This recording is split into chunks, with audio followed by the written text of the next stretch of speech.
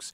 In this episode, though, we get to pick the brains of SSG Pixel. Now, he was playing with the young Danes. We get to look through some of the action, some of the feelings of how these guys work their way through brutality. Plus, we take a deeper dive into that mindset of a player. Stay tuned. I'll see you guys for the episode. The main reason, guys and girls, is because I wanted you to be able to ask questions directly to Pixel. Where is home? Let everyone know the PUBG team where you guys play. Okay, so home team is SSG. Even though I'm a European player, I'm playing in NA, and I'm playing with Rod, Cowboy, which is a talented upcoming player, and Paige. He's too old, but yeah, he can still frag, so that's good. Mate. Very explain to the sort of the audience, though. Obviously, coming through qualifiers, like it's very different though compared to the upper bracket stage, which we've just finished and we're going to talk about, because there's a lot of variables that might happen. So the open qualifiers compared to the upper bracket is more random. Let's be honest. Like there's teams that, first of all, I've not played in Europe for a year now, pretty much. So I don't even know the domestic lions. You know, literally just the kings of the EU scene, how they play and so on. Yep. And playing open qualifiers only, the NA, not only like NA, obviously because we go combine now. So NA and SA playstyle is very different to EU, where in EU people punish more for the mistakes. Well, they're more precise. Sometimes in at least open qualifiers, they tend to do also more mistakes, but that's because they are, longer, so you get to see more of them. But I would say that the playstyle at least from our side, was different. We played a little bit more edge. We played more calculated, let's say it that way, where we just made sure that we always have a lot of space, and then we try to take as much space from others. Because the moment you give someone space, you have to like, oh, they might have just this compound. Suddenly you see that they're spread all over the map and you're dead in a minute. Can you just explain to people like what really is the difference between the NASA and the EMEA region? Like, why is it seen as so different?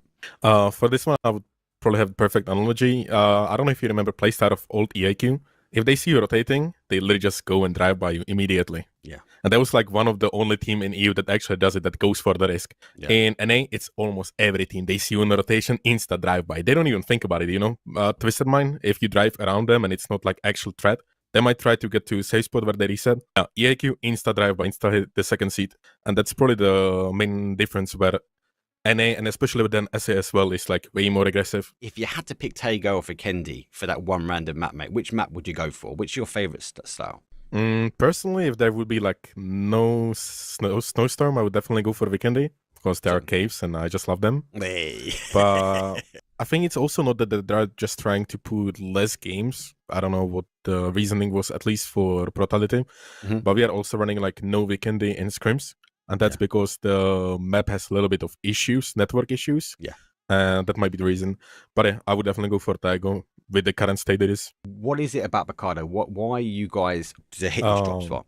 It is in the center of the map. It has quite good loot. At least if you like look where Kata is looting, for example, with Paige. That's 1 minute loot and suddenly you're full equipped. Okay, I thought the Page is looting Arena, but whatever. Yeah, but it's like Arena Casino, which is insane loot. Yeah. You can instantly send towards the pro spots. You're like second, third team, depending on the circle, to get towards the middle. So yeah, I mean, it's really good spot to loot. Who's making the calls for the team? What is going through the zone pops? Who's vocal at this point? So the current IGL is me. Page is trying to help on that one, because we have similar playstyle. We have just recently found out.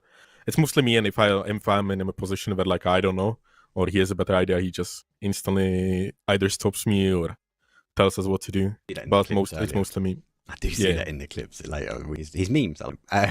But anyway, that's why I also sent that one.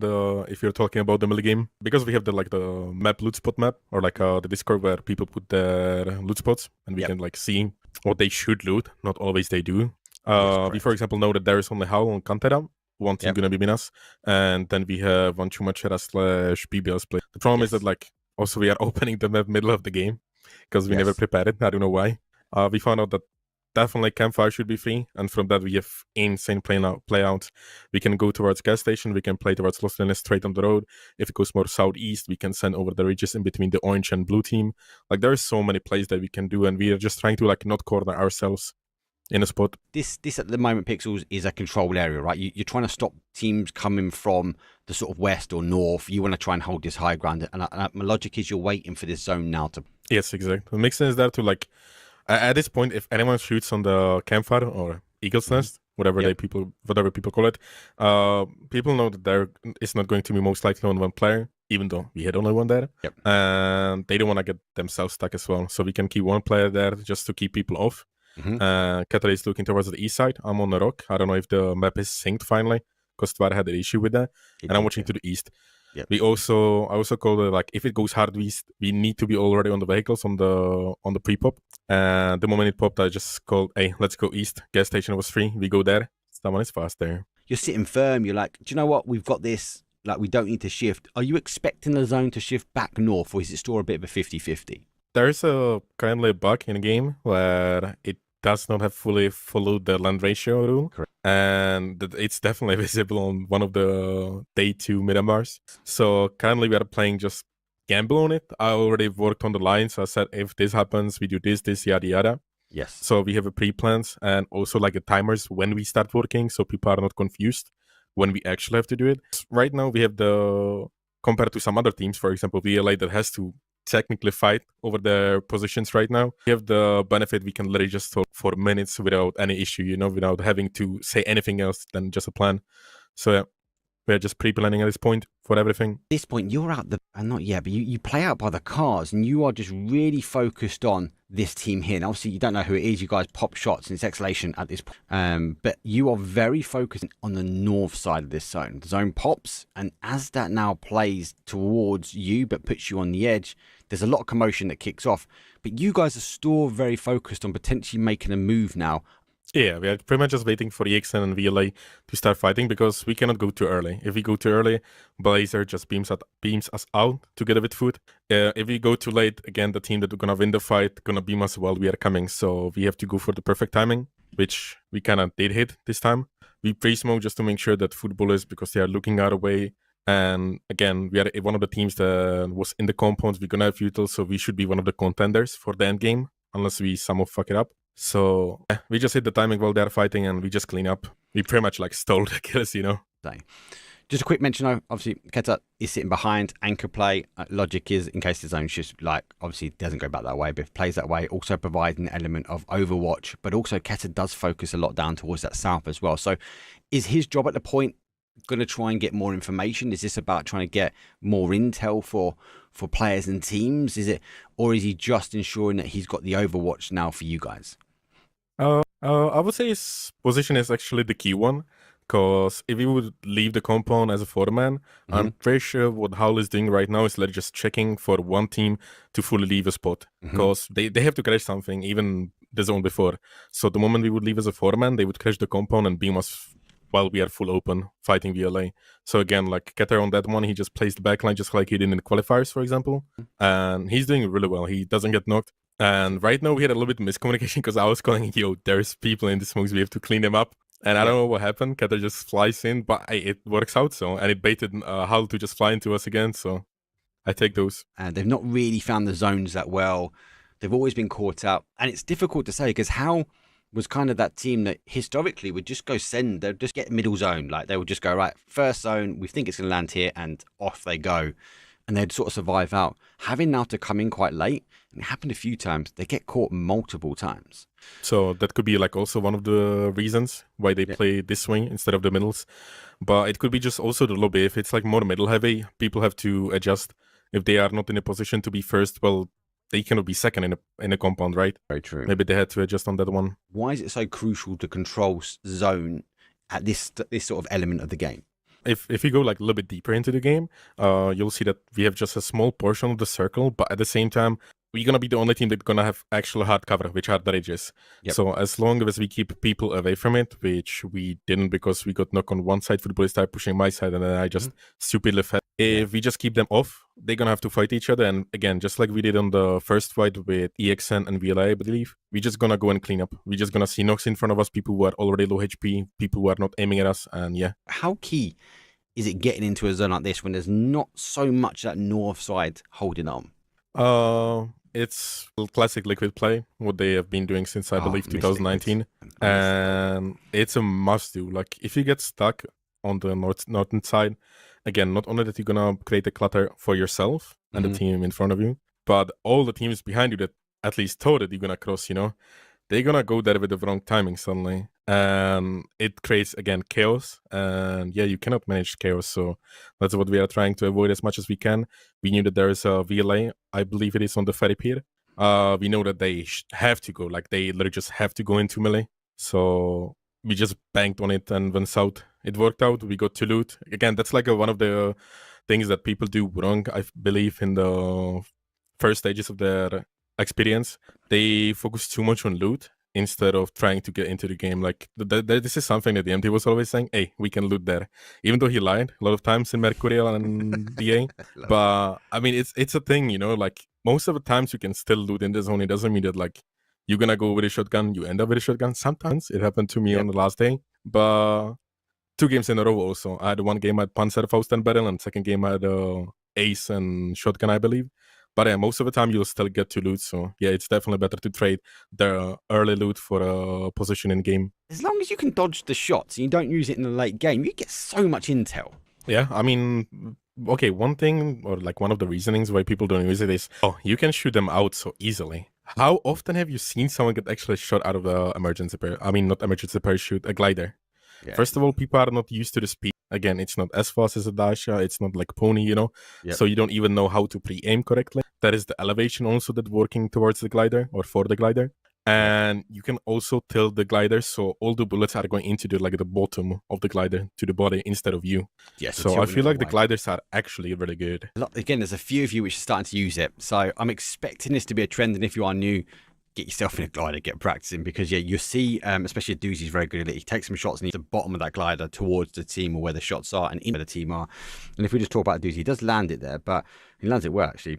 On this one already, if you go a little bit back, like the moment the Twist and Football starts fighting, we already have me and I believe someone was going to Shek. I'm not 100% sure about that one, but we have already me going towards the Shek and Rock to get us a little bit more space. Make sure that people don't have such an easy push on us later on. Then we see that there is no one on our side once we clear it, because this circle is perfect. There was no one coming from the west side. There's only people on the south and east, and we can hold it out.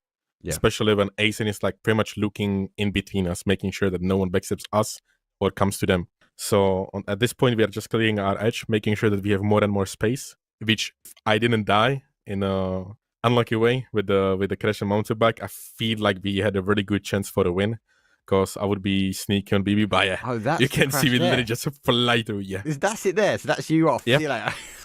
No, we didn't see that. I wonder how low the blue guy was, the knock guy.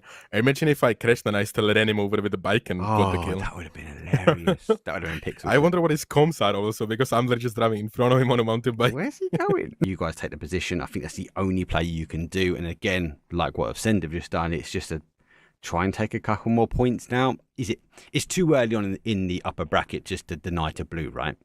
It was actually a call. I think it was Mixon who called, okay, just deny. Oh, really? But then Pagi and Kata, I said, okay, just wait for the circle then. Let's see what you get. On this one, it seemed like playable, but it's not playable from our side. We really just bang on BB doing a mistake. They did not. And yeah, we gave up 2 points pretty much at this point. But again, it's too early to just fully deny. If the zone went away, I would just say, hey, just shoot each other in the head. Just do it, you know? You like it anyway. Like, they want to do it the entire day. Huge, right? Utterly huge to I didn't see it coming. I thought they're going to be far away. Just out there. I'm there just to delay them, to make sure that the zone closes a little bit more so they cannot play there, but full shift W's and demolishes me. I definitely did not see that coming. Also because they came more to the left side. I think I saw Nevard on the edge, so yeah, I got definitely surprised. And Ferrist, they were causing them major amounts of damage. And this zone here, I kind of like foot control Miramar, I feel really well. This is pretty much what we were trying to do like in the first game, just force people to fight each other. And Football is literally just doing it perfect right now.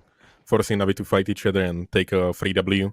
Because you can get 1 or 2 more kills if you're aggro, but you can also lose the entire game, you know, and a second place to first place is already 4 points on a win, on a placement, so yeah. This is the clip we're talking about. There's the down player. Nick has to retreat back, so they've already lost one, right? It's Chris down the bottom. It does bounce back up. So he's now taking a fight, and I think it's a 3-on-1. Mickey then puts another one down, and that's the guy. That guy there, he uses him. Watch him. Look at him. Puts on the med. Cuts the med. Thank you very much. Free kill. That is insane.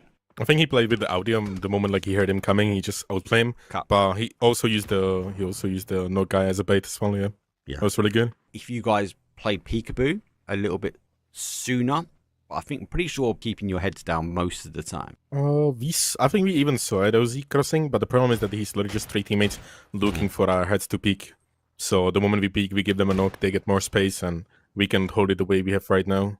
But they just literally just bait us out pretty much. Once we're gonna be in the semi spot, they can use flashbangs. Adozi gets knocked, but at the same time, you know, he can afford it at the point. Oh yeah, it's because he was beaming face with the K9s. Jesus Christ! He done it the next. I think it was Miramar as well. You know that the next day, but he done it the other way around. He was on the ground shooting up. Yeah, it was also on the Miramar. Then he knocked like 3 or 4 times. When they were on the rock. Yeah, insane, that was disgusting.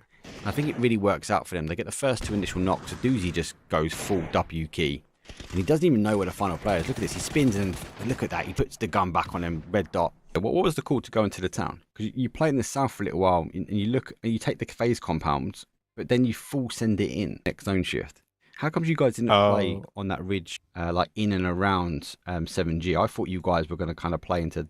It's because of phase. It's just insanely annoying to play around the team that is on top on the mountain right now. Yeah, so we already saw them. I was like, yeah, we are not playing anywhere below. Like, we can go straight below them, but in a 100 meters radius where they can just see us full. Nah. So on the next shift, I just said, hey, El Pozo full towards the edge, towards the concrete. We can also just go towards the P letter. That's one of the buildings. And if we get anything free there, like, it's absolute banger of a game.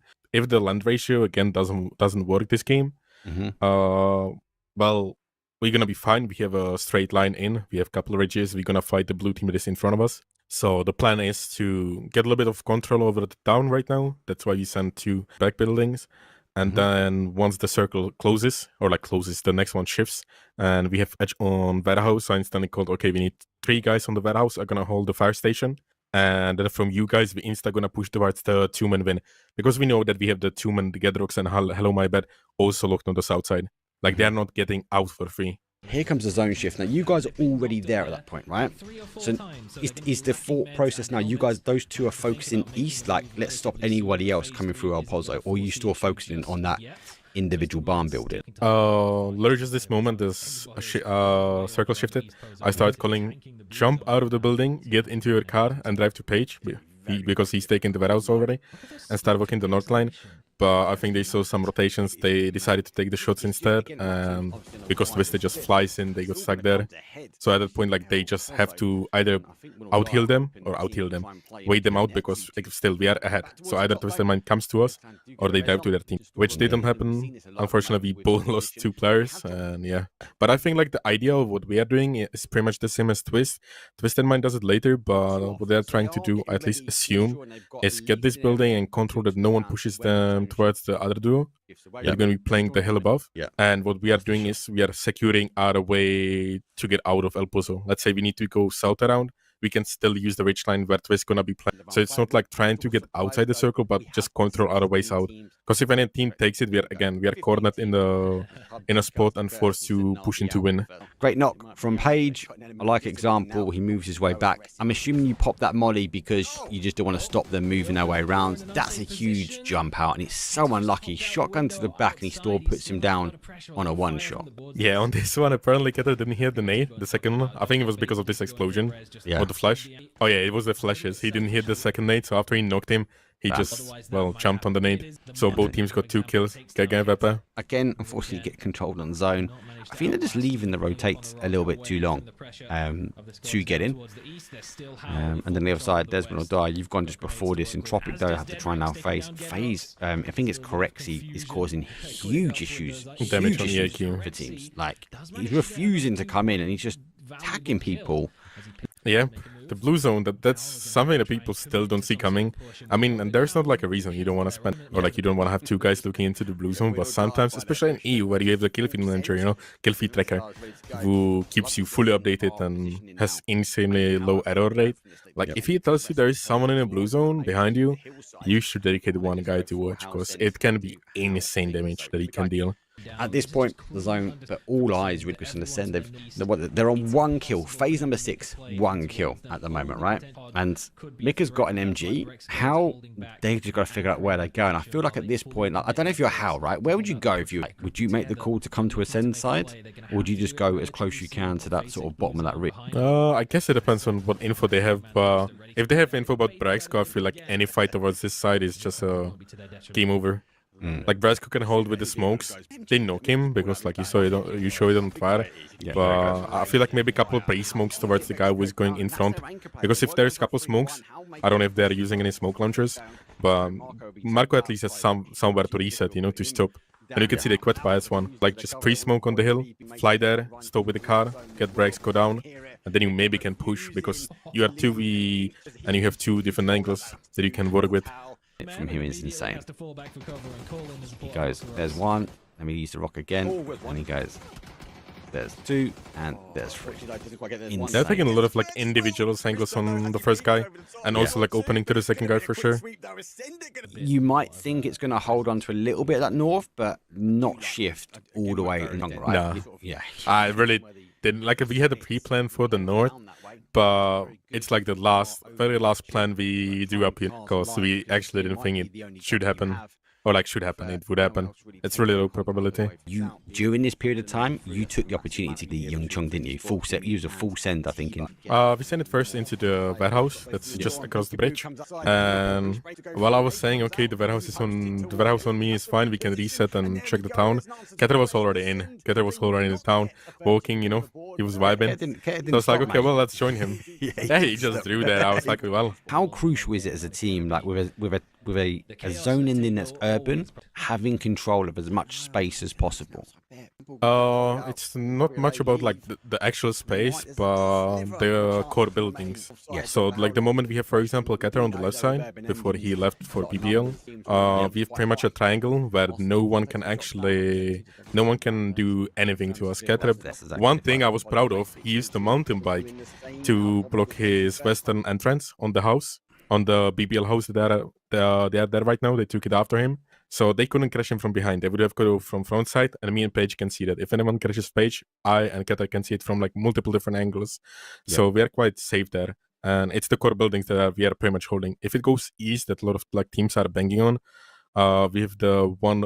It's not like a long house. It's a small 2-story to the east of Paige. Yep. And we can play in the trench. After that, it's just a salvage. We just try to get as many kills as we can. And honestly, like with the open field there, I don't think we are like, even hoping for any placement points. But we go gifted.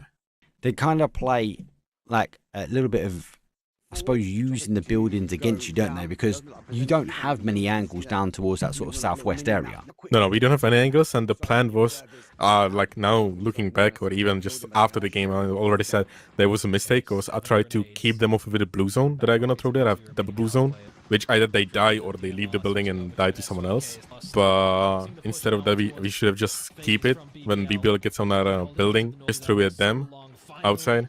And it literally just would be a free win. We have a wall outside that we can play, but I just quit. Like now when I get knocked to BBL, I try to smoke that side, or like I had it smoked, but the smoke just disappeared, so I'd only smoke on the BB side. It wasn't enough. And then this is the section, I'm like how? Like you've got 4 nades. Like I don't understand why he's just not underarming a lot of them into the smoke. He launches one, he does get a knock from it, but BBL have the reaction time just to go, do you know what?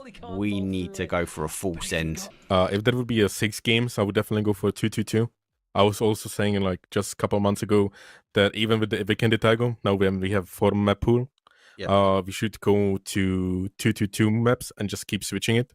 Or you can also have like a 3-3. Just keep it balanced, like all the maps should have equal chance. The fact that they are new doesn't mean that we shouldn't play them as much.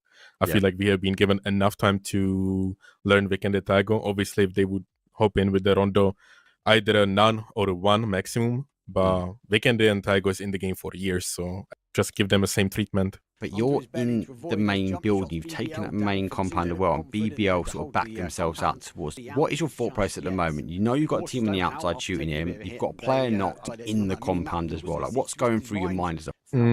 So for me, at least in my spot, I'm just trying to get Nixon and stay safe. Wait, let it just till all the teams around, they lose interest in not only us, but also the fight, which unfortunately doesn't happen. Didn't fully understand why Howl just fucking sends in. Like, could be because Kata got knocked there, but like, yeah, all the teams around us, it just makes us stuck in a spot. We cannot fight each other. We are in a stalemate, and yeah, we just have to wait it out. You know there's danger elsewhere. Like, were you aware exactly where Howl were playing on the outside at this point? No, but it's just like a precaution, because I'm gonna get smokes from the dead bodies. We lost Page, so basically we have all the numbers, and we killed a couple of the BBL guys early, which means they haven't used the util. So no matter what I use in this fight, I'm gonna get it back. Like, it literally just all three of us, if we finish this fight right now and dump all our util, we still gonna have full backpack. So I wasn't going to die just to go peek on the roof. Yeah. I mean, it's 1v2 against I can see you smiling, mate. I know you are. You are loving this bit as well. It wasn't like full confidence, but I trusted to my sense that they're gonna go to the right side. I proned all the way to the left corner, so they don't even like hit me there. They cannot pre-flash me and so on. And I was just banking that I gonna knock Iron, which I didn't, because this pretty much the cross to the right is too quick. Especially like with Ace, I would have to headshot him, which I didn't. So at that point, I'm just playing for the roof and trying to isolate them, which, yeah, they allowed.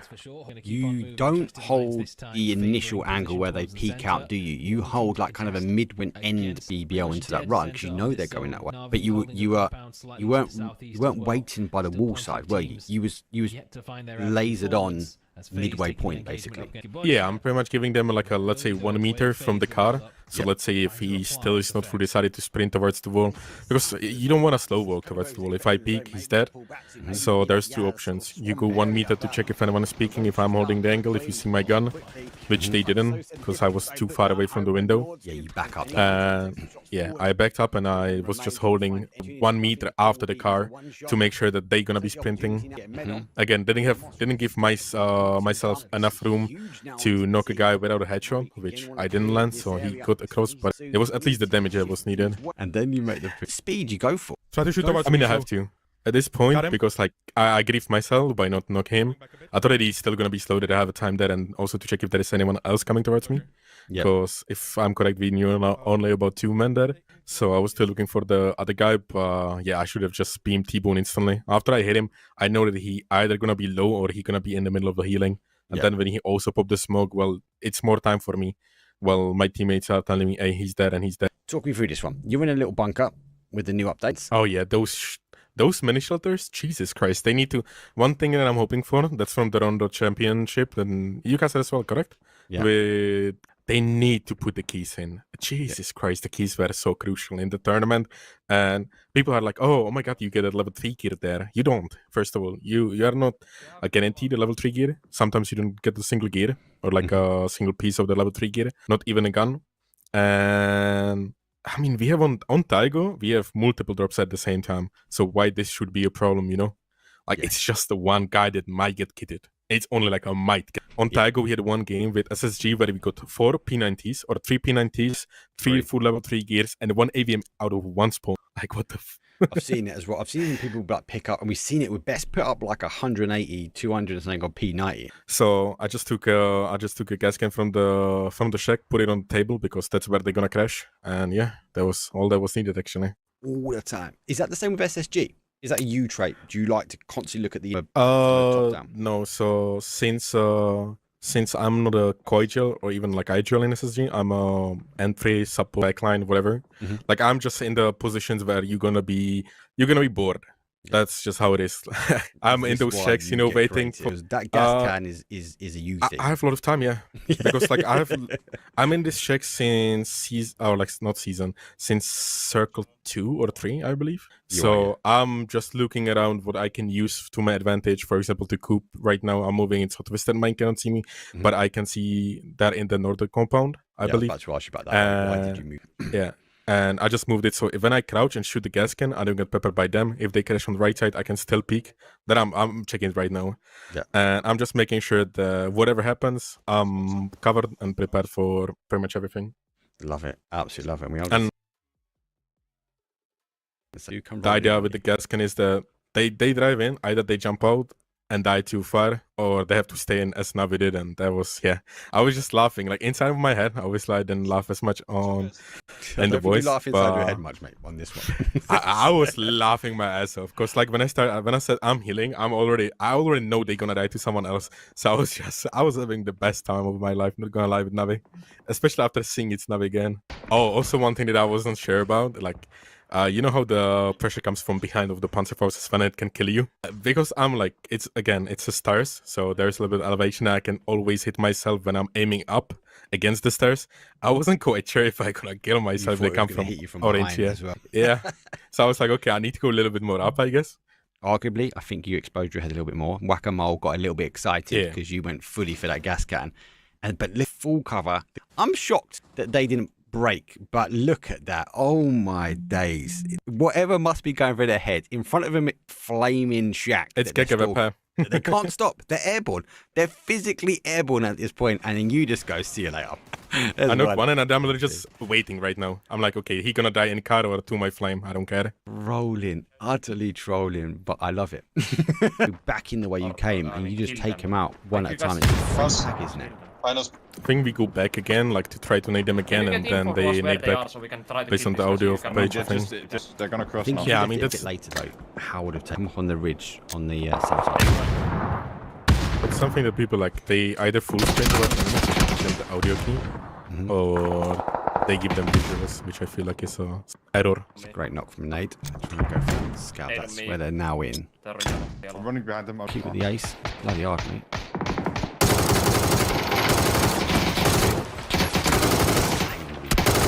Last a lot of side. Insane. I feel like I could have gotten Beamy as well, but if you go a little bit back, just like 1 second before I popped the first aid, I didn't reload my shotgun. So when he started pushing towards me, I first had to like reload the bullet into the chamber. Like after I flushed the foot bullets, guys. No. It's after the 3 knocks. When I go flush them, I use like 4 shells, I believe, and I don't reload the chamber. Like I don't put the last bullet in. So then into Beamy, I first have to reload it first. I shouldn't be even flashing there with a shot at least. Because now I didn't reload it. It didn't like fully reload because of the first aid. And now when I'm gonna go up, I just have to reload first. So I get the shot out, but it doesn't register anymore because it's too late. This is actually just me trying to get an angle on how, because we know there are 2-2. 2 in the dip on orange and 2 on yellow. And if I get angle on orange and can hold my teammates in, it's freebie. And you talk about it. How is Brutality different from PEC and PAS qualifiers? I would say that the PEC, definitely people gonna take it not like more serious, but again, there's more on the line, so they're gonna give it the 1 or 10% more, you know, than into Brutality, especially upper bracket. I feel like the final is gonna be definitely more intense. People gonna give it their best since it's the last preparation before PEC and so. EU to NA, again, as we said when this pretty much started, it's the aggression, where in NA, it's pretty much EAQ, old EAQ style. Yep. Someone just goes around you, drive by them immediately. EAQ were like one of the only teams in EU to do that, or like a couple more, you know, 2 or 3 teams in EU. But in America, there's 10, like over 60% of the lobby insta drive buying. EU is more calculated, I would say. Just we have more talent because we have more players, obviously. That's the same like between CAS and EU. Yeah. They have more players. Also for them, it's more economically, it makes more sense for them to do. So there's more of a talent, more skill. Then the lobby looks the way it looks. We have more people alive. People do more calculated plays because they cannot do uncalculated. They cannot do random play because everyone is ready for them almost. Everyone is like looking for someone to do a mistake instead of in NA just punishing some random, you know, that comes on the go. Points. How are expectations for NA qualifiers? Do you play open quals or are you invited later in the groups? Yeah, we are invited into later stage, which is I believe close stage. I don't know what they call it right now. I think it's just America's close stage or close qualifier because it's combined. Is SSG preparing for PAS now? How early have you been preparing for this event to kick off? I mean, we had a couple days off, or the boys had. I didn't have a single day, but we had a couple days off since start of December till early January, or actually like straight the second day after New Year's, we already started playing together. There has been a lot of double blocking as well as a team, as SSG. And yeah, we take it seriously. It's not actually only 2 lines. If I'm not 100% sure, but I think I saw in the PAS announcement or PEC that it also qualifies you for the 3rd, at the time, not announced tournament. Correct. So suddenly it's like 3 tournaments. You have 2 PGS and also EWC, which is insane. I'm going to be honest, like EWC right now is saving PUBG because without them and without the team ranking or like the team tournament, organization tournament, I don't think PUBG would be the way it looks right now. Like there wouldn't be as many orgs. Like even last year, there was already organizations picking up only because of that one reason. So yeah. I'm assuming your sleep schedule is all over the place. It is. So we play EU scrims at 7, right? Or at least my time. 7 your time, 6 hours. And I finish any scrims at 5. Yeah, or at least like we finish the talks around 5 a.m. So it's beautiful. Usually 12 hours in PUBG because also you need to warm up, sleep straight after, and wake up at, I don't know, 2, 3, depending. Like the body will tell me, if it needs more or less. Then you do whatever you need, and yeah. Was you shocked to see teams like Mad Balls, let's just take Mad Balls and Gaming Gladiators at the moment to be in the lower bracket, unable to qualify towards the upper? I mean, Mad Bulls, it really depends on what was happening because they also switched the player, didn't they?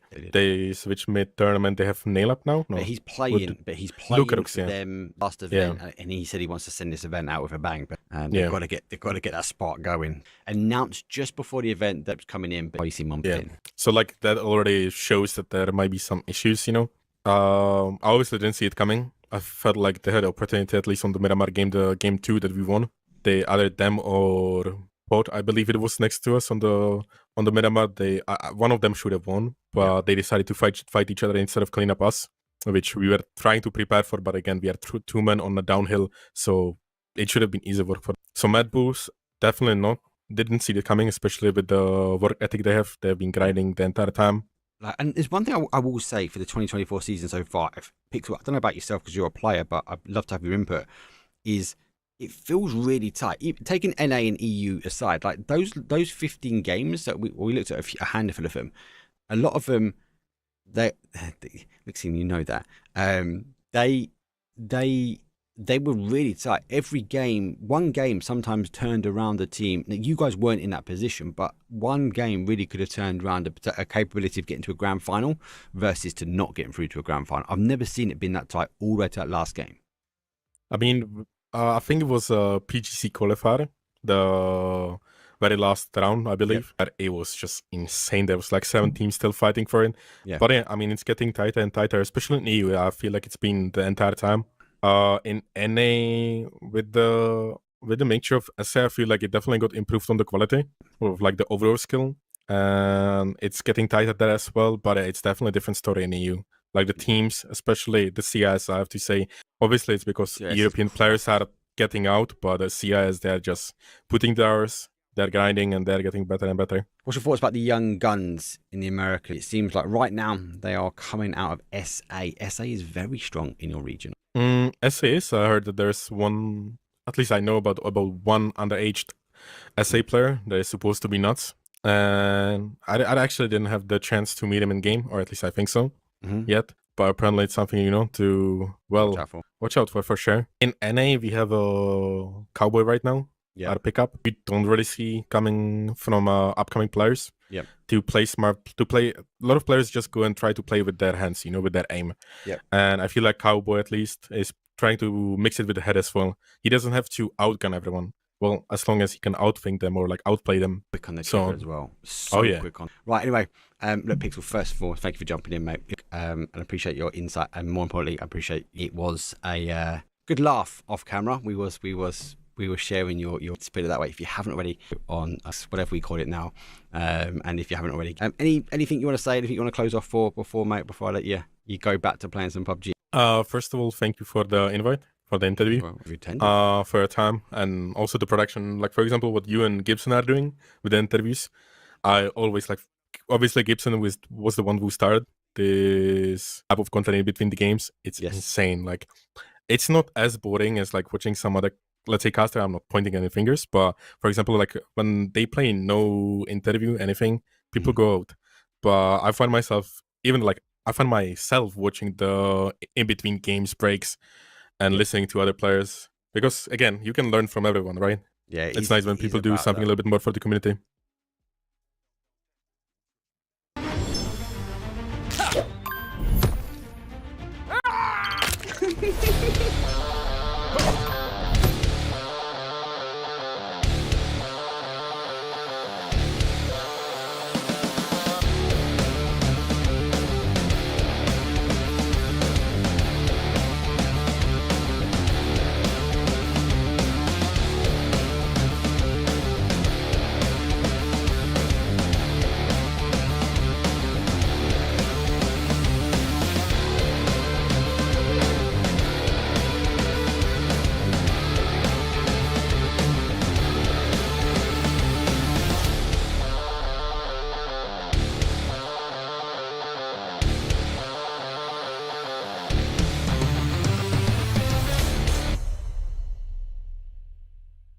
Yeah, I'm here. I had a nightmare, Gibson. An utter nightmare. Playing PUBG today, all good. No worries, no problems. Loving the newer angle. And then come to restart my PC because I've got this weird, like, I need to restart before I get back in. Restart my PC. Go to boot PUBG, and I just can't get back in. I've moved it to another hard drive. I moved it to the other PC to try the other PC, all crashing. I tried to verify files. I tried to restart twice. And lo and behold, if it doesn't work, mate, just uninstall it and start again. And we're here. We're back. We're in. I can actually see some PUBG. But first and foremost, welcome back, mate. It's been a while. How have you been? I know you've been jet setting and you've been living the dream and you've been doing a lot of Rainbow Six and there's been some fantastic interviews at the moment. If you haven't already, make sure you get on Gibson's social media. I've really been enjoying them. But how are you, mate? How's things? Good. I've been busy this last few weeks. You know, I was supposed to be here for the whole season, but obviously some work or 6 came up, and last week I got my wisdom teeth out, so I couldn't really cast last week either. So I wouldn't have been able to talk. I'd have been casting like this here, Mark. I couldn't really open my mouth properly. But no, it's good to be here. I think the reason it was crashing for you was the fact that it is back to classic Erangel, and it wouldn't be classic Erangel without tons of crashes, right? We've all been there. Must have been. This is the final day of the regular part of the season, right? Where we have finals next week, so Group 6, yeah, it's round 6. God, it's gone quick this season. Let's actually remind everyone about said leaderboard. We don't have a lot of time. Actually, I'll tell you what, we'll bring the leaderboard up in game. Yes, it is it is round number 6. It was round number 5 last week. That was mental. And we are still getting the super quick, super aggressive games, especially when it comes down to. There's some new stuff as well. There's a little custom lobby up in the corner. This is really weird. But we've got to get a point now. I've updated leaderboard that we're actually going to start seeing where the relegation points are, where the cut-off points are, more importantly, where the teams are fighting. Yes, we've got Footy Sports really driving the points and really driving ahead. There's actually 99 points in between them and FMG, so there's 99 points, not a problem for Footy Sports as they're driving their way through. But it's actually the second part of the leaderboard I'm really key to. Let's just get into it. Let's bring the leaderboard up live. I'll see you guys in round number 1.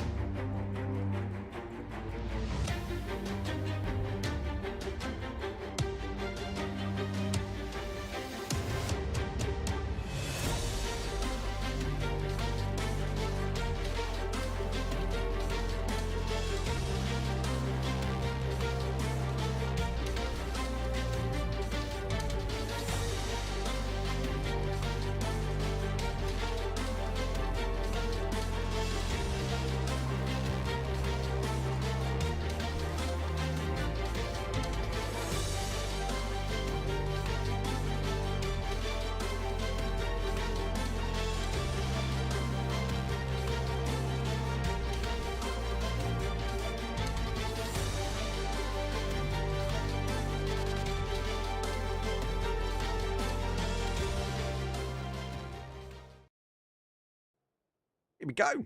It's a cheeky flight path. It's from a north down to a south-southwest. It's pretty good. The HUD's changed. I'm going to hide a few things so you can't see it anymore. And there's that leaderboard. Look, I know it needs some work, people. All right, I know it needs some work. And it was a bit of a slapdash, and I was halfway through it, and then suddenly the game didn't work. So it's not where I want it.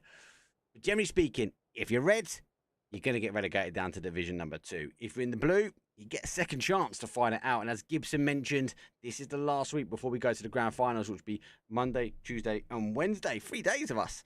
That's a bit too much for some people, I'll be honest with you. But you want to get yourself out of the blue, back into that white spot. Oh, 100%. You know, you got to look at Where is everyone? teams, teams that are in and around. That's what, like Slow Storm, all against us. They're all not too far away from getting into that white part of the leaderboard, getting into the top spot. The main thing is, for those teams that are on the bubble, just play your game. Evento, Clannon, Gangster, all these teams, just gotta play the game the way they've been doing it. Keep their heads above water and stay out of those spots. Already on the screen is no, mate. Brand is No, mate. No, mate. Update. Things not working. Games crashing. People are not just having me issues as well. I've spread it amongst everyone else. But look, let's bring up the leaderboard because it's worth pointing. Why get ourselves back in that lobby? Because it's worth talking about. Because it is well known for some time now, and it is a format these teams and players are used to. It's shocking not to see Formulation Gaming all the way up the top here, but look how close the rest of the leaderboard is. Like, take that left part away. Let's talk this right section in a moment, Gibson. It is tight. One good game can change these teams from being in the relegation spots to actually securing a spot again for Division 1 for next season.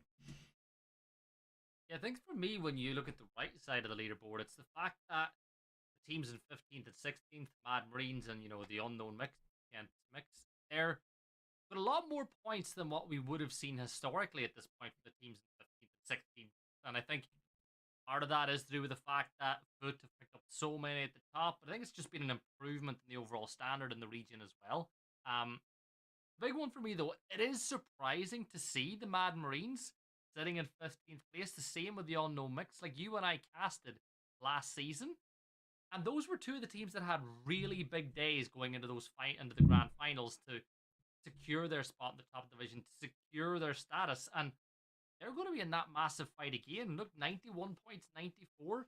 You've got to pick up at the very least 14 points without the teams on top getting any more, just to get yourselves into the blue, to get yourselves into the playoffs with a chance of staying in the division. Definitely a chance. And for those that don't know, obviously there's multiple divisions. We are casting the top division, which is division numeral 1 at the moment. Obviously your first is you're in the top spots anyway, and this is a longer event. That's why the points are huge. So if people coming into this thinking it's like a 1 or 2 day event, no. For esports haven't put 337 points on a day. It is possible with them, let's be honest.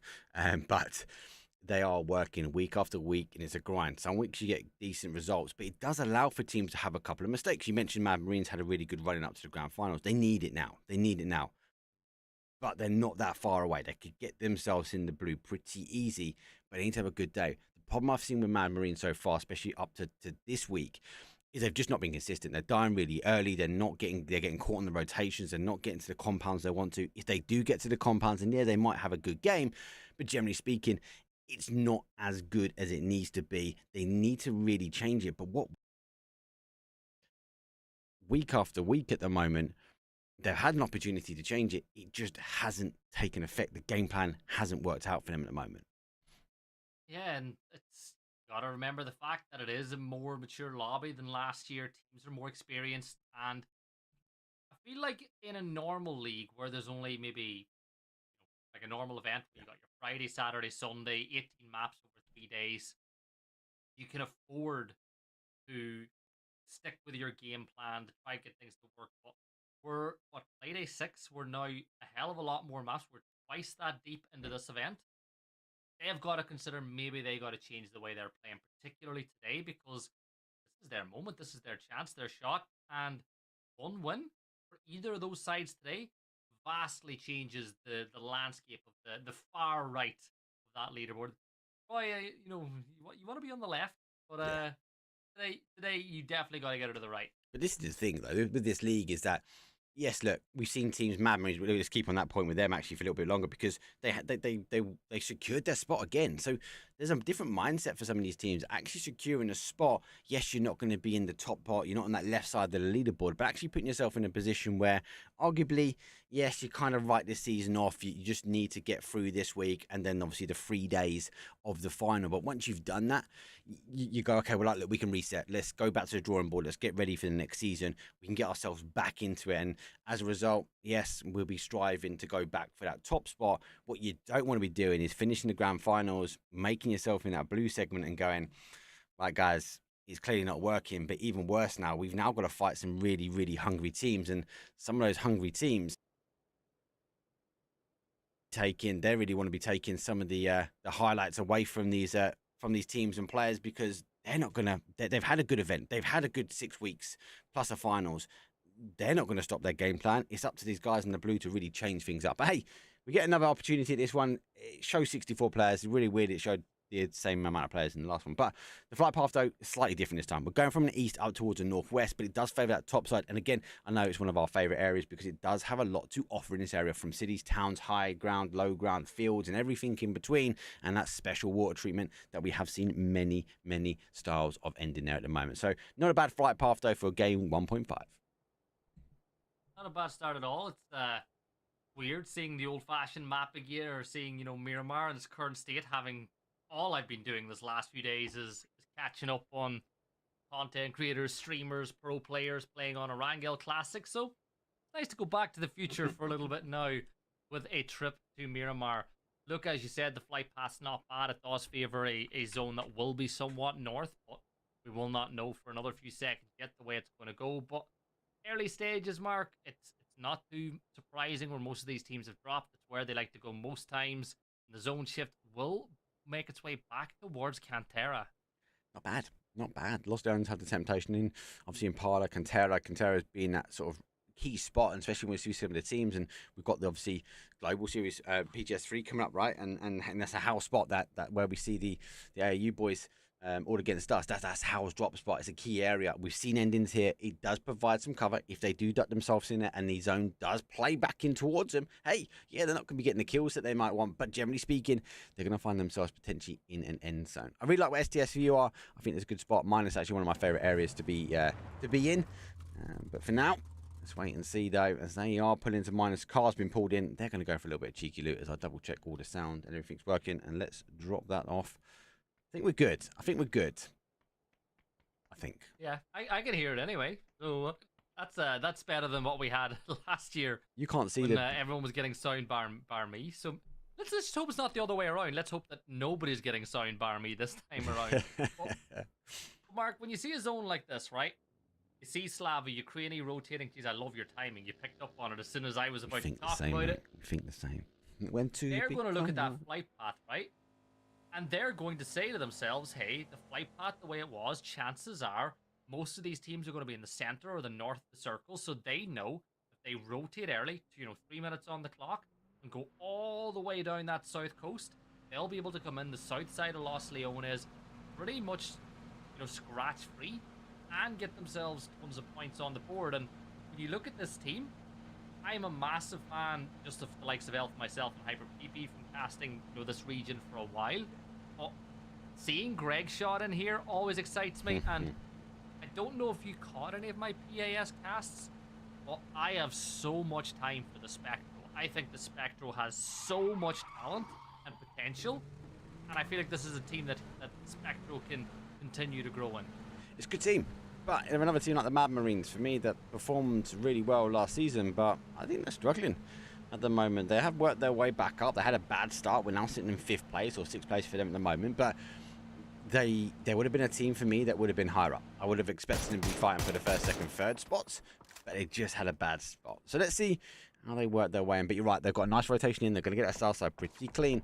They've already got some action already. There's teams already crashing for compounds. Didn't take for long.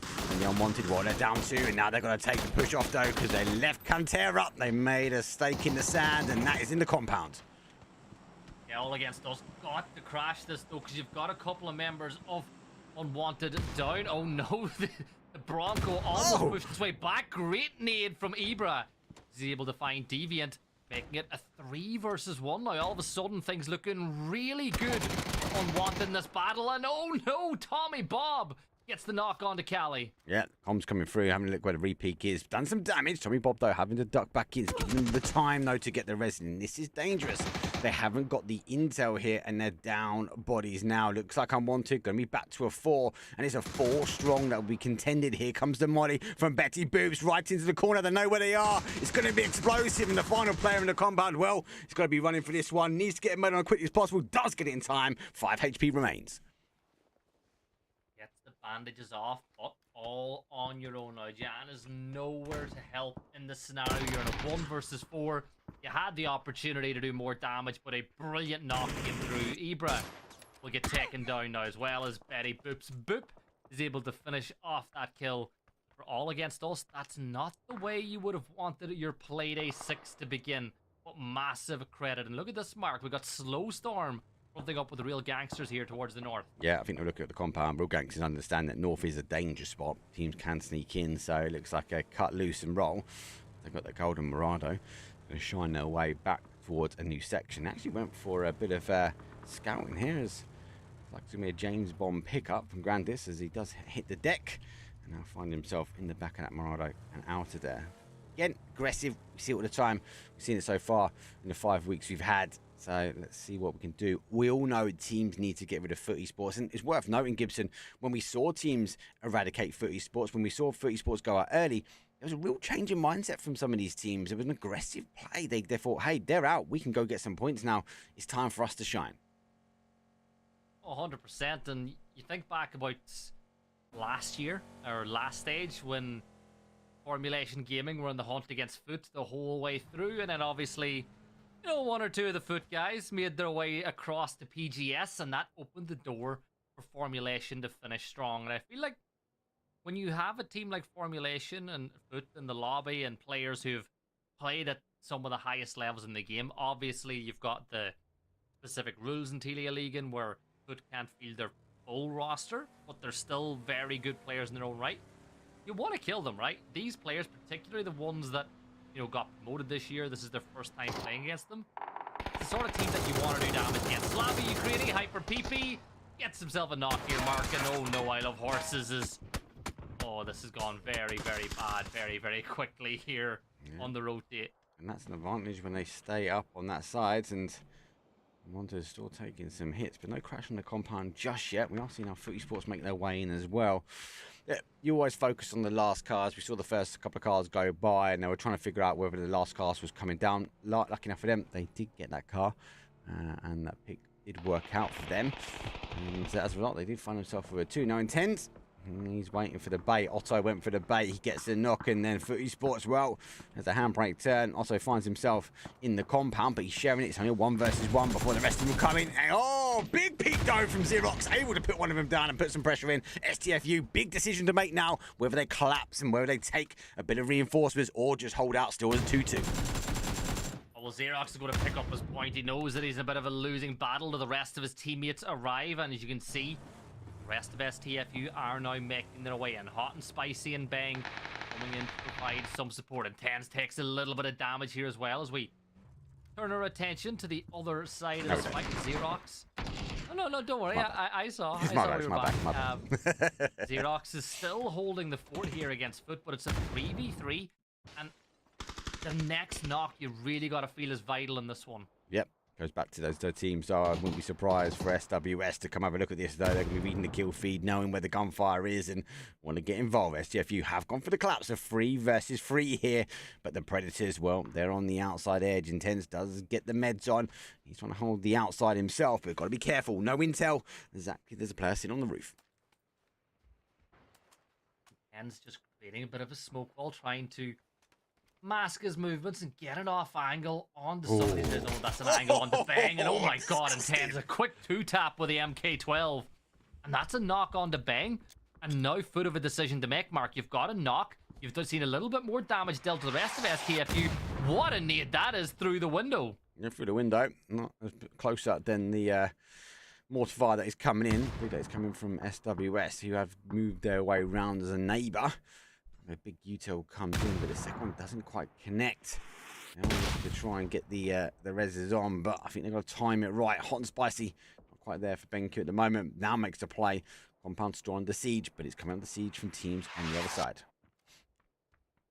And you know what? I love this from Slowstorm. They're a little optimistic maybe to get these knocks. The only real player that you can get in the scenario is up on top of the roof. Maybe Mechas will be able to find him with the SLR here instead, but no movement being found. About 10 seconds from that next zone shift. There's another knock will be found here, Mark, and it looks like it's Bitfix Gaming that are able to find that. And here comes Artun trying to get that angle to do some more damage onto the side. It was a knock and potential push. Doesn't quite work out, so might be a full retreat now. It does go back, pushing that Cantera area, but it's pushed a lot of teams to the east now, Gibson. But on the west, well, we've still got a lot of free space. The team's really extending to the east, expecting for the zone to continue push towards that Empire, like that Cantera area. But hey, PUBG does PUBG things, and it goes back to the west.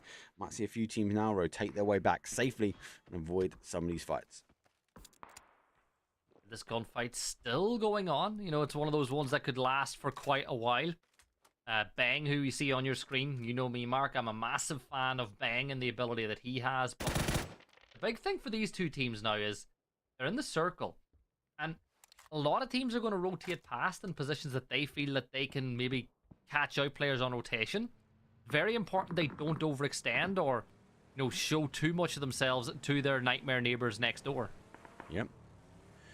Obviously, the main ones really was SWS. They knew who's there, but they opt to go away now. They're going playing for zone, playing for the late game. That fight's still continuing to happen. Xerox gets a few shots on, but no knocks just yet. But you're right, too much noise could draw too much attention.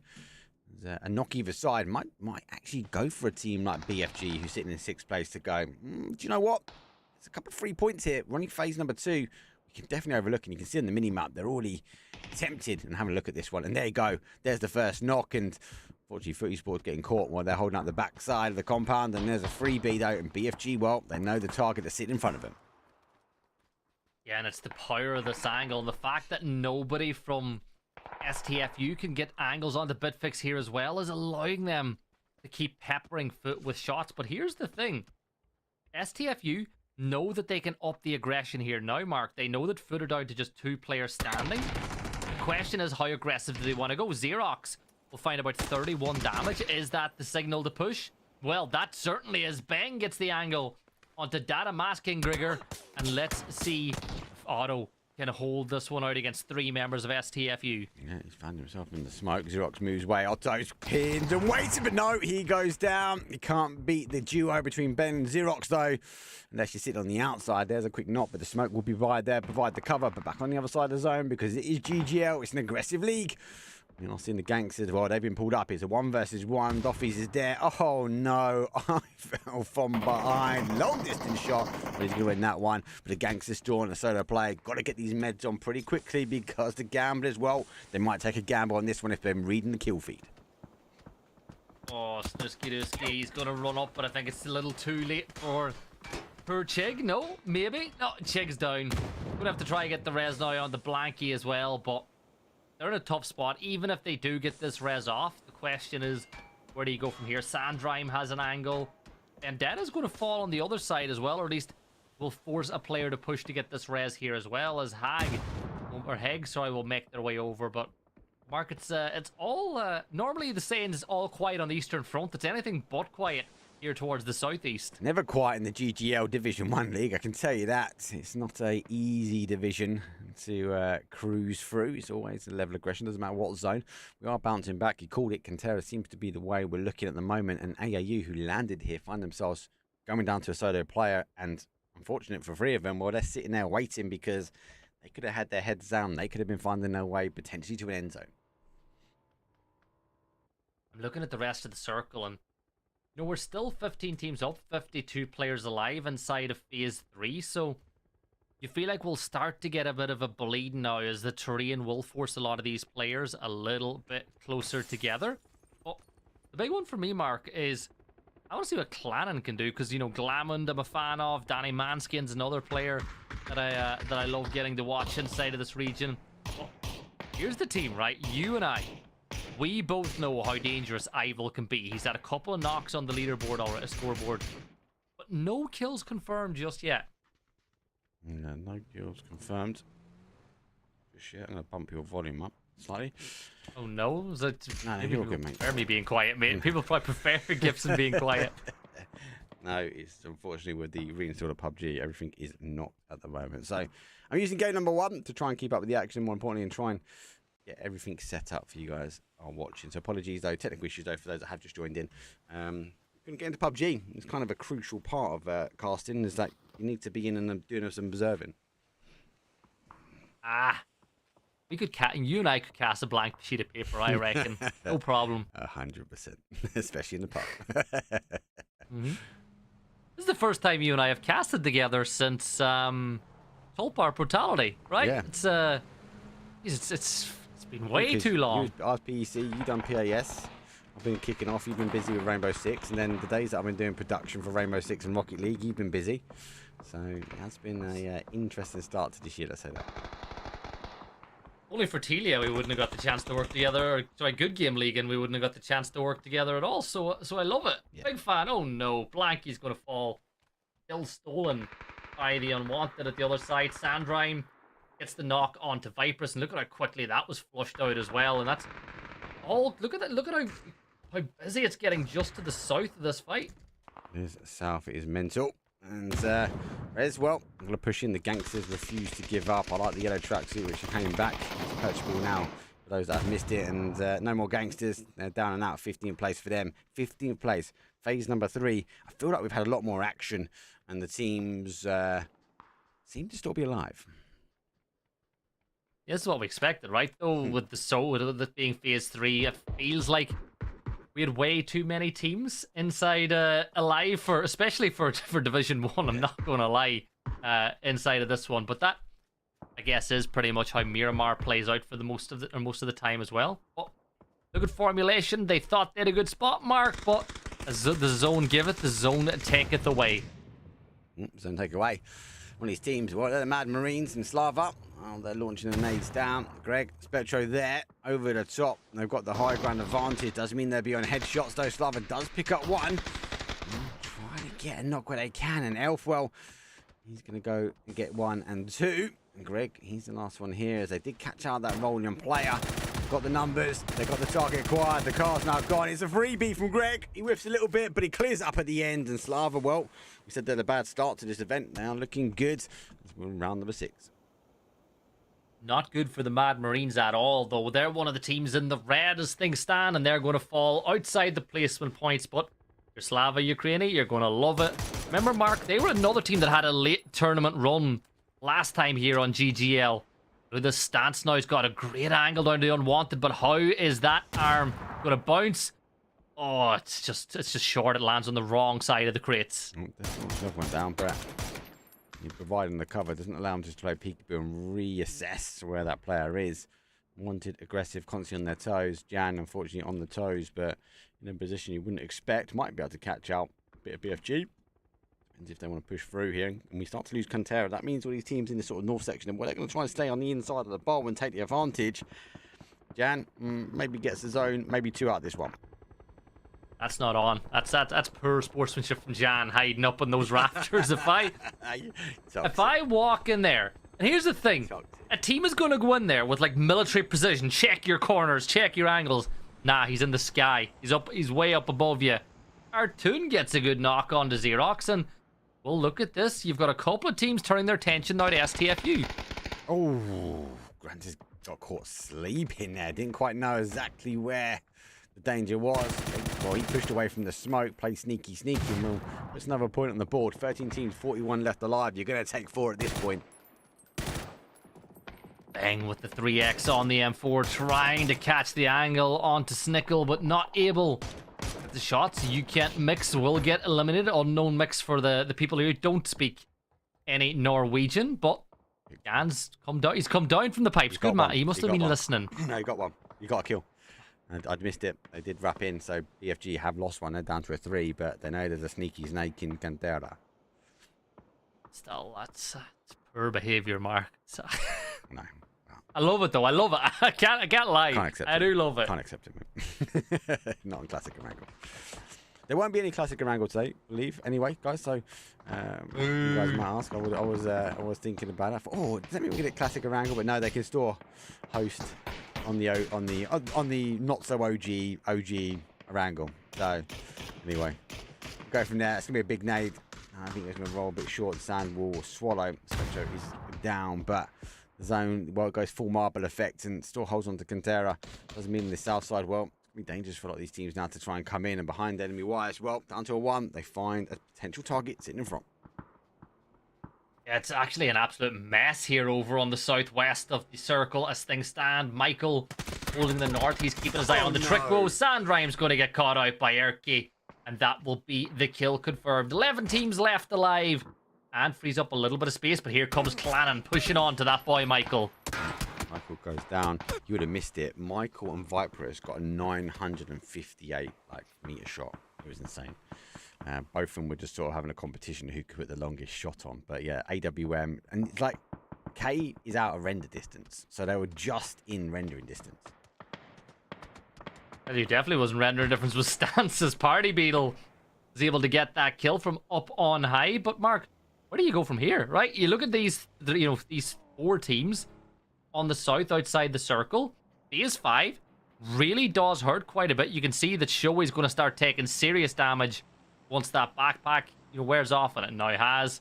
But this is a rough one. Like, I really don't envy any of these players. And oh no, Party Beetle, what are you staying on the fight for? Get out of there, get out of dodge. Glammond will go for the drive-by. Party Beetle goes for the hip fire, but it ain't good enough. Glammond will confirm out that one. And, well, that's the end of Waste. Difficult, isn't it, on the south? Where'd you go? You're right. It's ensured destruction at this point. Even Cannon, to a degree, has to figure out how they get in. It's going to be dangerous for them. There's mortars in the air, but no one cares. Res do lose another one moving in, and they're not in zone here. It's going to be dangerous. Take the tyres out.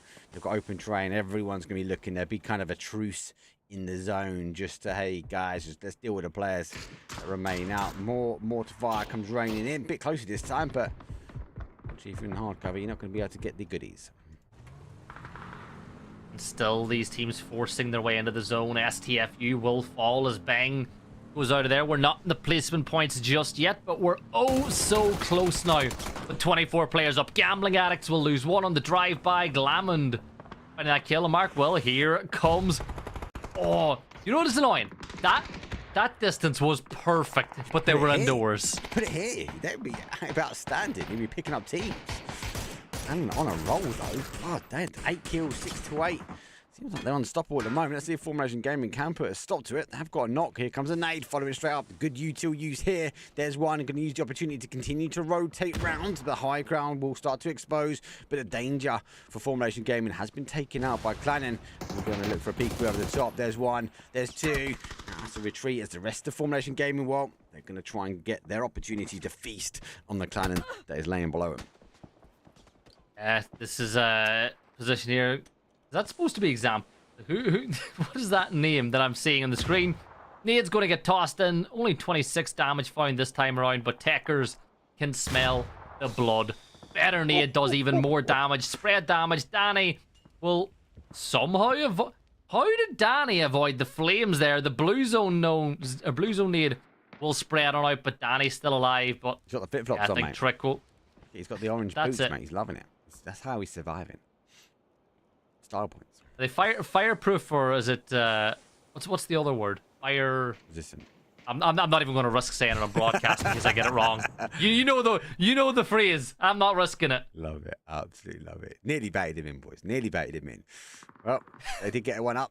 Rico's back up, and their tech is though. The smoke's going to go. Here comes a nade, and that should be an underarm and into the heart and soul of the remainder of Clannon. Let's go underneath the car. Let's get the splash damage, but both these cars are now going to go. That's 2 out of 4.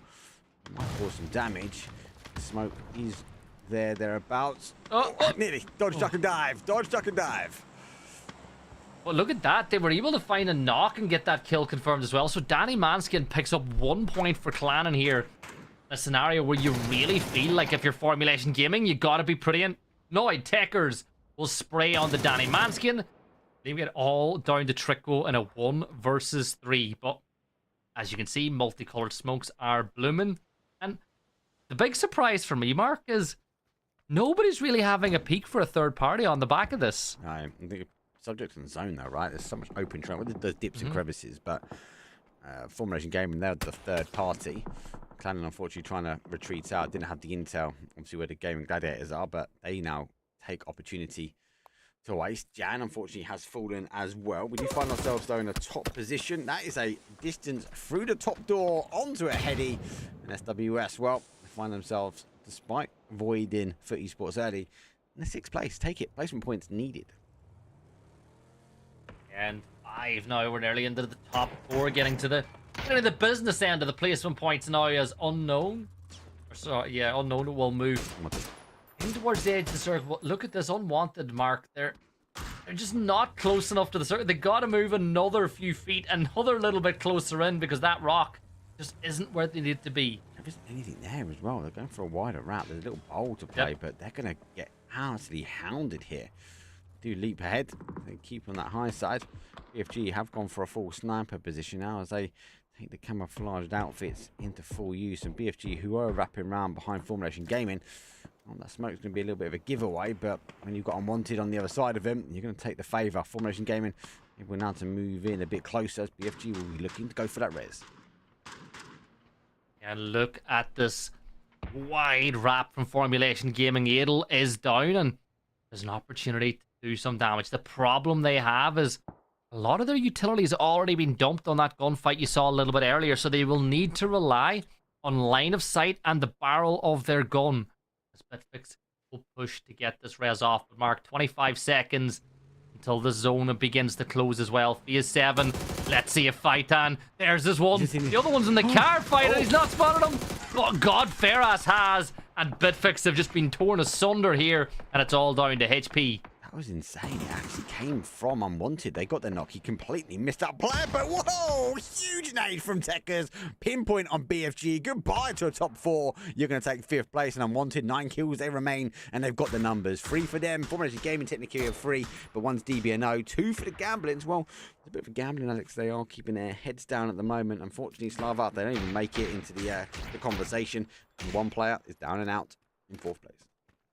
Well, the gambling addicts, Mark, are all in on this shack and seeing how many points they can get on that one. But Formulation, you feel, should get this res off onto peak, and I feel like they've got to make a decision. But look at this. God Ferras upping the aggression here for Unwanted, pushing right up close to this ridgeline beside Formulation, and I actually love this bit of aggression. He's not got the util, so I think he's trying to get as much as he can from the boxes that they conquered over here from BFG, but I don't even know how much BFG really had. There was a lot of mid-game action for them. Hopefully there's a few more utils. If Godfrey does have that in his back pocket, he's going to cause some huge damage now for the guys, and he does. He's got a nade, he's got a molly, maybe even a potential blue zone nade in his back pocket. It's Tekker's head. Well, that plays peekaboo straight away, and there we go for the nades. Go straight into the bowl with Formation Gaming line. Oh, he dissects the 3 of them, but doesn't really get a knock onto any. And God Ferras has really got to get cover from the rest of his team. He can play this position as long as his teammates don't allow Formulation Gaming to aggress up over the ridge line. That's what they're planning on. The big thing is, Betty Boops Boop and, just beside it, Tommy Bob, do not give yourself up to the gamblers on the side. Because if the gamblers get that angle and they get a knock, things become a very, very different for Unwanted. They're a bit of the thorn in the side for both these teams, aren't they? Both of them want to make the push towards each other, but they've got the gamblers. You mentioned they're all in. They're all in on both teams at the moment, as they are just waiting for them to take that one step too far, and they will be able to punish, I suppose, the sides. Both the teams, for me, may be able to push towards the northwest, use the train to their advantage, use the smokes. Saying that if they've got any remaining, well, Formulation Gaming haven't. They've actually gone aggressive to try and deal with the gambling issue, but we do know that Unwanted do have the smokes. It looks like the gambling addicts haven't really got the gear. No heads, no lids. Just hoping to try and find themselves in the 2nd place at this point. Yeah, the roof was on fire, but they were all safe on the inside. The zone shift working away from Tommy Bob and Betty Boop. So that means that these 2 members of Unwanted will now need to push closer and closer. Nice shots landed on to re-peak, but of course, with the level 3 helmet, the level 3 vest, not really going to do as much damage as you would have wanted to in that scenario. But Mark, getting very close to end game now. Phase 8 will close in about 35 seconds time, and we'll probably know who our winner will be within the next minute and a half to 2 minutes. And a bit of shifting light to try and use the flashes, but we need to get going. It is phase number 8. We're going to the dots, and the dot pretty much further away from most of these teams as we're going to the bottom of the bowl.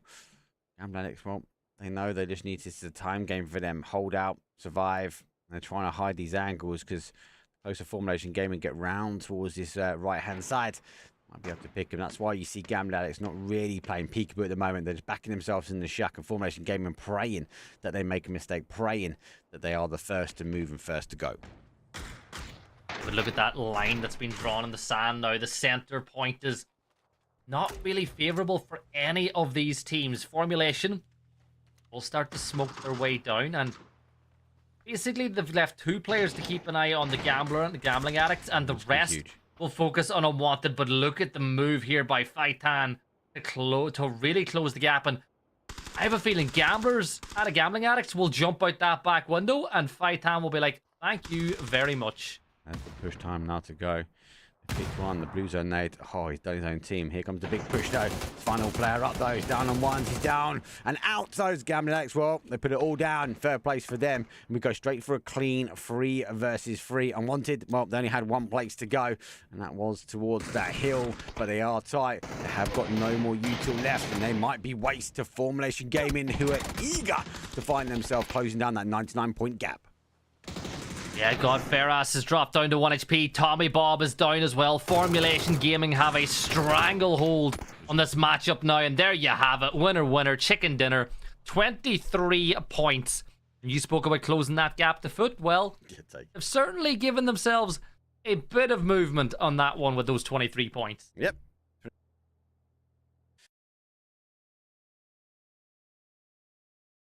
There is a start for claiming, I say, some of those points back. Good game, all in all. Actually, you called it quite early, Gibson, about having the Cantera be where it is. I think AAU would be disappointed that they didn't hold out in that area. They committed all to that compound as a result, and they could have found themselves in an end spot. They could have found themselves in the top 4, if not a chicken dinner. Let's take a quick break. I know these guys want to try and turn it over really quickly because we were a late starter. Now, game number 2 is going to be coming up, and it's going to be another Miramar, but we see you guys in a second. Fences around that area.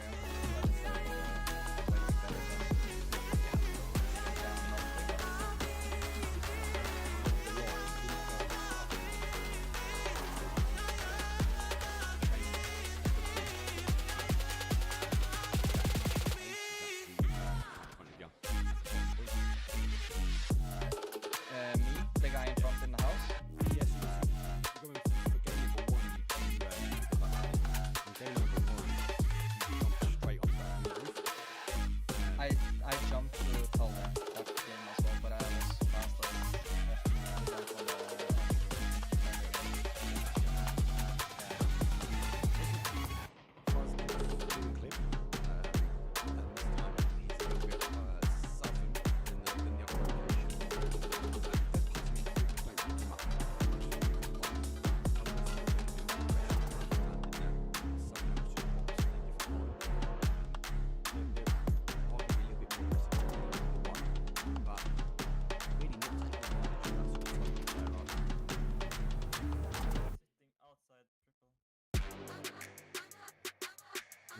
First one comes in.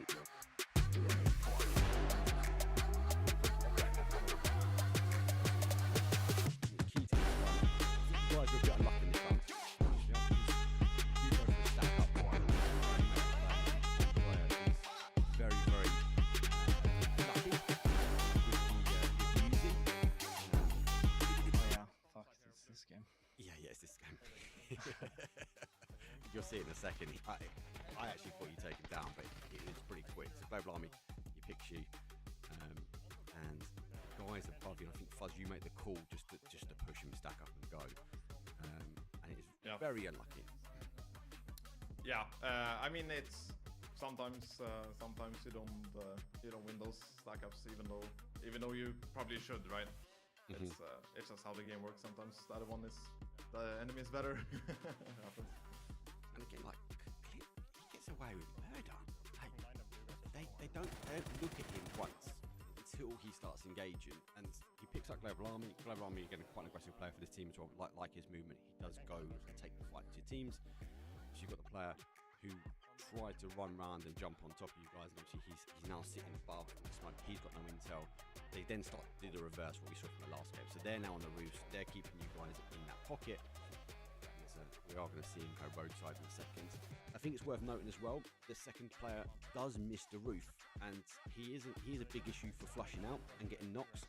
But you'll see he actually jumps for the roof but completely misses and ends up in the rows. And I think that's another reason why you guys go down. But here comes the res, and I'm just going to jump out in a second. And I think the call was he's roadside, and you can hear it. Tower 2 now. You guys should. There we go. That's a call.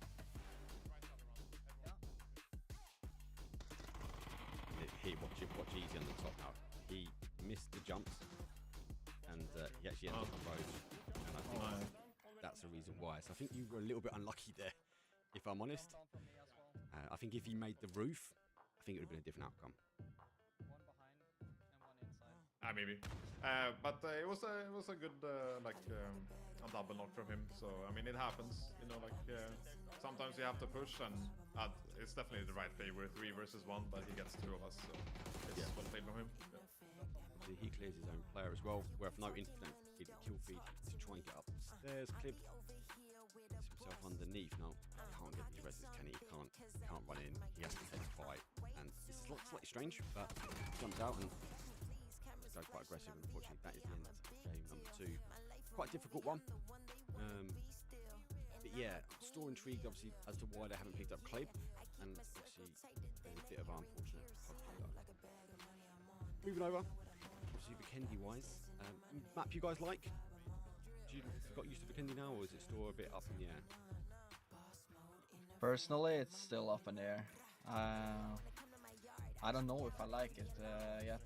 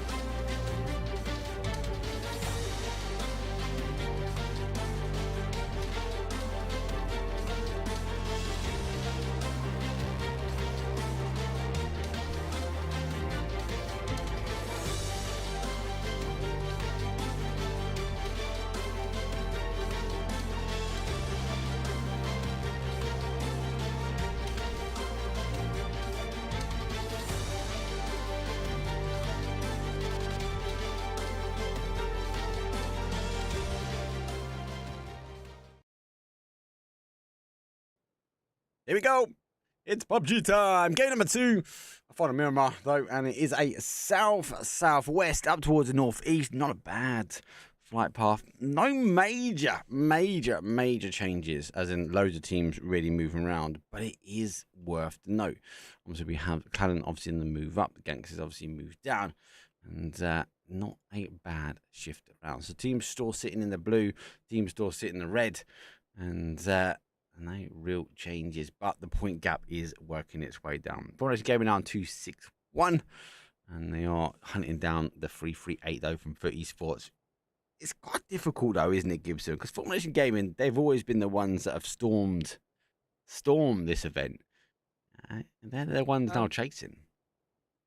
Well, last year it was kind of like this too, though, was it not, coming into the final few days? But then obviously the Foot roster with PGS last year lost a few players, and Formulation Gaming just up to the tempo, up the pressure. If I'm not wrong, I think, wasn't it Intense that was playing at the time for Formulation Gaming, who just had a hell of a last few days alongside Techers. But if anyone can, Formulation Gaming can. But the big one for me is STFU. They're not too far away from Formulation here either. They've still got a chance to close that gap as well. Well, they started week number 1 on top. Really good games. CC Caster got to watch it back. It was just insane. Like, I just thought, whoa, obviously I remember the team from the season before. They're like mid-pack, kind of the mid-pack fighting for the blue section, fighting to get out the blue. But then just suddenly just explosive. And I was like, whoa, actually, this team's come back swinging this time round. Now, obviously, the resilience, the depth of knowledge and experience from the FUT esports, from the Formulation Gaming, well, they've taken over and they've produced a gap. But the gap isn't that far. They refuse to let Formulation Gaming get not too far ahead of them. And remember that obviously STFU last year had Wooly involved with the setup, but he's making his way off towards the far east as he wants to help his team, on a coaching perspective, perform pretty well as well. But Mark, zone shift, it's not too dissimilar to what we had last time around, maybe just a little bit further south. And I'm seeing Slava Ukraini take the exact same spot they took last time around. The big question is now, will ATC make that same rotate? And while we're talking about ATC, can we show them some love? Because I love horses too. Okay. Keeps an incredible amount of stats online. Like, that guy puts in a lot of work. Last time I gave him a shout out, he died. So he knows I love him. But I'm not going to do it because I was giving him the massive. I was giving him the massive. It was early. It was like phase number 1 last time. I was giving him give this guy a follow. His website's insane. He's actually got a fantasy league for this event as well. So if you are one of the players, you can get involved in that as well. Insane. If you haven't already, drop me a DM or send me a message. I'll send you a link to all the websites and stuff. It's on their Discord. And then he just died. He just ran into a FUT esports trap. So I was like, I'm not going to do it against him. But he's had some outstanding plays. There's a lot of clips on YouTube at the moment actually about him. I call him the Stallion at the moment because he's held up a 4. Yeah, he held up a 4 versus 1, and he put it down to a 1 versus 1. And he's not too shabby, mate. He's a Stallion, mate. He's not just loving horses. Oh, I love him. I love the guy. I really do.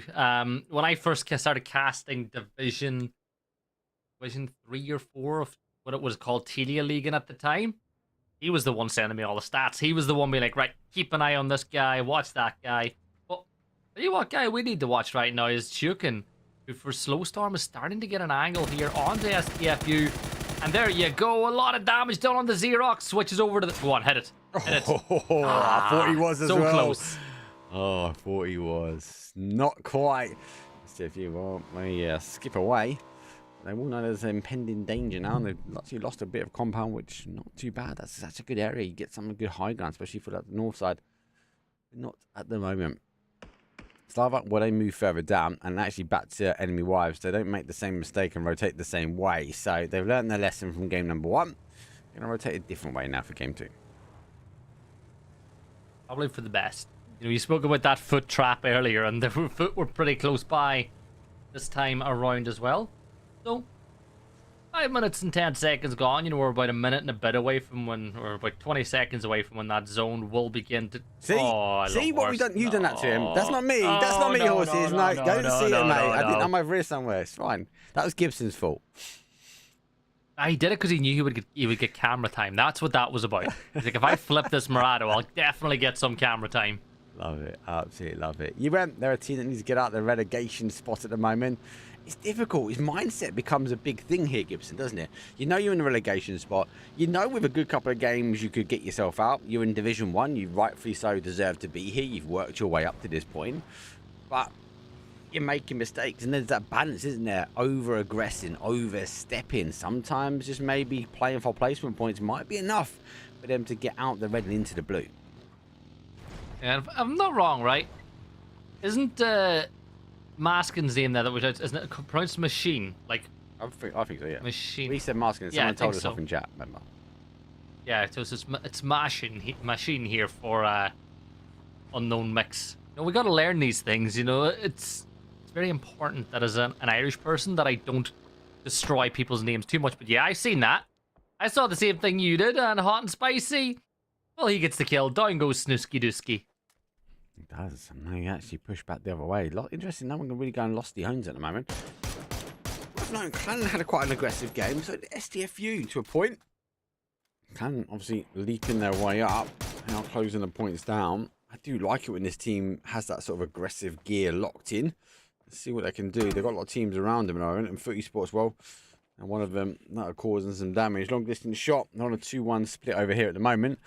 As they are looking up towards Clanham. I think Otto was tempted to take the tyres, but there's an argument to say, actually, I don't think his position's blowing yet. He might be luckier if that player gets in towards that car and go for those headshots.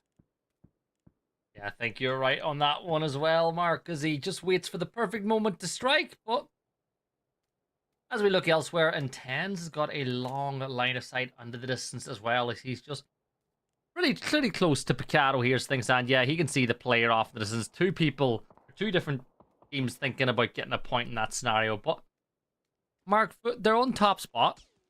It's a bit of a tough one for them, right? It's sometimes you'd rather be the hunter than the hunted. We had that interview with Batorlin, didn't I? And he said that he would rather be in second place in third place, chasing down first, than being in first and defending. And you look at a team like Twisted Minds, they can really turn the heat on. Footy Sports, obviously we have to look at the events this year, and obviously this isn't the full week Footy Sports event due to the rules and regulations that are in GGL, but this Footy Sports has been very good, it has been very consistent, it's looking strong. The mindset though is you just don't turn off, take every game as it comes, one game at a time, and you've only got to this plus another 3 days and you're laughing, but we'll have to wait and see. I can't see him throwing it personally, but Formulation Game could have a worldie. It's possible. Formulation have lost one player already as well. So important to keep an eye on that one. They're not playing with a full 4 anymore, having lost someone a little bit earlier on in the matchup. And well, STF, you got to be careful too, because Vendetta is able to find that knock for the gambling addicts looking towards the distance. But these are all kind of pot shots, Mark. You might get a knock or two, but you're never going to get a flush into that building from here. No, unless you catch him in between. But God, that is a roll of the dice, should we say, for them. Whereas will happen. They should be back up on numbers. Smoke has allowed that crossover, and STFU, well, yep, they're back to a 4. Everyone will be waiting for the zone at the moment, but Otto didn't shoot. But yeah, this is the key. Sometimes shooting is not always the best plan. Playing sneaky. Now, let's see if he can bag himself a quick kill and point. He's got that lovely skin on the AUG as well, as he creeps and crawls and just gets himself closer and closer now to the members of Clannan. Now remember, he doesn't want to overextend himself too much. He thought about throwing the... Yeah, he knows there's a player in the shack, and here comes that molly, and it's a perfect molly. Nice, he's going to double down. Nice stack up. But he's not going to be able to find the knock this time, is he? Oh, the blue zone, there you go. No! Oh, that was so close. So he gets the nade as well. Jeez. Let's pick him up. That's the sneaky play. Well, he's going to back away from this one. They are giving up that location. I don't think they know exactly how many players are there. When they look back in the stream and go, well, there was only one, and our cover 5 from above could have allowed it, but not this time. Tannen, there's a thorn in the side, and unfortunately, it's the Otto that does it. Yeah, but look, Steak&P from Unknown Mix is able to pick up that steal and take it. You know, it's a funny one because that is essentially the poor stealing from the rich. Foot could do with the points just to keep extending that lead, and Unknown Mix, well, they certainly need the points as they look to climb themselves out of the bottom 2 spots of the table. 1 kill for them. Still 60 players alive, though, with 10 minutes gone. I'm not surprised that we don't have SWS still sitting here, but I Mix, well, they're going to get the initial shots on a few. They do get the kill and still. 226 in the back pocket with an M42. Well, it's going to be quite... M249 is going to churn those bullets quite quickly. Just be cautious of the amount of pop shots he takes. But look at that, level 3 vest as well. That's pretty kidded.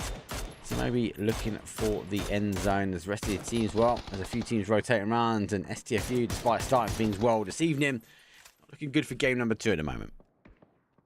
Oh, Slowstorm picking up a couple, or a point for themselves in this scenario there too. Slowstorm, you remember right, Mark, they really had a good end of the season as well, picking up a couple of wins in a lot of these games. Waste, they're moving off into the distance as well. A team that I actually love playing. Players like Party Beetles in there. Vipress is awesome to watch, but they're going for me. Michael. Yes! Yeah, like, how damn good is Michael? And it's so good to see him play. How's he not been picked up? That fools me. He's a world champion. He's literally won a PNC. Legend in my heart. The only downside I can pick on him is from the north. That's it. That's the only thing. But I'll take it. I'll take that for Michael being on my team. Such a good IQ player. He's tough. He's resilient. And more importantly, he knows how to put points on the board. We've seen some really good plays from him. Actually, on the back burner, he had the M249 as well, but he put pushing teams down on his Todd in open terrain. He just can keep cool, calm, and collective under heavy pressure. You know what? He has fun too. Like, that's the main thing. He's one of those players that have fun when they play the game. And I always say this: esports, yes, it's competitive. Yes, you're playing as a career. But you gotta have fun doing it as well. But Mark, look at this. Los Leones is essentially being avoided by so many of these teams because nobody wants to go in there if the zone goes out. So teams will wait. If this does shift hard to the south, expect teams then to move themselves inside of Los Leones. But for now, teams technically see it as a bit of an unplayable space. As the Spectro is able to pick up a knock for Slava Ukraini and gets that kill confirmed as well. It's quite interesting because other event scrims, you'd see teams pushing into Los Leones, just see them go for safety in the buildings, right? But this league at the moment, the aggressive stance, the open train. They've lost Viperus. They want to lose the other part of that duo, which is Michael. And it's worth mentioning, Michael and Viperus as a duo, they've been looking really, really strong. Well, there we go. We lose Los Leones. And Elf, well, doesn't need to make any second guess for a push, though. With the second knock happening, they know where the final player is. Greg, big nade over the top, not too far away. Bounces and goes back and gets the re-knock. And Party Beetle down to a one-ers. Might have to get that defense because they'll be reading that kill feed as a secondary knock. Yeah, and they'll know there's a player in here now as well. Party Beetle will manage to pop off that first aid. You know what? That blue zone nade might actually buy him the time to get this res. Does it go long enough? Smoke grenades being tossed now as well. Here comes Greg. A step in through the open door. Party Beetle comes off the res now as Michael's back on his feet. And oh my god, Michael's down once more. But great re-knock there from Party Beetle. And he's going for the kill. He knows this might be all he's going to get. What is your nade like? It's a good one. It's a really good one. Does a lot of damage onto both. Maybe Hyper PP could be gettable for Party Beetle now. Gotta be cautious when he steps up on that top. He exposes the smokes now, dissipating. Hype down to a one-shot himself. He's down to Elf, though, as he's gonna make the move forward. There's the confirm. Get the point. There comes with a second. He does get a second, but he goes down. Elf's there to save the day with a bit of sprinkle, bit of love. And Slava, well, they suffer some loss, but they're able to clear out waste and pick up initial points. Yeah, Greg shot down, though it's a point on the board, and every single point matters. Bitfix Gaming. Artun, one of my favourite players from inside the region. He's playing that scouting role, extending out a little bit from the compound from the rest of the team, feeding this information all this way. Oh, yeah, we spoke about them earlier. They're not too far away, behind enemy wives, just on the other side of this ridgeline. Yeah, we see a lot of teams stand off here, don't we? Enemy wives, they've got unfortunately 30 spots behind them, so if they want to play peekaboo, well, they're going to get tapped from behind here, so be cautious. They have now spotted them, so there's initial shots that come through behind enemy wives. Well, there's one, followed with the nade straight over the top, not too far away. That might get caught up in time, goes for on, but doesn't quite get the knock, though. He might be able to get this res, but looks like this. Look, play forward.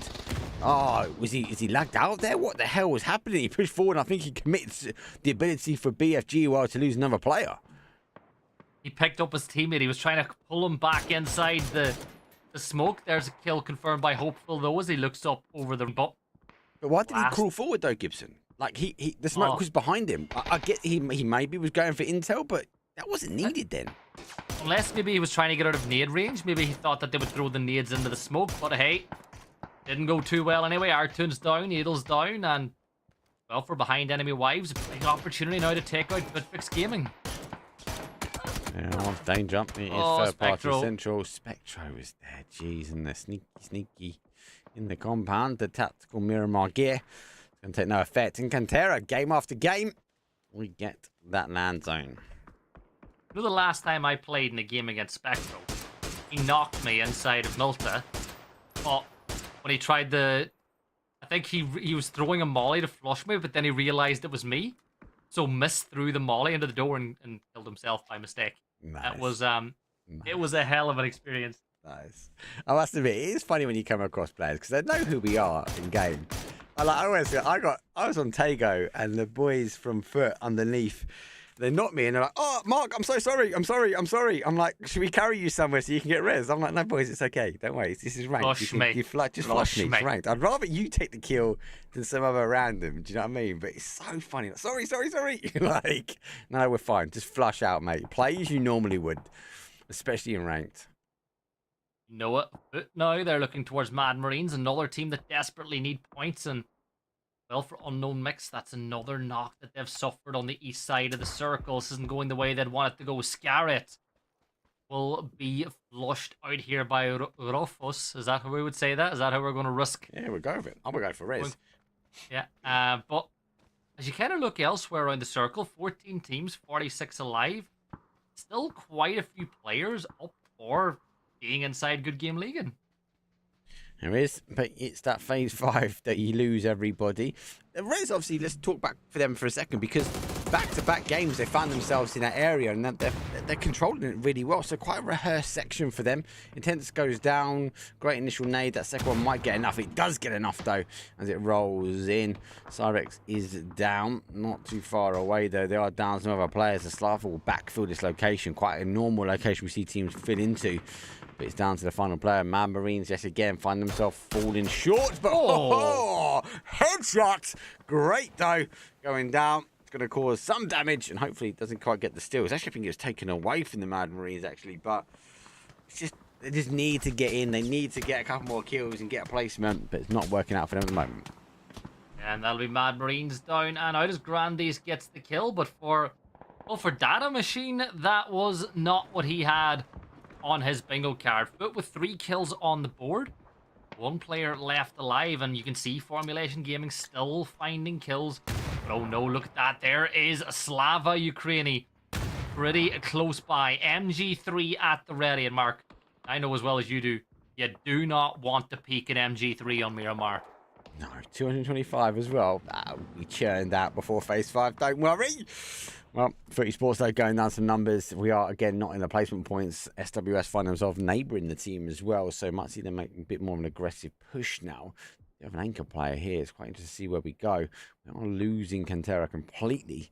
We hit the compound in the field. Cannon will be happy now, but for me, Rez, I just love it. This Southeast play for them, it's rehearsed. They're controlled. Yes, they've not got the kills, but at the moment, step by step, they're finding themselves, though, on another phase.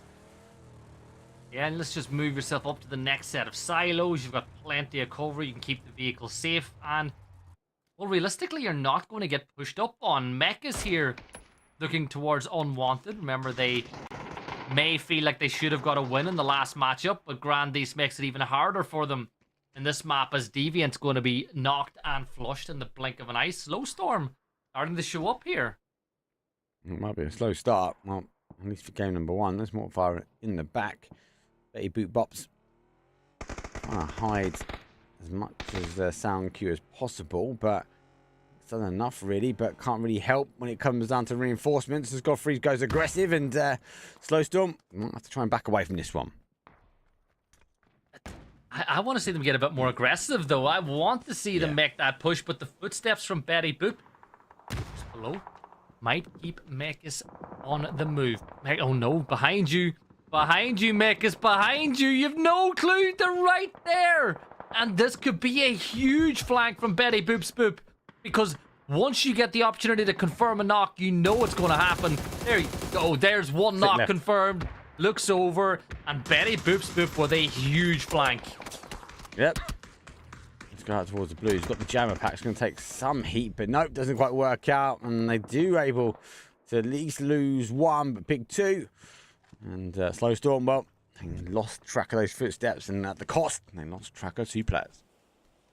Still brilliant, absolutely brilliant from Betty Boop's Boop to be able to pull that flank off and get a point on the board. So, Symphonize from Unknown Mix, 1 point on the board for them. So far, they're sneaking up towards STFU, but with that utility being tossed this way, that will turn STFU's attention this way, but they might be more distracted by Slowstorm coming in from the north, particularly with Bang finding that knock on the Mechas. Yep, I want to see. Symphonize going to play peekaboo. Dangerous area. Fully exposed. There's one, and there's two, but no. Unfortunately for them, 11th place and unable yet again to find themselves in the placement points. Not what they need at all. But look at this. You've got Foot coming on one side towards Slowstorm. Clay might just be taken down here. You can keep an eye on the damage. And there you go. Formulation Gaming with an even bigger chance to close that gap this time around if they get some more kills on the board. If they get another chicken dinner, you can start to believe it, Mark. Here comes Slowstorm. Nades tossed, the re-knock on the Tukin. And well, what can they do? Unibabs are going to fall now as well. Great shot. That's if you know down numbers now. Slowstorm might not be a slow storm now as they blizzard their way forward. Xerox got a bit of cover. 3 kills for them. Already got one quitted out. There's no vest, unfortunately, for him. And there's no zone. Let's see a few. Well, got to fight on the outside edge. Let's go tune on the other side, though, because behind enemy wires, which we won't pick up, though, this man, the Stallion himself, Doffy puts a nade over the top. Surely be looking for the push because they've not got the nade. They've got to deal with this quickly. Yeah, Erky gets knocked on the other side, but Mark, look at this. The Gambling Addict's under serious pressure now on the edge of the zone. Doffy's going to get knocked, but Ave Emil is able to get the knock on the Tevia Heg. And now, behind enemy wives can regroup. They can get Doffy back on his feet as STFU will fall at the hands of Slowstorm. But keep your eyes here, because look, Peak from Formulation Gaming cannot really see this fight. But we'll definitely be keeping an eye on the kill feed, listening and feeding all this information to the rest of Formulation Gaming. It is. So let's go back, actually. I don't think they're going to be high up on the old kills, but they are looking to get themselves, which they are in the placement point now. But further in, those Storm going to anchor their way down. They're going to get some more loot. Behind enemy wives go down pretty quickly. Wow, Gambling Axe, they gamble and they win. Going to take them out. Unfortunately, behind enemy wives will fall in 8th place. Yeah, Rufus needs to be careful here as well, up on top of the hill. That you don't waste too much of that jammer pack, just trying to do some damage on the edge of the circle. That's a big headshot from Slowstorm, which will buy them just a little bit of time. But Mark, I'm looking at Slowstorm. Where did they go? Like, Not in. They're not in. Where do you go? You look at the circle. Like, do you get to that ridgeline by the road? Like, where are they supposed to go? It is difficult. I can tell you who didn't go this time. Well, that was AAU. They stayed in their area and pushed out slowly. They find themselves now in the top spot. That's where they wanted to be last time, but they got the numbers this time here. Gamnets, nade to the face from Jan and then cleared up. See you later, Gamnets. 7th place for them and Formulation Gaming while they're looking to work their way in closer with the smoke. Might give them the opportunity for Techers who lands those nades, pinpoint accuracy most times. And this is the thing, they're in with a huge chance of getting the win now again, provided they don't let the members of Rufus get an angle. Look at that, Peak's able to get the knock on the Spurvin, and that will give them a little bit more time. This will slow down the push from Rufus, and now Formulation Gaming can play. Their Spurvin confirmed out. Yes.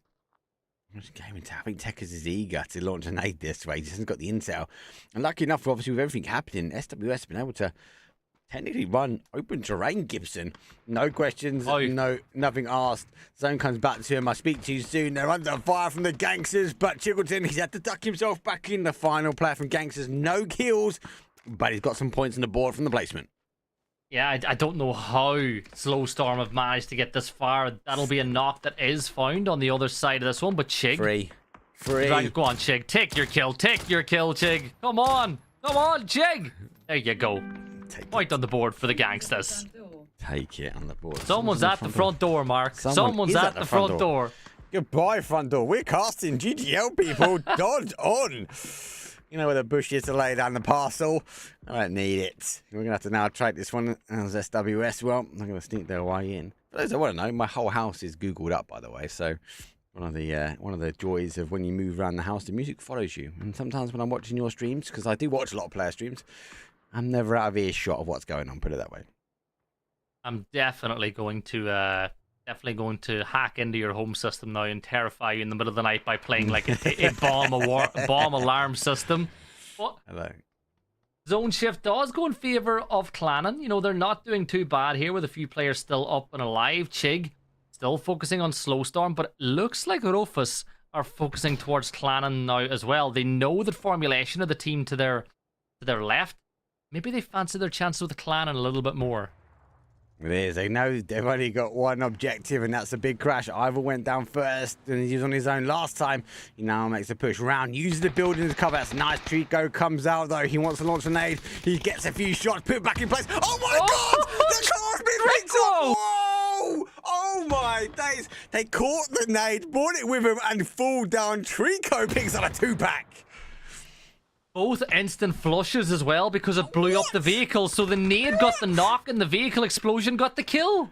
Oh my. What? Trico, baby. Ivor finds himself now the player who was the first to go and looking back going, guys, why didn't you follow my path in? It was safer. If I was Ivor right now, I'd be going like, what has just happened to my team? And you know what? Couple of points well deserved. That nade from Trickwo was a thing of beauty. You know what though? Ivor can get some loot. Chiggleton has been wiped out of this one now as well as all against us. We'll move in. 5 teams left alive, Mark. Yeah, 5 teams. It's phased and break. It's standard. And we're aggressive now. We've got to lose a few more. But 10 kills from Slow Storm. Not a slow start this time. See if they get any more. Nope. Good shots, but does go down. And AAU, I think I said after game number 1 for me, they just missed out. They fell short when they shouldn't have. And I think they had a word with themselves and went, guys, don't want to make that mistake again. Yeah, 10 kills for Slow Storm. Tukin will fall now, but Mekis can get a few more points on the board for his team. If anybody can, he's more than capable of the scenario. And you know what? All against us don't really want to extend this far either because you don't want to open yourself up to fire from elsewhere. And look at this, a knock will be found onto one of the members of Formulation up onto the hill. Superior will fall, Mark, and that'll force the res. But Formulation Gaming, they know that they can close that gap massively this time. What's Gaming looking for back-to-back here? They did it with 3 last time. Looking to do it again. Pretty quick for them. Clannon, no, they're in the compound. They got the hard cover. The downside with the hard cover, Gibson, is they haven't got the angles over to this side. There's only limited windows north and south. But when you've got Trico with nades in his back pocket, you've got to be spinning the wheel for the chances that maybe Clannon will be pulling this one out. This is the thing. If you're Formulation Gaming, you've got a bit of cover to close the gap onto the God compound because no windows look this direction. But the problem is all against us on the other side of the road. So all against us are holding Formulation Gaming. And there we go. Ibra will find the knock on the Techers. And I don't know if Formulation Gaming can risk going for that res. And if they've got any nades, they might have spent them, or they have. So they're going to wait it out. They've already smoked. I think actually Techers, to be fair, might have been that smoke before as he moved in. Yeah, he knows he's gone. He's going to go for a crawl. I think what he's doing at the moment is just trying to gather intel. I'm under pressure. Now we go down to a 1-shot. Formulation Gaming will be playing this one out as a 2. But we're phase number 9, Gibson. Does mean with 10 people alive, 5 teams, not even a top 4 position, and Clan limited shots. They find themselves closest to the middle. Yeah, and they're pushing in towards Glamon's side as well. So Formulation Gaming, they could be in real trouble. Glamon almost getting that first shot with the Dragon. Now remember, instant headshot ability. Nades being thrown on the other side as the Rofas still have 1 player left alive on the other side. Yeah, what waterfall? Today I learned. Thank you so what it. Oh, that needs a little bit too far. Absolutely love chat. I gotta respect. Our community is insane, mate. We've got such a good community of people. Oh, Formulation Gaming final player, P90, takes a couple of shots, but no, AAU dodge, duck, dive, and dodge your way now in towards the Gotti compound as Formulation Gaming refusing to claim 5th place.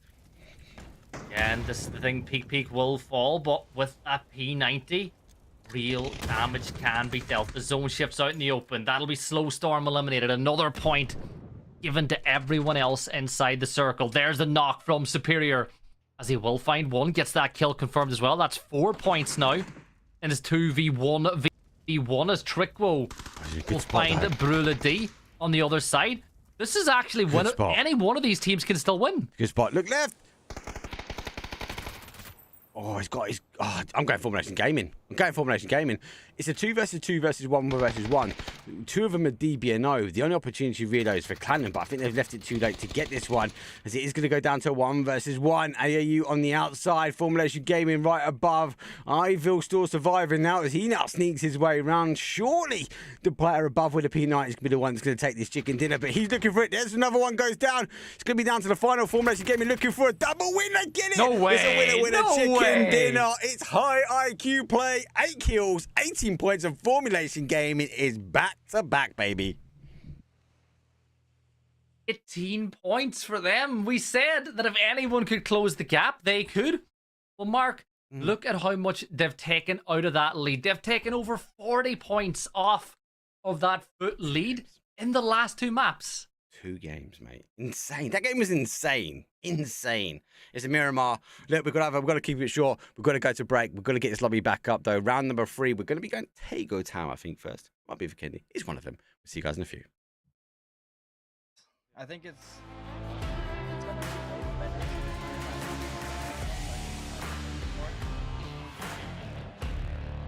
But like as of right now, map.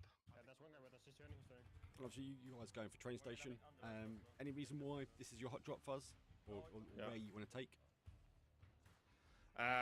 Yeah, always this kind of houses. This specific house is only one of them. The big one. It really depends on how the plane path is and where you can land.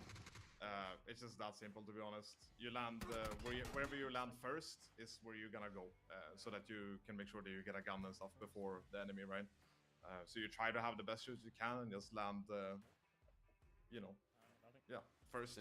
That's it, really. And then after you get those guns, and then you just have to play it out from there. The alt drop for you boys.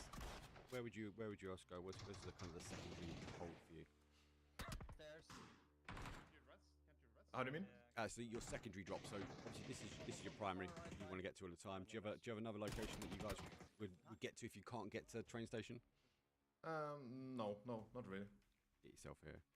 I think you guys play this really well, though. I think this is the first map that team communication came into real big play. You guys cross up so well. I know we have a bit of a bad shotgun section, and you guys get railed literally with that push. But intent, you're down at the moment. You're still giving communication to the team. Tech is obviously trying to be creative. He comes out and he goes rounds. But when you look at yourself, Fuzz and Clib, you two are holding very unique angles. Yeah, it's basically for now we were trying to kind of reset the Clib knock first, and then Intense also gonna knock. But it's always these kind of fights. You don't really quite know where people are, and when you hold angles like fully and sit still, kind of, then if you're open for multiple angles, then you get knocked super easy. So especially Clib here, you'll see like he's only holding an off angle. I think most people know what an off angle is. Basically where people don't really quite expect it, so you're not hard peeking the actual point where people can peek, but a little bit off. So yeah, for example here, Clib isn't actively peeking this angle where he can actually peek. He's just holding for Intense, basically. So if they try to push into Intense, then he'll see them. Yeah, he'll catch that. You see it in the Miramar in a bit as well. It's quite apparent as well, you guys don't go out onto the walkway. Yeah, that's Clib's here. In the room, I suppose you're trying to deny line of sight to the player, right? Yeah, I mean, basically, yeah. And then I tried to go for Intense, but didn't quite make it in time. There you go, down from rounds. Obviously, you're holding the opposite side, so you guys cross up. You're looking over past Clib. Clib's looking over past Intense, obviously, in the information store key. Intense, do you still stay on your body after that point? Like, do you still sort of stay there and able to get farm information? For a couple of seconds, but then Fuzz runs on top of my body. So then I'm just trying to swap around and help the boys to see and give info if I see something they don't. It's no point of staying on my body since Fuzz were literally on top of me. That's a great knock as well. Yeah. Great knock. And again, Clib doing Clib things. Yeah. doing Clib things. It's such a creative player as well. It's such a, I enjoy casting pretty much everyone in the lobbies, but it's a few of you guys that do the same. This is unfortunate. There's one. There should have been two. Third time he's down for one. I think you take a side swipe, do. Then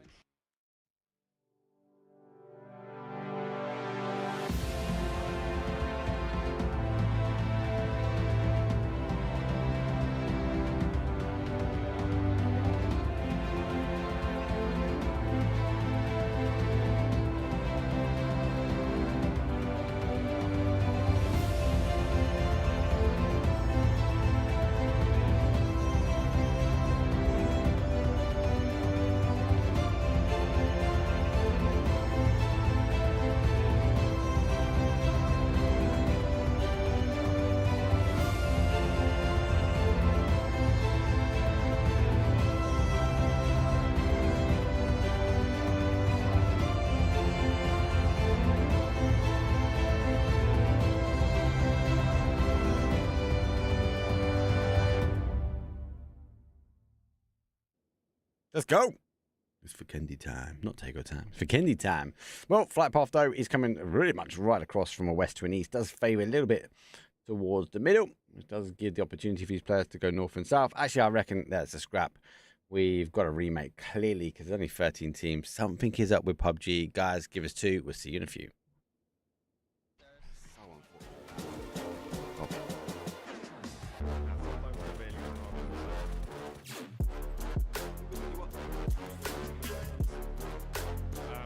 I was trying it a little bit in ranked, and it's still good as long as it's very close. Basically, they don't switch. So basically, it's worse long distance.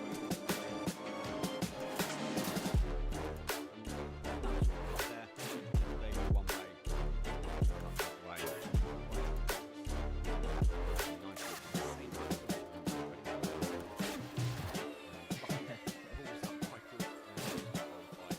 I think like literally a couple of steps back, like he picked up the drop. But I'm not a fan of the massive. Personally, I do prefer the one. I think you guys can get pretty stacked up as a team pretty well.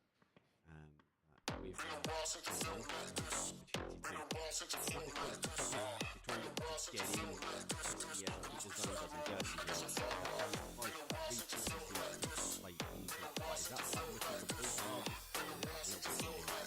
Yeah, no. When a lot of times when you're alone alive like this, then you just look for whatever points you can get. You're not really looking to win the game. Like it's so unlikely that if you can get a couple more, like 2 or 3 points, then that's already good.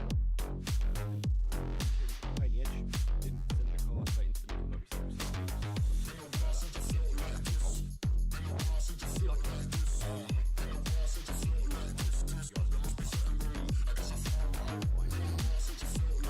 tower there is quite OP.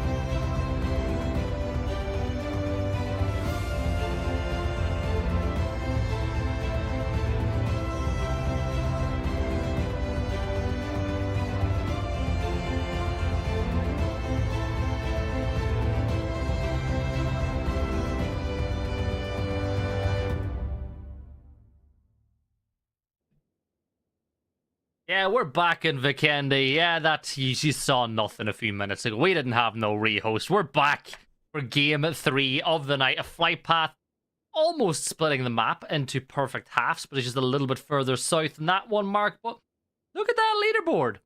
Formulation Gaming, nowhere near as far away from foot as they were at the start of the night. No, it has closed down. Actually, interestingly, it's actually from the 8th down to like sort of 11th. Actually, the kill zone, I like to call it, kind of moving up. Waste going down. Gambling addicts going up. Real gangsters going down. And a little bit close over the gap. AAU, 3 points away. SWS, despite having a good game, well, they're getting closer and closer towards that red line.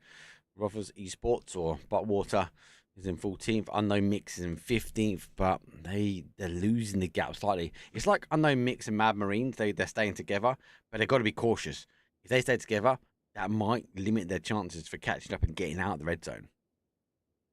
You know what? You're talking just under 25 points, 24 points now to Rofus, which is essentially 1 win. Yeah. If I'm not wrong, now you can correct me if I'm wrong. I've not been around all stage because I've been really busy with other work. But basically, if you're in the red at the end of today's playday, so after the next 4 maps, including this one, you're relegated. You're gonzo. You're done. We've got the finals. We've got the finals still. Oh yeah, the finals. At the finals, so we just beep, beep, rewind. At the end of the finals, if you're in the red zone, you're done. Yeah. If you find yourself in the blue, you go to the next stage, which is the relegation stage. We're going to have Division 2A and Division 2B. Those top guys, if from second down to 4th, I think, you're going to be put together with these guys that are in the blue, and that's going to be a 16-person lobby, which will be fighting out for the opportunity to get themselves in. But you've got to remember, we're only looking for 4 spots. So when you're on the relegation, it's tough. You don't want to go there. You don't want to be in the blue at the end of the finals because they're only looking for 4 to be able to promote themselves back up. So you've got 2 instant promotions. So top, if you're top Division 2A and Division 2B, you're in Division 1.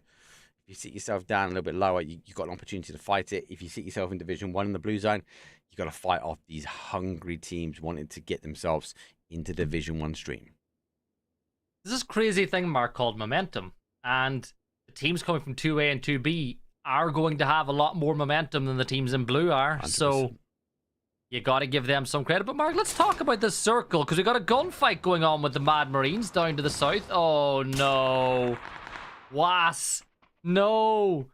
Get that Was moving and get into the long grass and out of the line of sight. No, Xerox. This way round. Xerox got him. That's unfortunate for Mad Marines. But when you looked at that circle, Mark, it's a little bit of water towards the south. When you think about points of entry, your access avenues to the circle are actually really limited. Yeah, it is insane. If you're coming on the south road, if someone's pitching themselves in that southeast corner, it's dangerous. If you're coming on that northwest corner, it's all hill. It's all like bumpy ground, so you might stay to the road. That's going to cause some issues as well. The behind enemy wise for the 2-2 split, really, really strong. I think a lot more teams are going to stack up on the east here, mate. I think we're going to see teams play on that hillside and pray for that zone to pull back towards the town. But for now, everyone's starting to move their way in. And yet again, Formulation going, Footy Sports find themselves in the heart of the zone, but it hasn't worked out. Formulation Gaming, they're just on the outside. They're going to work their way in, and that's been quite successful. So game 3 feels like it's repeating itself. I can see what you mean about that new HUD. Why is it saying custom match? I know it's a custom match, but right, really weird, right? So for the first 2 games, that's been on the left-hand side of the screen, underneath where it says match number. Now, for some reason, it's appeared on the right-hand side of the screen. So for can we get rid of it? I don't know, maybe. I need to find the control, but I can't really click some buttons now to figure it out. But yes, really weird. I don't know why we need that. Just to let you guys know, we're in a custom match. Yeah. And it keeps swapping over, and I have no idea why it's doing it. I have been trying to click buttons to try and figure out what it's doing, but it's a watermark to prevent you from pirating ranked matches. It'll keep the custom match in different parts of the screen. This was the best ranked match ever. No, it wasn't. It was a custom match, quite clearly. Yeah. You know what it is? It's a target for all those people who put montages up being like, oh, stomping on ranked. And it's just clips from casuals or custom games. Custom matches with your mates. Damn it, Gibson, they're on to us. I would never, ever. But Flavia Ukraini would certainly crash into a compound being held by behind enemy wives, and that's what they're going to do. Have a meal. Elf and myself will say, have a bit of that, as that'll be a knock onto that side. Greg took some damage, so did Elf, but they've got the first knock, and more importantly, I always say if you're going to crash a compound, hitting it with all 4 players alive is the most important thing.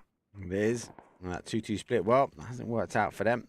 Father does claim it. They weren't to know it was a 2-2 split as they came rolling in from the north, but it has worked out for them at the moment. Flavia Ukraini upping the aggression, and I'm a big fan of that. Everyone else, Mark, making their way into the circle now. You can see Rofus down to the south. You've got Waste making their way in. You know, Unwanted are as well. Unknown Mix Spitfix. For the most part, though, everybody has got themselves somewhere inside this circle. But as we all know, this is a map where a lot of teams live and die by those drops, Mark, because you can get your full team kitted off with one set of drops here on Vikendi. Especially in the late zone as well, when we see it become the cover, that just might be the difference between you getting a win and not, because a new level 3 vest, a new level 3 lid, we know how much of a difference it makes. I personally, I know this is not popular opinion, I want to see him claw it back. I want to, especially in customs, maybe just go into 1 drops. Look, see, now I press buttons, my camera's all over the gaff, mate. Like, I'd rather them go back to the solo drop for esports, but it does really help. Oh, great spray, Otto. Otto. Oh, Gets tapped himself. Oh, he's caught out on the outside. The gangster with a drive-by is going to run him over. That there is a gangster ending. That's a quick gangster confirm. Let's go, Snooski Dooski. Everyone loves that. I love saying that name. I'll never get tired of saying Snooski Dooski. Here comes the aerial bombardment. Though Snooski Dooski goes down to 1 HP, but for Foot, they've lost another player. This has been the... Oh, that's a great hit. That is such a good... Got the medal in time. Just. Wow. That saved him. That was close. Oh, this is curious, because I want to know if the rest of the gangsters... Well, one, yeah. Data Machine's able to get that kill on the Blankies. So, Zuskiduski, ball is in your court because I don't see Olsen making his way this direction. But I have one question for you. You know the way you were speaking about pushing the wrong buttons? You ever accidentally push that button that puts the yellow line down the middle of your screen? Yeah, I know what it is. That one. I know exactly what it is. How do you get rid of it? I'll tell you, mate. It took me months to figure that one out, but I know. It happened to me on a stream lately. It's like, what is it? What is it? Why? Why is it? I know what it is. I know it's a control and a button. I can tell you that. I've no idea what it is. I have no idea what it's for. But it's a yellow line button. Oh, Olsen does tie up. It does get a nade. And unfortunately, for esports, fall down to a solo player now. This is dangerous for them. Not doing too great, but arguably they could have a bad day. It just means Formulation Gaming are cheering on the kill feed at the moment. Yeah, Formulation Gaming loving life. This is actually so good by the gangsters as they push onto this one. Clayzilla still alive, and Tens is going to bleed out now as well. Foot, you keep dropping points like this, you're giving Formulation a massive opportunity. I am starting to see last year all over again. They cleared it. They lost 2. They cleared it with 2. They obviously got AAU drawing themselves in as well. They will work their way in. The kill feed has stopped. Gunfire has ended. Logic is they must have counted the kill feed, so no, there's only 2 remaining. So they keep eyes on as the rest of them now work their way down to the south. Surprisingly, not more teams up on the sort of north side in the south east corner. A little bit of a split from STFU, which hasn't played out nicely for them, but it's down to 15 teams, 53 players. A lot of place. There's a lot of opportunity, and dangerously, if it goes back to Lumberyard Dome, there's going to be a lot of teams on the rotation. Just the difference between this map and Miramar, right? So many more kills inside the phase. The zone shift in about 15 seconds will really throw the cat amongst the pigeons. But look at this slow storm, all against us. The gangsters all close together, with Techers being the overlords looking over this from the hill on the edge of Decamesto. But Mark, 3, 2, 1, zone shift. What did you do? That's good for come on. I was going to ask, who in your opinion is the winners and who's the losers of this shift? I think our res team or butt water in winery because. What waterfall? Get it right. Yes. Come on. Oh, sorry, butt waterfall. I can see it pushing back that way again. So it might go back for another south-southeast. Unknown mix on the play. They might clash heads though with BitFix Gaming.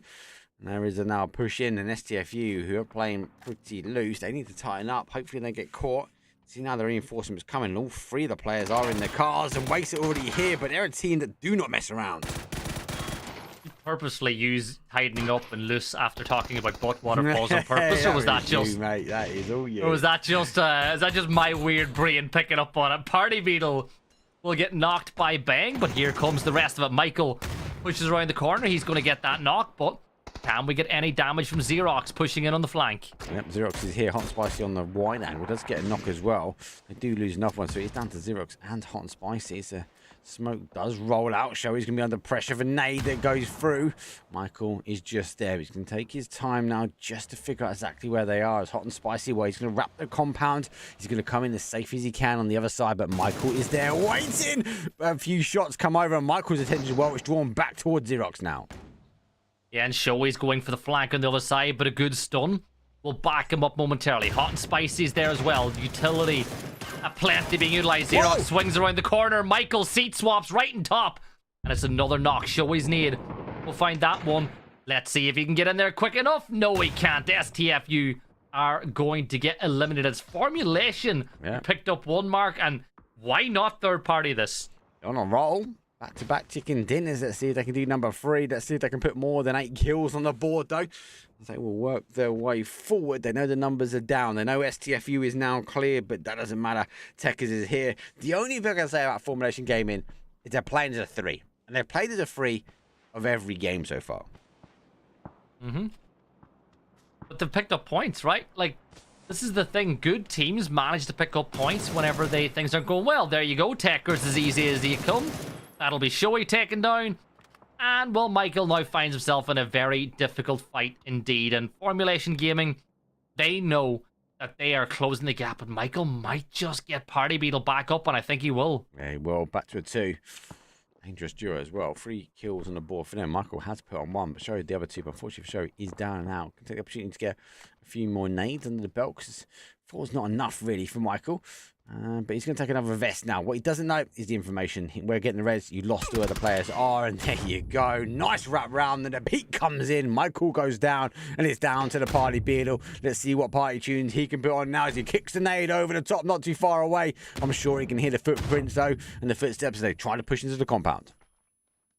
Yeah, defensive utility being utilized, but Formulation will try to flank the other side of this one. Michael will get confirmed out. The nade does a ton of damage, and Phaeton will be able to confirm out the kill. Formulation Gaming pick up another few points, and even more sad than that, that's a point denied for STFU because the res came through and it was stolen away. Well, starting away, good res. IIQ Michael, though, trying to get his play up. Didn't go well. Angel, though, go for the res. You lose the ability to gain information.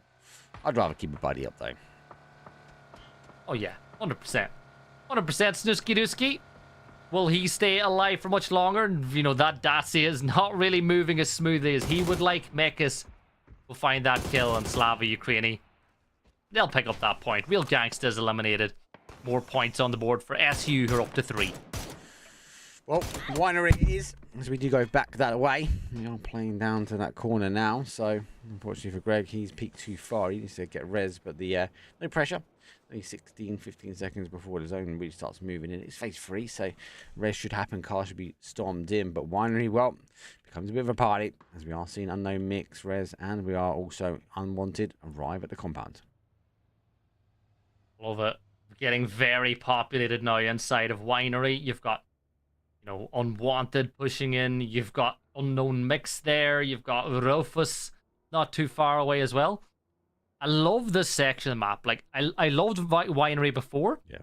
I actually love it even more now. I think it's even more fun than it used to be. But I think it's fully booked. There's no room at the end. If any other team decides to push into this section, there could be trouble. Maybe a little bit. Maybe that little southwest. Maybe there's one more seat at the wine club. But you got to be down some numbers. Bit for BFG, good position as well. Southwest, they hold the high ground. They're going to be able to punish the teams on the outside. Looking in, they were watching the Mad Marines who have been drop hunting themselves. They're going to work back around the way they came. Hopefully they don't lose another body while doing it. And don't forget that body was an early death as well. So Mad Marines under fire from BFG, but P90 in hand. Well, that gives you some confidence. But Onto on the top, he lays down the first knock, and it is the P90 that goes down. Artun gets the kill or the knock on the Hales as BFG hold the high ground. Nades being thrown, but Mad Marines, they want to make the push. Big problem is you've lost your P90, but Artun will fall. But look, there's the cover from Adel up on top of the hill. Bitfix starting to fight back. Lucky enough, he's on the roof. That nade, if he was on flat ground, that would have been the end of him. And looks like the Marines are not messing around with the trees, provide the cover. Adele doesn't. Shots come through. Good shots though. Pat's up. He's going to be here looking for the pre-fire on the outside. Right angle, right place. Just wrong timing as the player still wrapping their way around. Down to the final player. Has a little sneaky nose. It's a 2-on-1. I think he's looking to try and get some cover. He goes just there. As I don't think he's quite seen him just yet. As he is over watching it. Has he seen him? Yeah, he has seen him. There goes the nade. Big nade going to come in. That should fall nicely in the Mad Marines. Hopefully don't go out too early. Get a bit of love though from the little shack. Yeah, that's a better nade. That one will get the 2. Tico gets the points on the board. Mad Marines eliminated, and they're, I wouldn't say slide down the table because they're there already, but you know, their lack of an ability to have an impact on the kill feed continuing to last. Slava Ukraini, they spot out Clannon as Greg shot can't quite get that knock, but this is a gunfight that has to be completed, and Hyper PP manages to find that knock. Good knock. Greg's going to be making the push forward. That's going to give him the opportunity now to close out Clannon as well. And comes a nade. Does go over the top, not too far away. But they do dodge, duck, and dive. Here comes the flash, and the nades are going back. Oh, does get him in the end. Big nade, and Clannon now in a world of trouble. Remember, they felt like they should have won the last map, only for Formulation Gaming being their worst nightmare. Danny on the edge of the circle, looks, sees his teammates down all around him, but no real opportunity to get these reses off, and Slava Ukraini want to deal with Danny as quick as possible. Yeah, he just hunkered down. I don't think they actually know exactly where he is. Trico, obviously, he's off. He's finding his way in zone, so he might be finding his way as a solo ranger. Well, we know he's big with the nades. And we'll just be waiting here. We're waiting for this one. There's one. The second player comes out, but no. Swaps the shots over. And Elf, well, it's going to clear it up. There's one. Spectre puts down. Elf will get the confirm. And Winery, well, that's the party. And looks like Trico, well, he wants a little bit of this party himself. Yeah, Trico's going to play inside the warehouse. He'll spot the vehicle on the other side. And if I was Rufus, I'd be looking to clear this one as quick as possible. Don't let them live in your area. Know them confirming a kill on the all against us. But Gambling Addicts, they've been curious today, Mark, because they've had some really good moments and they've had some really poor moments. Consistency, right? They get the right plays, they get the right movement, they know the fights they want to take. But can they get the kills on the board consistently? Well, not at the moment. Let's see what they can do. These individual maps have always proven quite well off for some of these teams lower down the leaderboard. Good shots come on, doesn't quite get the connection needed. Put him down to a one shot. Let's see if the rest of the team can clear up. They can't though, as they are making the push. Here comes a drive-by kind of though. Does put up and does get the knock though. The Gambling Axe, well, they continue to push forward, but they have put a complete split on AAU. Yeah, AAU in a world of trouble here. DC Kala looking around the side, but going to take even more damage. Here comes Nodum getting aggressive, but Kala will find the knock on the other side. And look at this. Baffarino has just been bamboozled as well as Kala finds another one. Hega looking to confirm out this last kill, but all against us still being trouble. Here comes Slava. They'll pick up one. There's another one. Kills confirmed. Gambling Addicts will be eliminated. And all against us with 2 kills on the board and 1 player left up. Jeez, just cool, calm, collective. That's what I mean. Like, just a consistency. Love to play, mechanically really good. Knew the molly was coming and moved to the next card, took the next step forward. But when it came to executing the game plan at the end, fell short though for the gambling addicts. That's the risk you take though. All against us, well, it feels like it is at the moment with one player remaining for them. They've got to move their way up, but they're getting shot from the back. And they're outside the zone here. Slava, big aggressive push. Really liking Slava today. I love it. Like, they're a really good team. They've got tons of talent. I love Spectro. Spoke about him before. I've always enjoyed casting him in NA, and over here, Hyper will find that kill on Dekala. And now they got to focus on where they're going to play as BFG, Bitfix Gaming, rotate in towards the south of Winery. You said it would pull towards Winery. Well, it has kept pulling that direction. But you gotta say, looking at where the zone is now, it's probably going to pull out in and around phase 7. Nice driving skills. 180 turn, J turn. Keeping the car moving, keeping out in danger. And they have found themselves in these interesting, tense, dangerous trying to dive out, but if the zone plays back their way, I think they will be happy now. But back into the heart of Winery while the party unfolds now with the first knock coming in from Unwanted on towards Unknown Mix. Godfaras peeks out on the side, but Unknown Mix with a real chance to start closing that gap up the table just a little bit, but you got to deal with Unwanted. It's Unknown against Unwanted inside the circle. Spuravan will get that knock on to Hopeful, gets the flush confirmed as well. 2 quick shots with the Mo's in the gun will confirm that one out. But Mark, that's a good nade. That finds a ton of damage. That's found a ton of damage. Has to back off slightly, but the pressure still continues. It's like util kidding at the moment. It's good to see. Definitely more util stacking. We're seeing more and more blue zone nades following up from heavy, I suppose, nades and mollies. It's nice to see. I think everyone's really kind of on that swing now when it comes down to that. Yeah, Symphonize with the Dragon off as well, Mark. We know that that's a pretty dangerous weapon in anybody's hands. And speaking of the Dragon off, Machine is able to find one onto Betty. Boops, boop. An Unknown Mix now giving themselves an opening to close this gap. A little bit more damage being dealt as a really good smoke. Good game awareness from Symphonize. Make sure that he can't get peeked at from that window.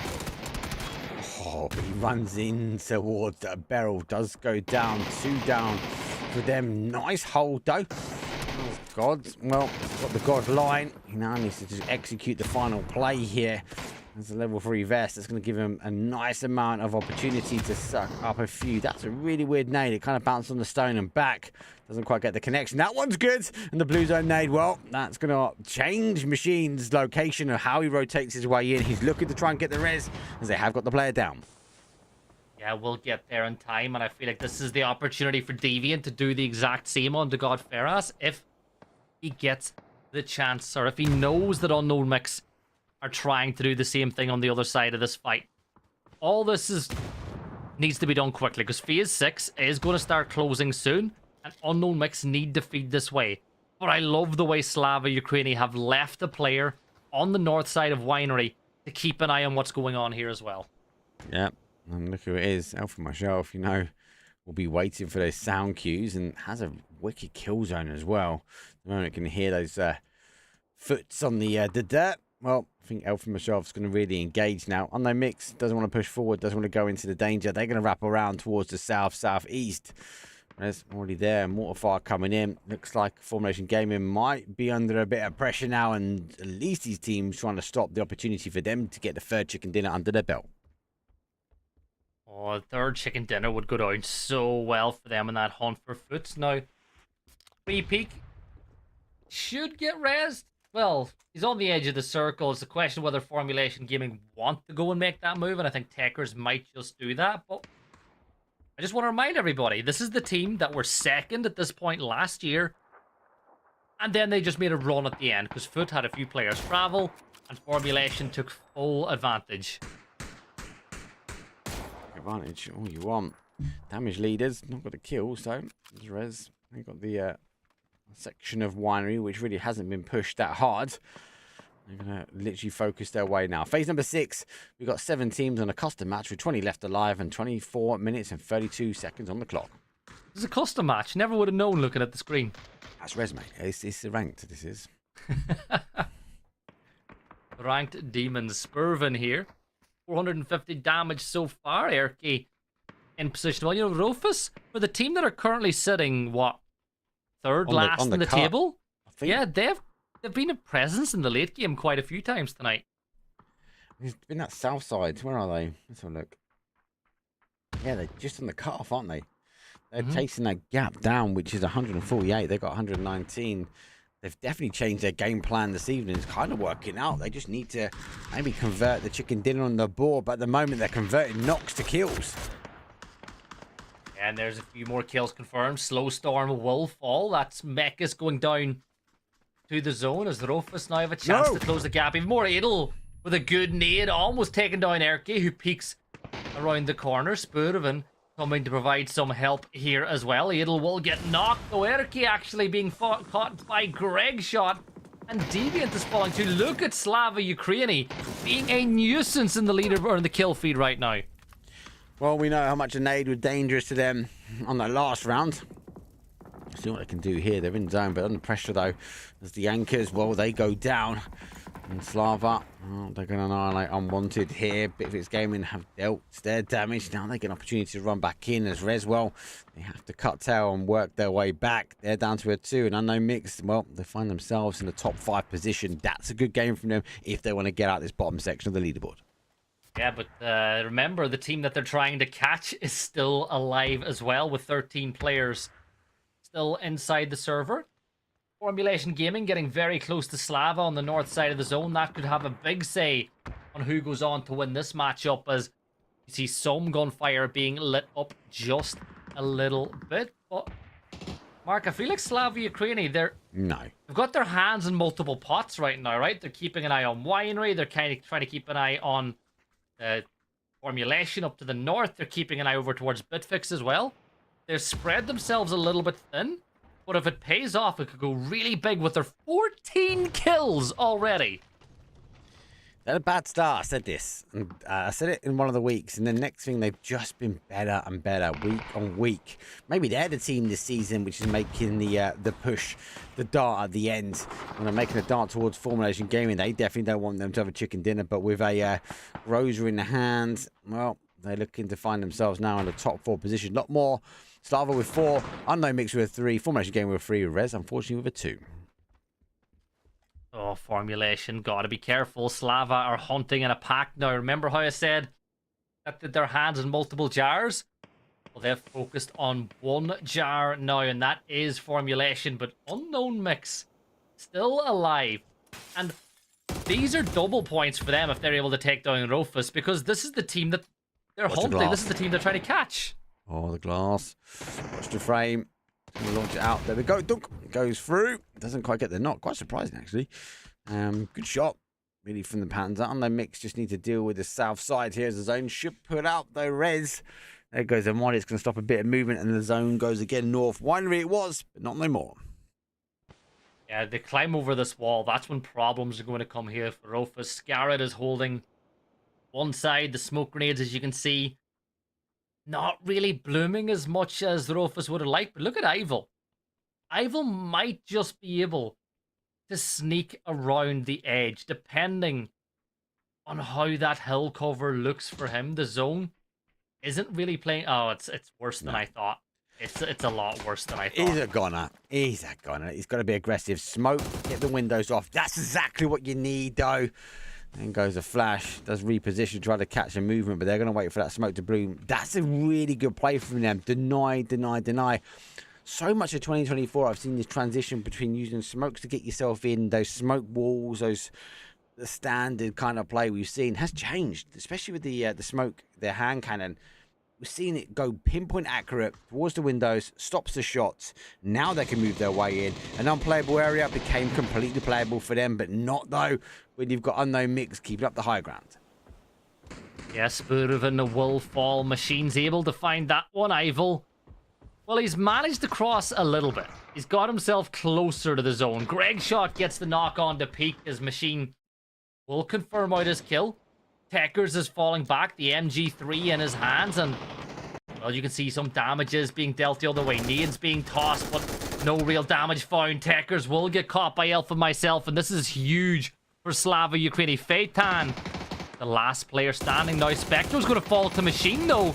That's a big problem for Slava. And that might buy Feitan enough time to get the res off on the repeak once he gets... Come on. Get your teammates, Feitan. Oh, he gets his knock. He gets his knock. He gets one. And Slava Ukraine getting torn apart at the seams. 3 times a lead. Nah, Formulation Gaming, they fight, mate. 7 kills on the board. They put them down to a 1 versus 1. Now they're going to get Techers up and storm their way through. There's 4 versus 3 versus 2. Res do go out, but 3 of these players are DB and no. And look at this. It's a push forward now. Going to try and get some confirms on the board. 3 versus 3 versus 2. And Formulation Gaming eager, hungry for another chicken dinner. Yeah, is the res being pulled off onto Elf and myself, though? I think it is being stuck just on the edge of the circle, as you can see. And there you go, back up to a 3. Or Slava. Feitan spots out 1, but now he's got to dip back into cover. Feitan gets a knock onto Hyper as well, as he goes down to low HP. There's no way, Mark, Formulation. There is. Go back to back to back, right? There is. There is! Formulation Gaming storming forward. It's a 2 versus 2, but I don't think he can get the res on in time. He's going to take the 2 versus 1, but at the moment, well, he's looking for a vest. As Unknown Mix, well, they're eager to get themselves a chicken dinner. Oh, it's so close, but it's not. It's Formulation Gaming going down and out, and Unknown Mix, well, it's a winner with a chicken dinner, and they needed it. 15 points on the board, Gibson. You know what? They needed that more than Formulation Gaming. I think we both... Feitan was a one-man army at the end of that one. He got Steak and P down to 1 HP. If he got that final shot landed, the other member, Scarlet, was down to 1 shot as well. That was so winnable for Formulation Gaming. But huge credit for Unknown Mix. They needed the win, and they got it. Good hold at the end. Discipline came for Winery. They pushed themselves in quite early. Then they moved themselves out. We need to move ourselves on, though, because we're getting ushered in to another lobby. It seems like the guys are trying to rush it, but every time we rush ourselves in, it seems like we get a disconnect to remake. But for now, let's take a quick break. It's Tego time, baby. You might as well.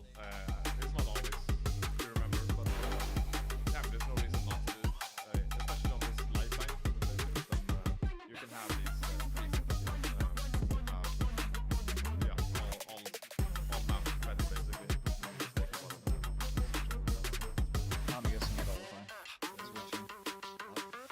I've seen more and more players do it now. More and more.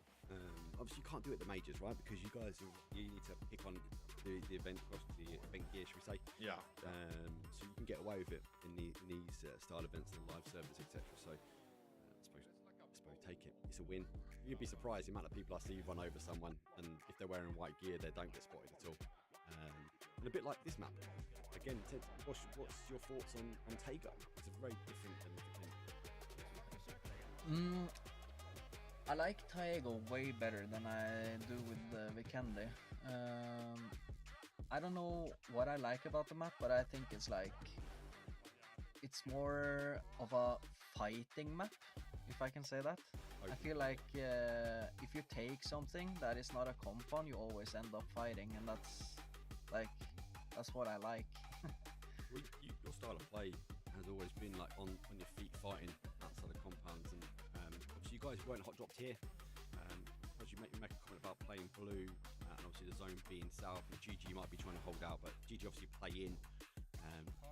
What I really like about this map, myself personally, is the amount of bowls that you can put cars in, that you can take fights in open terrain really well. And this is a great example. I think Fuzz, you picked this place up, haven't you? I'm assuming this was that blue mark you was talking about. Yeah.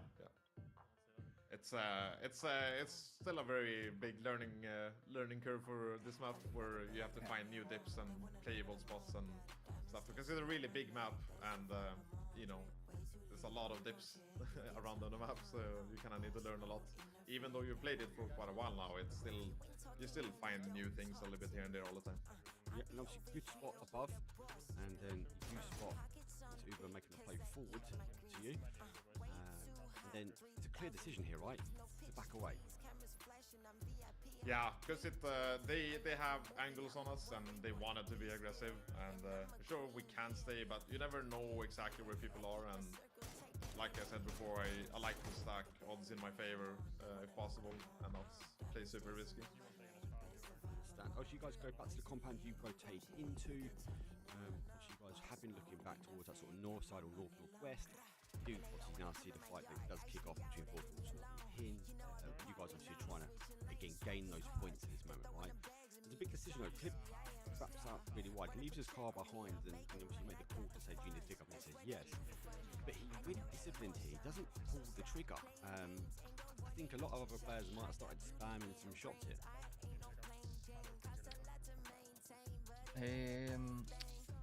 I think he's just waiting for the better opportunity to get like 100% a knock and then possibly a flush as well. And you don't want to be standing out there wide open shooting when it's like already 2 teams fighting. I have not got this recording so they cut it out, but obviously the rotation in, I think it's really unlucky, and you go in between a bowl, I think you see the car and you make the play, but Fuzz, you make a comment about keeping the cars together is more key and a learning point for the next time. Like, can you just talk us through that? Why, basically? I mean, yeah, basically is you just have more people who can shoot back and more targets for enemy, right? So if, for example, this one where it's 2 guys, it's me and Clip in 1 car. Both of those GG guys, they can both shoot our car only, and it's just more likely that both of us die, and then we can't be refragged by attackers intense. But if we had all 3 cars there, then maybe they can refrag one. They have more. Maybe they don't shoot the same target, and you just have better odds of surviving or refragging each other. Yeah, I understand. I do like the end. He did wait for that bike. Lucky enough, he was gifted at the end. Didn't really much more from that. I think FaZe came in, GG came in at the end as well. So he was really unfortunate. I didn't show. He did disconnect. It happens in PUBG, and it happened at a very bad time. I actually think he was going to get.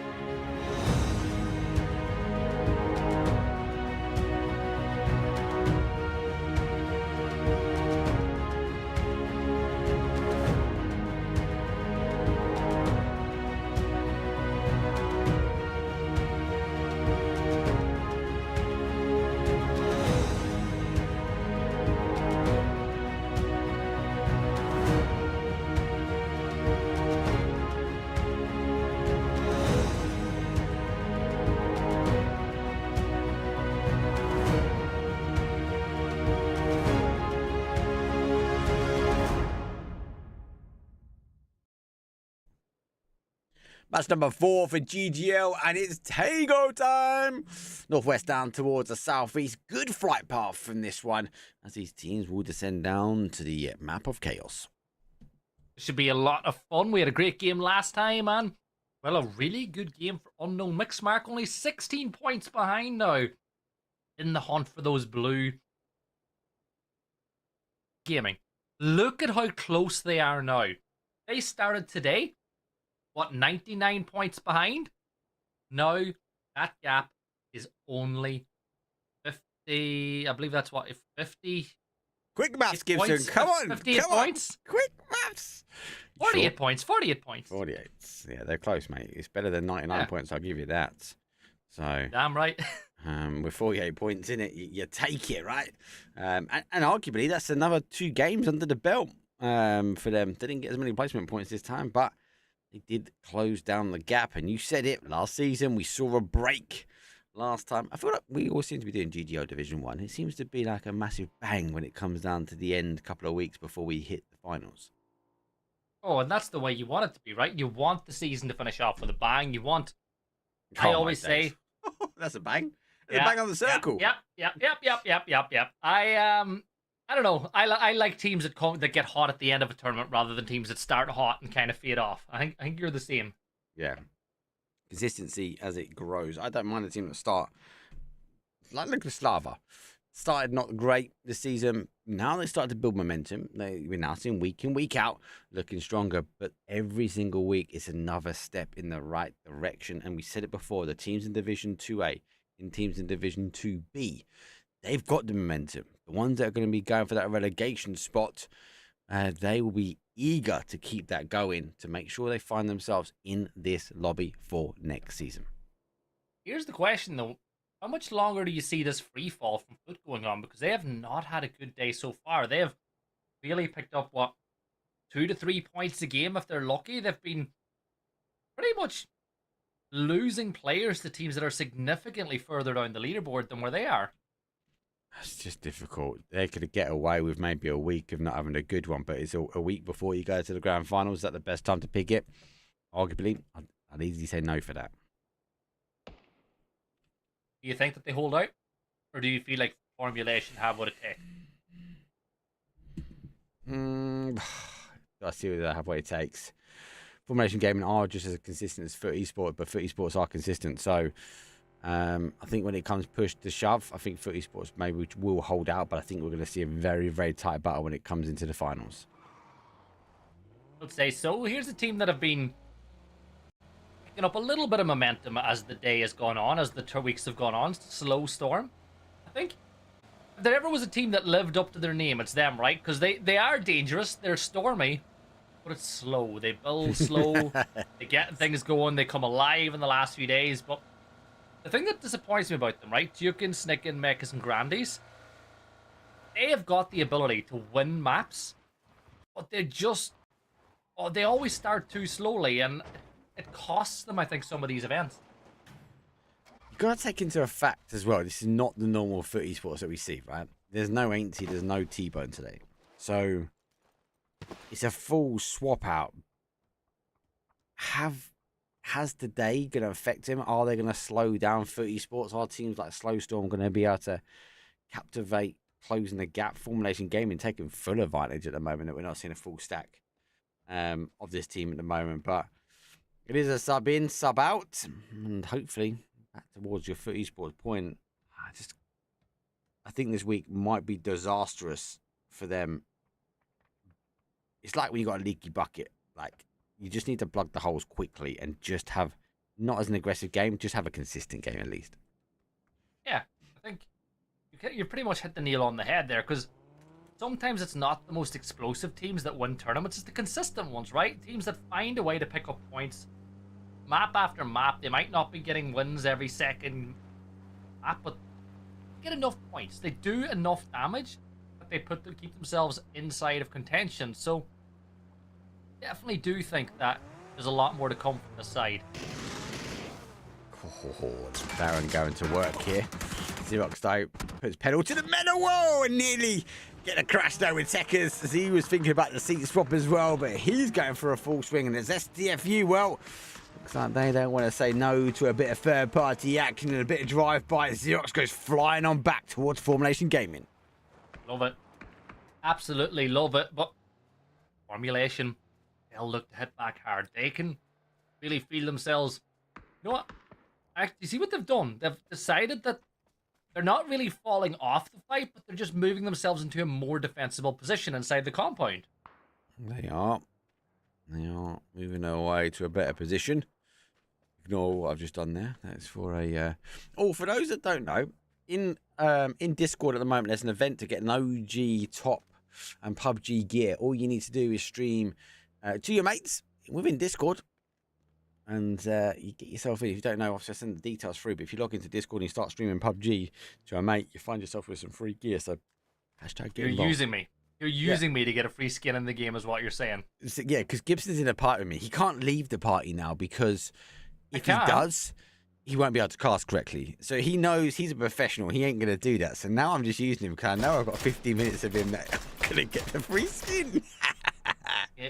15 minutes of me is an expensive oil gig, and how are you getting something out of spending 15 minutes of me? What's all that about? Got double 15 minutes, so we'll just do me for 15, get the free skin, and swap C over. Oh, I love it.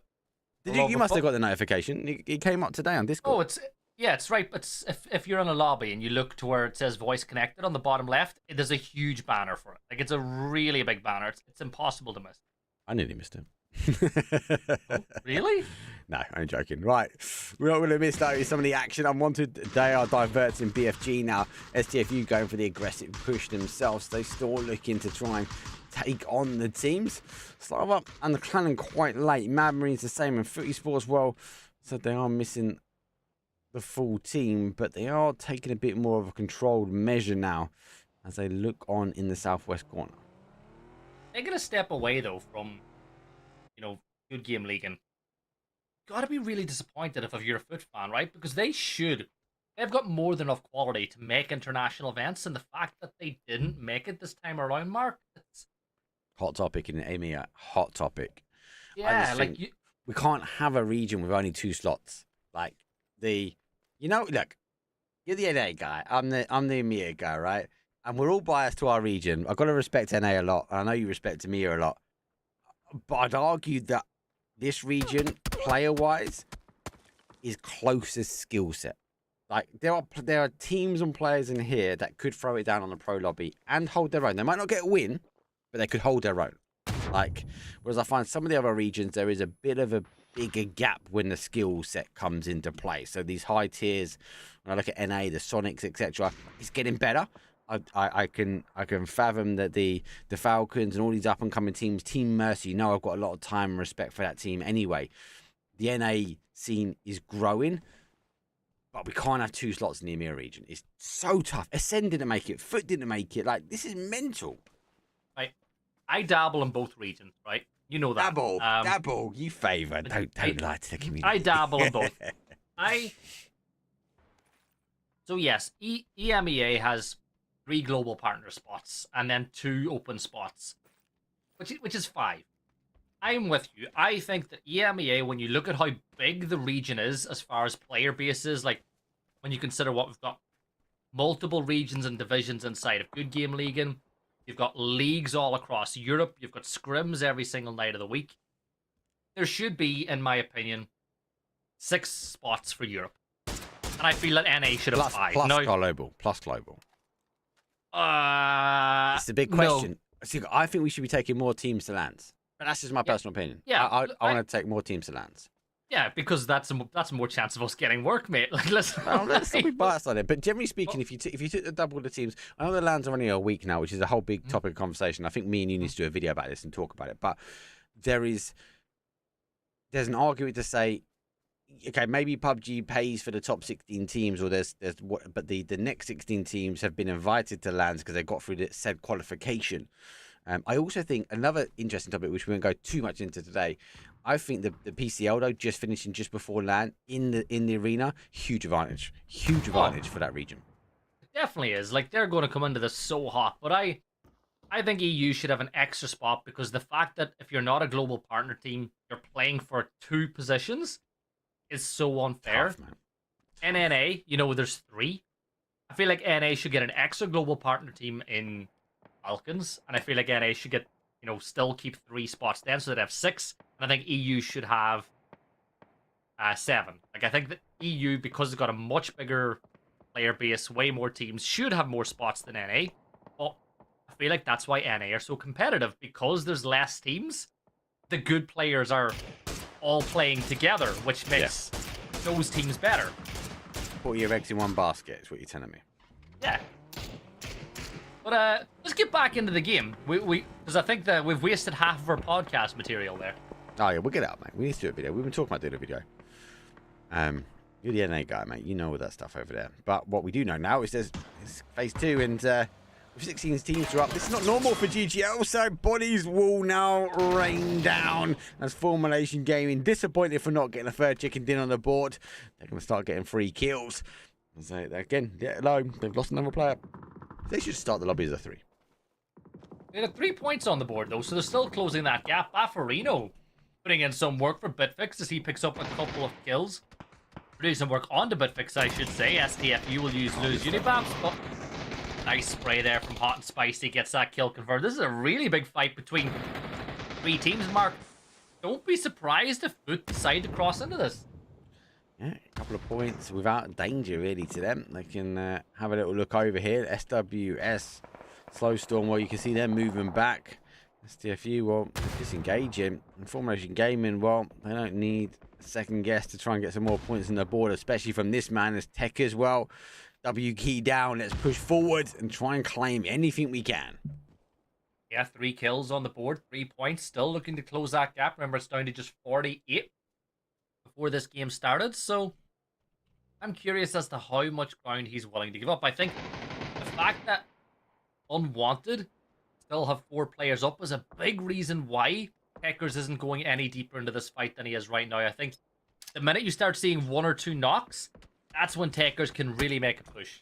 Oink. We didn't see that, Tekers. We did not see that. He's not going to himself. That nade wouldn't have been justice nade. anyway. That's an 8-pack nade. It's what's this? It's a baity. Looking for the That's blue an zone now. 8-pack nade. Yeah, definitely 8-pack nade on that one. Obviously, teams they're going to start working their way down. Teams obviously expecting to go north. Bomb don't shift back down to the south. It's going to be cautious though. And Rufus Esports, well, they lose 1 as they clamber their way back to try and keep that player alive. The good thing about Tago, though, is all the hills. So he might be able to find himself back into a corner and a little bit of tree cover. But they've got to push forward. If they want to get the res, Ivil, well, it's got to get moving forward. And more importantly, he's got to get that knock. Yeah, look at the nades being thrown in on top of Erky, though, as Kala just looks to confirm this one out. But the nades... He's looking the wrong way. He's throwing the wrong side of the rock, and this is wasting so much good utility, and it's buying even more time for Rufus. Or Bum Waterfall, I guess. Oof. No Bum Waterfall in that one. That's perfect. Second one comes in. That might pick up as dodge, duck, and dive in. He's literally avoiding all the util where possible. But unfortunately, the players that are trying to get in the res, unfortunately, are falling to the util itself. How much util has AAU got? There we go. There's a molly right on his head. See you later. Pause the util. Put it back in your pocket. You might need it a bit later. I think the answer is all the util, but look at this. It's, behind enemy wives had managed to pick up that kill and steal it away. That's huge from them, and they're going to get another one here too. As horses will confirm out the kill on the Spuravan. There's a couple of teams for me that have been so far in these weeks, Gibson, that really shine when it comes down to these solo maps. The Vikendis, the Tagos. It's like they use the solo maps to disrupt teams that are in a consistency when it comes down to Orangwa and Miramar, but they claim heavy kills. Maybe this one is behind enemy wives here as they are looking to maybe push forward. I've all remaining playing now for res as they're pushed onto AAU. Well, they did get on the res back on. They're back to a 3, but look at this. Huge wrap round, and they're starting to move the cars in. They're closing this one down. They want to conquer the Northwest. I love it, though. If you can get this fight and you can win the battle for the Northwest, it gives you so much control over the rest of the circle, considering how bad it is. Ave Mil, a lot more trigger discipline than I have as he looks down towards all against us. But my big one is that position of I Love Horses too, because all against us have got to be so careful they don't get flanked on multiple sides. Oof, that's what you don't want, though, from an attacking team.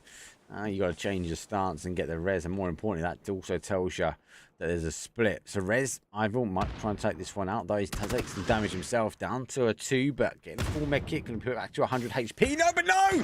The Stallion comes storming his way in, and Ivor has to cut off as now the flash comes in. He's on the back burn, and there we go, done and dusted. Doffy, sorry, is the one who's going to clear this one up, though, as he comes in the other window. Yeah, that stun grenade was the death toll there for Ivor, as he's going to get wiped out now. 40 players left alive, 13 teams.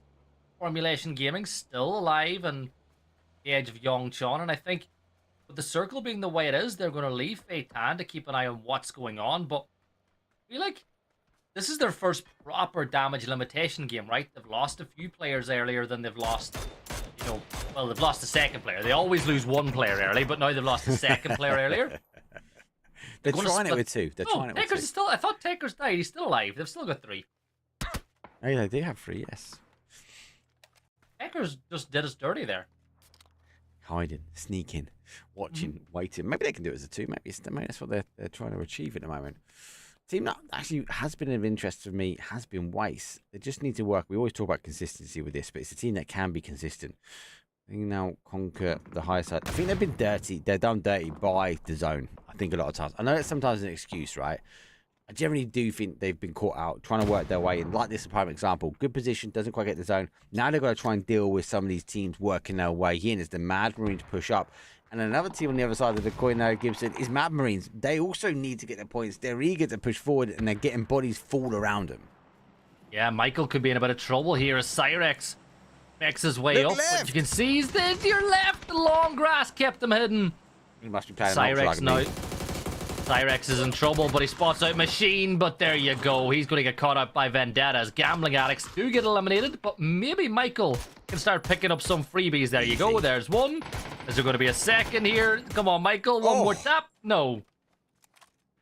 So close, so close. Real peak, though. He's looking over this way with a Bolties. That's dangerous, though. Mad Marines, though, losing 2 bodies pretty quick, and this zone's going to tickle a little bit. No, as the smoke goes forward, looking to conquer, looking to gain anything from the dead body boxes, and the Wastes are down there on a split, but they put down, though, another player. Mad Marines, pinpoint plan would have worked to perfection, but not again. Another round where they fall short. Another round they don't make the placement points at Gibson. And it's another round that we're getting close to the finals. The Mad Marines want to be clawing themselves out of this location. Yeah, Unknown Mix, though, they're certainly on the move as they've got some pressure up on the top. 4 kills for them, closing that gap even more. But look at the teams that are ahead of them. You've got Waste to the north. You've got Formulation Gaming holding you out from your east. And then a little bit further off to the side, you can see a member of, I believe that is Unwanted. Shots, nice shots being landed on towards Peak, but not enough to get that knock. It's close. A bit like my shots. I need to get a bit of practice in Gibson because I've been invited to play an event on the weekend. Yes, I'm playing. Yes, it will be a laugh because my shots will. You know when we say about trigger discipline, if you want to learn how not to have trigger discipline, just come in and watch me play. That's all I'm going to say on that one. We have to wait and see. For now, Unknown Mixer making a push forward, coming off the chicken dinner. They might have a bit of confidence, but they've got to play it down. They need to get the resin, but they can't because the blue will get the conquer. They're going to try and take this one as a 2, but they've got Formulation Gaming in front of them. But Formulation Gaming, well, they're distracted towards the north as we are seeing Waste and that Stallion moving their way forward towards Waste. Remember, though, I was supposed to play with you, but obviously I'm not around. Terrible, mate. Mark. Terrible. Carter Duo would have been perfect, mate. Mark, remember, I won a kill race on the main channel. Let's never forget about that. I may have had some help from half of SSG, but we don't talk about it. As I Love Horses will get some help from Sandrime to take down Shoei, as Wastes will lose another one. And I love the way that Behind Enemy Wives have played this game so far. They're putting in a great one. Peak is going to get knocked by Doffy. Takers will fall now as well. And for Formulation Gaming, this is really going bad for them. Feitan has to get some reses off as quick as possible. Smoke. I was about to say, if you're going to res there, smoke, smoke, smoke. But and take the safety of the compound. Make notes, Mark, in case of the weekend. I'm playing with Fortnite. He's a crap player. I'd absolutely love to get as well. And Henry Wives, 9 kills, about to say. They're doing pretty good. I've seen him in the kill feed quite a bit. They're about to put number 10 on the board, hopefully. They push forward. Is he solo maps, Gibson? Is he solo maps? Teams like this, they really, really shine light onto him and show actually the potential. And there's number 10, Behind Enemy Wives, killing spree, 10 kills under the board. 9 teams remain. Yeah, this is really good from Behind Enemy Wives. Though 10 kills, as you were pointing out, that is huge. They look up toward. Oh, there's nice shots from Sandrime. Hits Scarrier for 1. Feitan will fall. It's all down to Takers now for Formulation. Behind Enemy Wives looking to turn that 11 into a 12 now. Takers only 4 points for Formulation. That's all they're going to get, and that's an extra point to everyone else. And well, I believe Foot are still alive, and this is the chance they have to now start extending that gap, as Otto was the last player alive. Last player sneaking his way in. Definitely a change of stance, not the normal footy sports, but we know that because we got the players. But I felt like the first couple of games they were trying to play as they did start in the tournament, right? It's a different team, different stance, play it differently. They are just shy of getting themselves in, but they are in the placement points, though, at the moment. Unknown Mixed, though, they're going to fall down. 7th place for them. No chicken dinner. But the opportunity, though, really from the horses and the courses, well, that's Behind Enemy Wives. Looking good. Still getting some more kills. And more importantly, got some hard cover as we've got 5 teams remain. Very, very early at the moment, though. It's only phase number 5. Yeah, this is the thing, though. These, single maps, as you like to talk about, are the ones where you can have teams disrupting the flow. Elf on my shelf. I keep saying Elf on my shelf, but Elf on myself will get that kill. Christmas special. Yeah, so it's a 4v4, v2, v1 now, Mark Foot, with 1 player alive. That is Otto. But look where Otto is. He is in the middle of the 2 most dangerous teams that are still alive in this lobby. He's going to have to try and hold his way out. Slava's had a good couple of games anyway. They are working their way down. Otto might actually get a pass, you know, because he's sort of positioned himself, though. He's got the giddy. And the team obviously wraps the wave down. There's no one down to the south of him. Slava up the top as long as he continues to use. But unfortunately, the zone says no. Otto, get on your high horse, mate, and get yourself rolling now in towards the zone. Maybe get a kill or two. You know, if he might find himself in a position where if he's guaranteed a kill and he doesn't think he can get another placement point, he might just take it. You know, it's one of those situations that a player like Otto's got to think about. Spectro will keep rotating north. You can see that Otto has spotted him. You've seen the POV, the signal from Otto. They can see Spectro. And if Spectro dies to Otto here, he's going to be human. And that's why Otto's gone to the other side of this tree, because he's trying to stay hidden. Yeah, I think you're right, actually. I think I've seen him. Well, it's not like Otto to play sneaky, though. That's why I think he's going to wait for Spectro to move on out, though, as Otto's got his little tippy toes out. He's going to have to get running. Use them now, as the zone, as I said, has shifted away. It's 4 versus 4 versus 2 versus 1. And actually, on both sides of the zone, the 4s are opposite to each other. 14 kills, though. Arguably an aggressive game. And behind them, wives, though, topping the pack. Let's see if they can get a chicken dinner. Yeah, Trickwo's going to get oh my god, Give him the Sandrine. chicken dinner now. Give it. Trico gets his little bit of just desserts from Nades himself. Jeez Louise. Yeah, that's that killed, and Sandrine picks up another one for behind enemy wives. 15 kills now, as they are picking up more and more points. Otto still alive, Mark. He's got the extra placement point off the back of that. It's a 4v4v1, and Slava have no clue that Otto's behind them. But they will know there's an extra player, right? Because they look at the kill feed, they're like, we're 4. The likelihood they've been reading the kill feed. These players are Division 1 players. They know, like, they've been reading it. So they're going to know there's a snake in the grass. So you can see him on the little map there. Look, Purdy, Curdy, Elf, and myself. They're all looking around. They're looking behind. They want to make sure they find, not Purdy, Elf, and myself. Purdy's in China right now, mate. Yeah, he's gone, mate. But to say, it's wrong week, mate. Behind me, wife does the same. Look, you can see the stance. They're looking around. They know there's a snake in the grass, but unfortunately, the snake in the grass is for Slava. Yeah, if Otto knows it's a 4v4v1, his best bet now is to just wait for these two teams to fight and then try pick up some extra. There you go. There's the first Throngs of War. Greg shot will find I Love Horses. Otto, this is your time to push. That needs a good one. Does 46 damage now. No.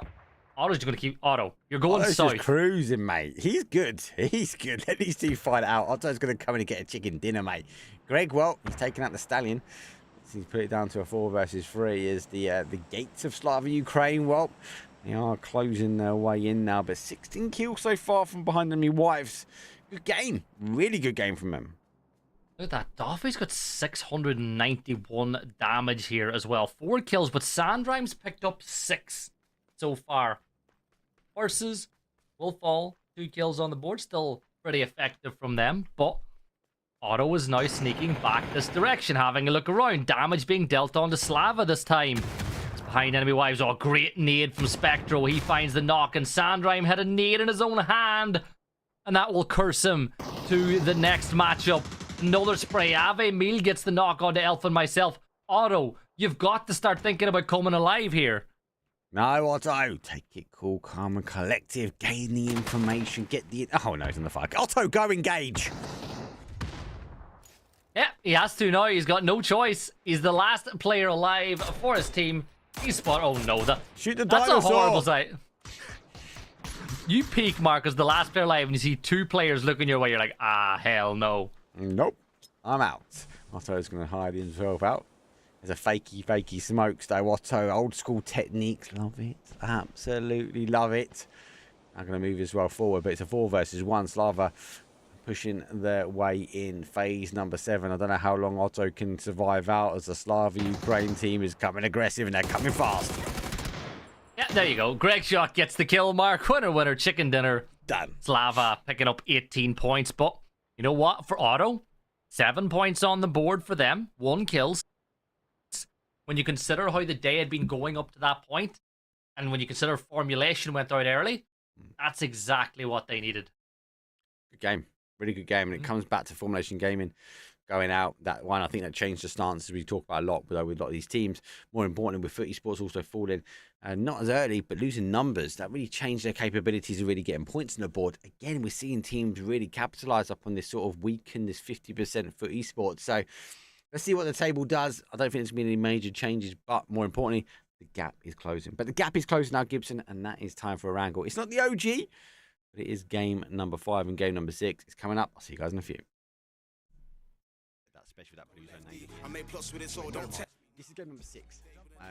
Game number 5 is quite over quite quickly, but this one I actually think I want to talk about a little bit because again, it's another example, Fuzz, where you hold angles really, really well.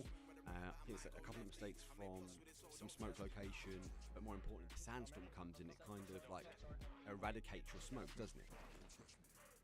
Yeah, I can't remember exactly this game, but yeah. So the second the sandstorm comes in, then all smoke just instantly disappears. So even though the sandstorm isn't quite on you yet, they just disappear instantly. So sometimes you get really caught by surprise, actually, when that happens. It's in a second. So doing clip things, and actually enough, Fuzz, you're doing Fuzz things as you go from that 5 stack and you push in. The game before, you guys were very close together. You went for the other side of this, but you do get the initial knock. They then come more aggressive. They're pretty much in a line.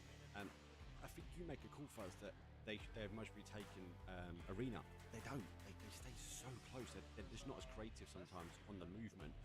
You guys move your way in and up, and I think this is the unfortunate piece because you're on the other side now. So, Fuzz, your job at this moment, right, is to cover the boys trying to get out of the building, right? Yeah, I mean, also what you said about they don't take arena, and that's kind of what I was pointing at in the Pochinki game. They don't really move that much, so we always have to make the aggressive moves here. Even here, where they are in the same house, they mostly hold angles and sit. He was there for a while, but you guys picked it up. You heard the movement in. It was a call. There's a guy in my building. I'm pretty sure he's moved to a shotgun. The calls seem to always be on point. They don't tighten up. He does sit there for quite some time, and this is where we kind of see that your angle and Clib's angle. So you chuck a smoke over towards the door, not to the window, at the moment, which is just there. And then the second one comes down. It's just unfortunate the boys drop just in the line of sight and actually get picked up by the person holding the angle, shall we say. I'll sum it up like that as well. Yeah, so for example there, the purpose of the smoke there is not to block the window, it's to block the roadside so that they can play on the front side without getting peeked from a different guy. Because we already knew about this guy, so that they can't peek from back office or further back on the street, basically. Understood. See, I didn't know that. And then that smoke there was to stop potentially that window peek, but this is where we see the sandstorm roll in, and it causes disruption, but it does allow an opportunity for you, right? Because you take this time to go and make a wrap. Yeah, and that's, I mean, that's I guess the the main purpose of the sandstorm is kind of you get free movements sometimes. For example, that cross, they would have seen that probably on the road because it's wide open, but just because it's sandstorm, they don't see it. So sometimes you can do creative things with the sandstorm as well. Obviously, it says at this point you backed away, you pulled away from this location. Anyway, Clib takes your spot. What I really like about you guys, it's natural. You don't talk about it. You just kind of know what to do and where to go. And I think that comes from years of experience, right? But you catch one who tried to come out and get that flush, and we look for the pickup. And obviously, you go for the pickup. You use the vehicle as cover. I like, again, this smoke. I'm assuming is to deny the ability of information or someone popping out on that side to get a flush. Can you make it just about in time?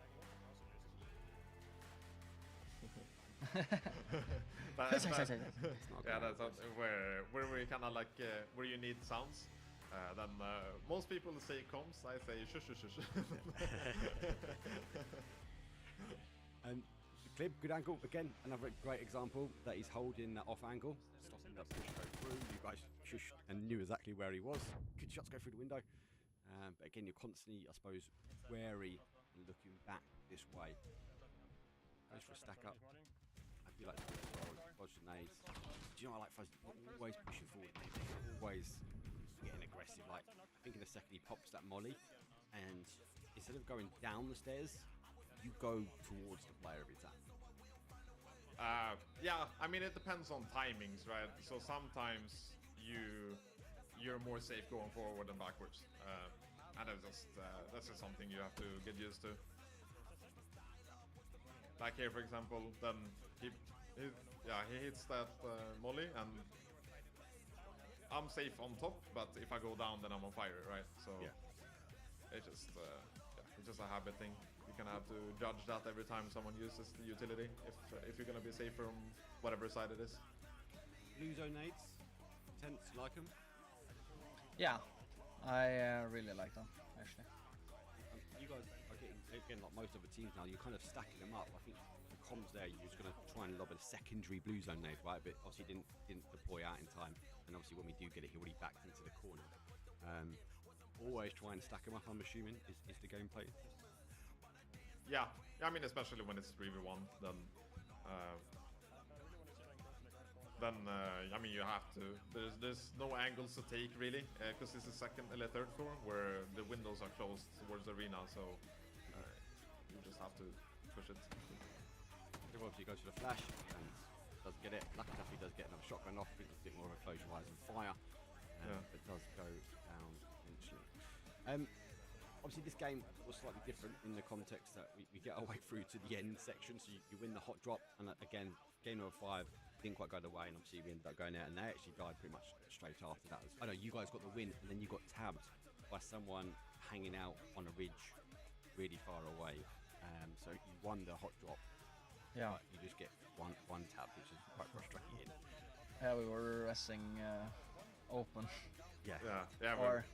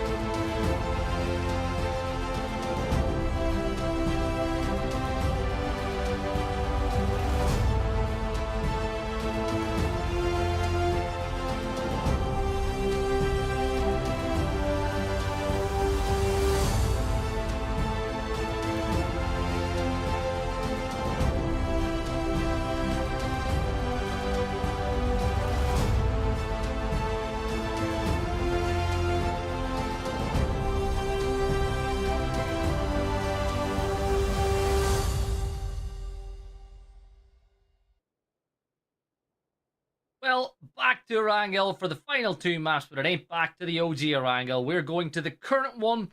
That's what we do in esports. Gibson joined by Mark here for Good Game Ligaen. 2 maps to go, Mark, and it has been a rather curious day so far. Yeah, that's right. Well, curious on the right hand side of the leaderboards, but it's interesting. Actually, Slava's hard work has dubbed them now in third place. You've seen them conquer their way closer towards our Formulation Gaming, and Formulation Gaming only taking off 4 spots from FUT Esports. So Otto really holding on for that team and really putting a shift in. Yes, it's not the win they want. Yes, it's not high kill games, but it is not. It's taking the opportunity for a big chunk from Formulation Gaming on map number 4. Here's the thing, though. We've seen a very interesting night so far, like particularly with FUT not picking up the amount of points that they would have desired. They have extended that 48-point lead out to a 51-point lead as things stand, but they've not really had the impact on the leaderboard that they really would have wanted. And you look at the likes of STFU, they're not really having the day they would want. They're falling down. Slava finding a little bit of joy in that last matchup, but in reality, it's been the middle of the pack that has been the movers and the shakers, right? Yes, Formulation have a couple of wins, but you look in the middle, you look at the likes of Behind Enemy Wives. They have had such a good day. You've got Clannon, who've been in the late game a lot. You've got Real Gangsters who've had their moments. It's been those middle teams that have really had a bit of a day. And I think we're seeing today, especially an actual divide in the leaderboard. Obviously, we've seen the sort of cut-off point. Maybe I'd argue to say kind of from 5th upwards. I think BFG in 6th place, 199 points. Yeah, they're not too far, but we're seeing a little bit of divide. If BFG don't put a good 2 games on the board, they might find themselves chasing a bit too much for unwanted. And then you work your way down. Obviously, you've got 6th and 7th. Then we go into the 170s board. They're kind of toyed up. We've got 170s, 160s, 161s. Then a little bit of a split down. We've got the 150 bracket with AAU and Slowstorm, who've had a really, really good day today. And then we get kind of I'm going to classify the bottom 3. I think Res are not in a good spot. They're on 127 points. Unknown Mix, though, doing really well with 115. They're trying to really claw themselves out this red zone. Mad Marines, though, doesn't know what they do, what they try. They just can't get themselves into the mid-game, especially that they so desperately need to. But they are keeping the points as close they can with Unknown Mix. Yeah, what about that zone shift, by the way? Though a lot of water for these teams to contend with on that east or that western side of the map. Mark, it's likely not going to go to North George, so you can kind of cut off that North Island, or that North Peninsula quite a bit on this one. This is going to be, I think we're going to get more kills inside of Phase 1 on Erangel than we're used to just because of this circle. Well, used to in other tournaments, not this one. This is an aggressive one, let's say. But yeah, there's a lot of water in it. We've got to play back. I still would be betting on the Everest at the moment, but we'll have to wait and see how that goes. Resdo, they played early game and mid game really well, so it'd be interesting to see where they put up and where they want to play this game into. Continue to rotate their way down. Slowstorm, well, they took an early gamble and they sent a individual solo ranger to a spot, but he's under fire. Single shot so coming from a compound. These teams will not fall for tricks like this now. As we've seen, yeah, here comes the divert. You can't get away with those old school tricks anymore. That's a good shot though. Oh, that's no. a great. Vipress just saved Formulation Gaming's lives. Chukin getting knocked from hospital, and all of a sudden, Peak becomes resible, and that's really worst case scenario. And Formulation might just be able to sneak up and steal that kill away. They're going to go for the steal. It's going to be close. They do steal away. Can Vipress not see him? They can't. No, the smoke's there. The cover's been provided. The great shots from Slowstorm, well, that doesn't work out. Not a slow start for them. Lose a player. They're down to a 3. Waste just didn't pick up a point, but they have just pulled a huge assist off to Formulation Gaming as we now watch Unwanted rotating up that western coastline for somewhere to play. Mechas will hear the vehicles rotating and will look to just move on out of there as well. Having seen a teammate fall, you don't really want to lose another one. He'll fall back to the rest of his team. But 5 minutes in, we've already lost 2 players. It's par for the course here on a circle like this, particularly in Good Game Ligaen. Slowstorm won't find themselves under pressure again. Res actually go to the base of Everest, so they don't go up really to the top. They do sit on the base. To wait and see. Waystar there. Vipers did do a bit of a save, but so many teams need to rotate in and so much action already unfolding as Vipers take some huge shots again. I think Oswald's could be a good spot. I kind of still think we're going to go Everest way. Well, you always say that you feel like circles gravitate there. Like 100%. something that you've always said. It happens. 9 out of 10. I think the reason is, though, because it's so large, right? It's such a big part of the map, and the fact that there's no water around it, it makes sense for the zone to jump there at times. I feel like Formulation, they're going to feel pretty good about their spot. Oh my god, Vipress threading the needle, getting a nice knock onto Fitan. What's that, 100 and 200 damage? Vipress, yeah, 200 damage square. Vipress and Michael together are just insane. Waste, I think, is really underestimated team, and actually, I think people, when you look at how they play, I think people are generally shocked at where they're situated in the middle table. Yeah, I gotta agree with you. And you think about one of the things that I always liked about Waste as well was when they took part in the the women's tournament that was ran. They always performed pretty well as well. Like Vipress, she's a very talented player. Party Beetle is a very good player as well. I just like seeing Waste performing well more times than not. They're going to play the 2-2 splits. I think the right thing to do in their scenario. Bitfix are beginning to mount up on that Mount Everest in the center of the, in and around the center of the circle. But this Michael gets the knock on the repeat peak this time. It's a 2-2 split as well, so no angles to get the flush just yet. But enough to get some tippy toes. A body shot. He's just trying to get the tyre out, but the player just keeps peeking up the heads. Michael will continue. He's still got bullets in the chamber, but there is action elsewhere. I actually think that's outside the zone. It is, yeah, Man Marines and Grill Gangsters coming in that north side. Well, they get caught up. I wonder if Clanon's going to be taking an E-pick. At the moment, they're not. They are going to rotate their cars in. I find with this league, there's less E-pickups. Less E-pickups with this league. These teams prefer to rotate in with cars. Yeah, you can't shoot when you're in the sky, Mark. Come on. True. Very, very true. That's what they like in this league. But they will hopefully start picking up more points for their fans over the course of the last 2 maps of the night. They got 7 last time, but not once have they managed to find double digits on the night so far. You've got one team that certainly have found double digits a few times tonight, rotating way in from the west. That is, of course, behind Enemy Wives. Such another interesting team name. But yeah, there's that gunfight up to the north, Mark. Mad Marines taking on the real gangsters. Olsen seat swaps and doesn't manage to hit the shot that he needs. Well, it does eventually. As it comes to a grounding halt. Mad Marines, well, they lose a body. Might even be able to pick up a Snooski. Well, he's going to go for a run over and Planky. I think it's just enough over the hill to be able to get this res on. And Mad Marines, yet again, just fall short. It's like if they had an extra player there, completely different outcome. They would have got the knocks. They could have moved their way in. With the split, down to a 3, now down to a 2. What do? You have to play this one out as a duo, but you know that's tough anyway. You got to rotate your way, and a lot of spots would have been taken. Yeah, Hales and Wasp just need to get out of this, rotate a little bit further north, come into the zone somewhere a bit safer, but real gangsters doing damage, and Mad Marines are just having it awful night so far. Either after a good chicken dinner. Well, as we need a point. Oh, nearly getting a knock of Spectro. Quick reaction. Dodge himself back in. Elf, well, close enough to be able to get the res and puts the smoke out. And res, well, a bit too far out really to make the push. Yeah, you don't really want to extend over in a gunfight like that when you've got such a good position on the north. So I feel like they're going to be happy enough. Here's Mad Marines, though. They're going to go for a little dip. They've positioned themselves somewhere. Oh, here's this headshot. Manages to land one, but he was just outside. Oh, just outside that danger zone, though, Mark. Well, look, they've gone for it. The problem is the numbers are on the gangster side. So we know the gangsters like to do drive-bys. They push one way. They've got an off angle. Well, there's another kill. There's a bit of cover. The Mad Marines try to do anything they can as a duo. They're grinding on the numbers of the gangsters, and then put them down to a 2. Yeah, mutually assured destruction inside of phase 2 as both of these teams are doing serious damage to each other. Both down to just 2 left alive now. Olsen with 2 kills on the board.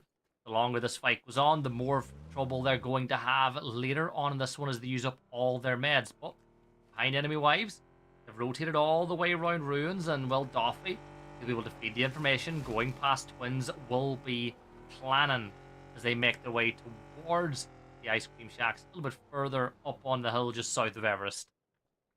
First, obviously taken by BFG. They got a 2-2 split, so they are waiting for this. They should be able to hear the cars now rotating in. I think they've got to make a bit of noise.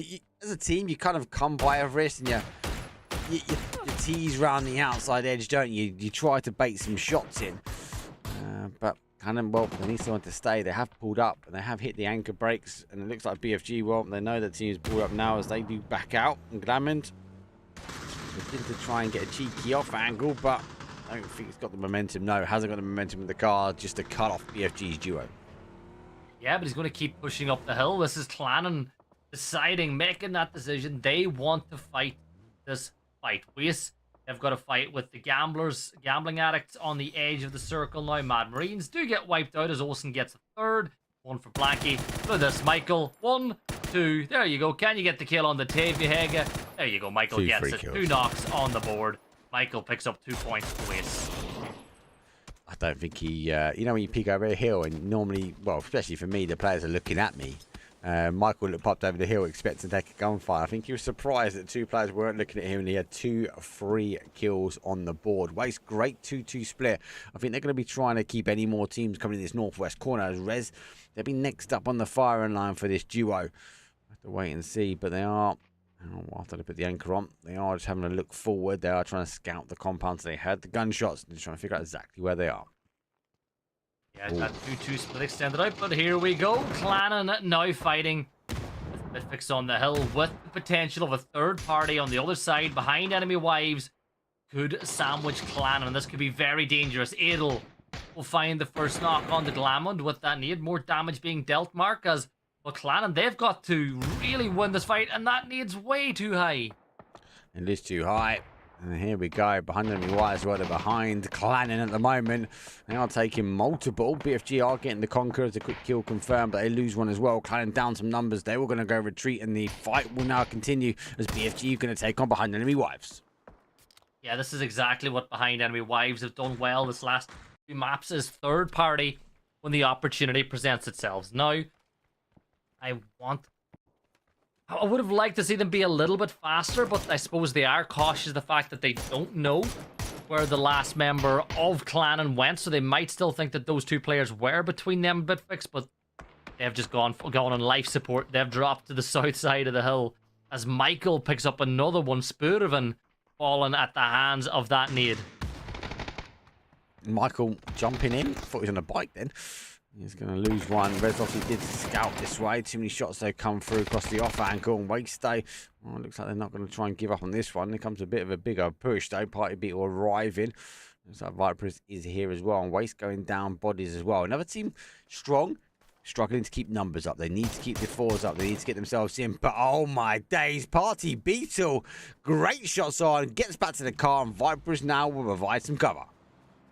Yeah, now you got to crash. Now you know there's only 2 of them left alive. One will be going for the res. The other player, Ival, will try to provide some support now. Stance is in a very good position to get picked up, but Party Beetle will extend out down the coastline into the blue to try at an angle, but Erky was ready. The blue zone nade will bloom, but it's just 1 player left alive. That Party Beetle blue zone nade will get the knock onto Stance, but does Vipress push more aggressively? You can see Stance took a hell of a beating there. 3, 2, 1, and there's the kill confirmed. It's a 1v2 if Viper selects to stick it. Yeah, I don't know if she can get across though. Phase number 3, the zone shifts away. We don't get the Everest at the end. Let's push further down, south side we go, and that means a lot of teams though who roll the dice like me for this north don't quite get on the stick. And it looks like BFG, well, they're trying to stick any more shots. It's down to a 2 versus 1. Now down to a 1 versus 1. The Stallion turns, but he goes down. His arm well's going to thing, and there we go. Clannon return back to claim the hillside, as they're the only team that are victor. Now they get to rotate in. Phase number 3 is rolling in, and Clannon are rolling out. Like you could just say they had the last laugh there, right? They were stuck in the middle of the sandwich. Well, they rotated, they wrapped, they waited for that fight to kick off between those 2. And they pick up the points. 38 players alive, 13 teams, as Viper selects that enough time has gone by that she does not want to stay and hold this one anymore. Gambling Addicts are wiped as well, as Mekis picks up that kill for Slowstorm. Formulation Gaming. Mark, 4 players alive at the halfway point. What's going on? Something's a bit weird. I had to go check it out for a second. They got 4 up, and we're in a phase number 3 combo. And they're getting knocked, actually. Teams now working their way in. They're trying to shoot each other in the bum, though, but the real gangsters are going to be right here. Olsen, though, taking a huge util as the formulation team in game. Well, they're trying to get their hands in the cookie jar. 1 is knocked. Olsen's trying to get the confirm. I think that nade's too short, though. Let's see if they can keep the bodies alive as phase number 3 rolls on by. Yeah, the blue zone's going to be a problem. So is BD. As Clannon get involved. Repeat Peak's going to fall. And, well, we spoke about formulation and how they'd 4 up. Within seconds. Within just seconds, they're down to a 3. That'll be an opportunity for Olsen to wrap. 4 kills for them, 3 for him. Formulation, get a player back on his feet, but can Phaeton get the bandages and first aids off in quick enough time. As you can see, Olsen is taking a little bit of damage inside the blue as well. I think not as much as maybe you would have thought. It's phase 3 to phase 4. This is going to happen. Oh, they rolled the wrong way out. There's 1. Oh, but it turned quickly. What's phase 4? No, Oh, Tekis Oh, is down as well. Tekers! Tekis is taking a tumble. He's down, and Formulation Gaming down to their solo player, and the duo from the mountain have arrived. Yeah, but this will be a quick spray transfer. There's one transfer over. Gets a lot of damage on the spray. Peaks once more. And it's 5 kills for Formulation Gaming, plus the placement point that they've gathered off the back of that one. So they now pick up 6, but I believe Foot are still... I don't think I've seen Foot get eliminated. Yeah, they're playing towards the south. They've got a lot of players up just on the edge of that McDonald's compound. They have 4 kills on the board already as well. They've finally started to wake up a little bit. It's just change. They're changing their game style. That's what I've got to put it down to, right? Changing game style. They're not playing as if they were playing with Antsy and T-Bone. They're playing the game that fits for this four. It's working. We had a couple of games that weren't successful for them. But at least they're now in the placement points. At least now they're getting their kills. At least they're out surviving Formulation Gaming, who are chasing them down point by point at the moment. I think Erangel will suit them as well, right? It's the map that everybody in this lobby knows so well on a team like Foot, even though it's not the full 4 that we're used to seeing. We'll be able to put in some pretty good numbers. But Mark, Slava Ukraini, and Unwanted on the edge of the circle. Right. Unwanted. Oh my God, Tommy Bob. Oh no. Oh, Slava. Surprise. How did he get outside the door and get away with that? That is surprising. Slava, well, good game on our last one. Down to the final. Doing the placement point. They've got 1 point on the board, though. But no kills. They've got a team pushing him behind. I'm sure he can hear him now. Definitely can hear him. The trees provided enough. Come on, there's a headshot. Rolls on into a freebie from Elf. That's at least a kill. I'll guarantee 2 points at the very least out of this matchup now. But Ivil's got the P90. Ivil's going to push for some revenge over that ridgeline pretty shortly as Elf begins closing the distance towards Ivil. Got to keep a little distance between him and Unwanted as well. I think Elf has now spotted out Ivil. Ivil spots him too, and the P90 is going to win that every day of the week. Every day, especially on a Wednesday. Oh, they're going to push their way out. It looks like Formulation Gaming now. And they're still down to 1, but in cover. And for esports, though, they're going to draw their attention back out towards this west-hand side as these teams need to wrap in. Phase 4, 7 teams, 6 teams. I did say 6 teams. It definitely wasn't 7. With 19 players left. Otto, as beat, boop, bops. Well, bops Otto on the head. Yeah, Betty boops boop. Down, zone about to shift. 6 teams left alive, 19 players. And Unknown Mixer still having a pretty good day. 4 players still up inside the top 8, closing that gap. Remember, they're only 12 points behind Rufus at the end of this one. And definitely the chance to close that gap just a little bit more. Slow Storm, though, Mark. They got a... You know, they've got center of the zone, but the only thing is, it's in the middle of a field. So if the zone gets unkind to them after this point, they could be in a world of trouble. They're the only team in, though. Give them that. And the mix need to work their way in. Tense is looking back over the top. He hasn't got a lot more time. See, a lot of teams play this area. This field is dangerous. There are a lot of dips. It's not completely flat, so you can bunk yourself into some cars. There is some hard cover in the context of some of those hay bales that you can't destroy, but you're right. Slow Storm, well, they're the only team with some hard cover in. They're the only team that are situated in zone at the moment, but they're only down for 2 kills. They're playing for a win here. They arguably deserve a chicken dinner this evening. Agree. 100%. 100%. I feel like they're getting up and running. There's some shots landed on the Superior, who's last for life for Formulation, but as we know, it's going to be a difficult move. Steak P gets the knock onto Data Machine as Unknown Mix have the opportunity to do real damage on the Foot. The nade from Godferas gets another knock as well, and that's going to send Playzilla off into the fields in the middle of the zone. Foot seeing things go wrong pretty quickly, and Intense. Well, Intense, how many points can you pick up from the scenario? Because Unknown Mix know exactly where you are. He tried to zeke his way into that bowl, but nice reaction from Intense. He turns his way back. It's hard to hide in a field when you're behind a car. But for now, he's able to survive out. Unknown Mix, though, in not a bad position themselves. Unwanted in a really good position. But yet, the hard cover is still there. Phase number 5. 5 teams are about to go for a top 4. A little bit of a spray, but no, doesn't quite get hot and spicy as he pops a single shot over the top. And the smokes are going to be critical. Feels old school, this one. It feels like the amount of util you got in the back pocket is going to keep you alive at the end. If only it was on Classic Erangel, right? It does have that vibe about it. Unknown Mix to win the top 5. Good nade from Scarlet will get the knock on to Xerox. As Unknown Mix look to win the battle for the South. That nade might prompt more aggression. It does give Machine a little bit of time to get the res off onto Scarlet as well, but could still have Intens alive. Let's not forget about him. He could backstab this at any time. So like STFU, well, they do pick on the shoulder and make the run. Again, not an OG thing. Definitely a new score angle.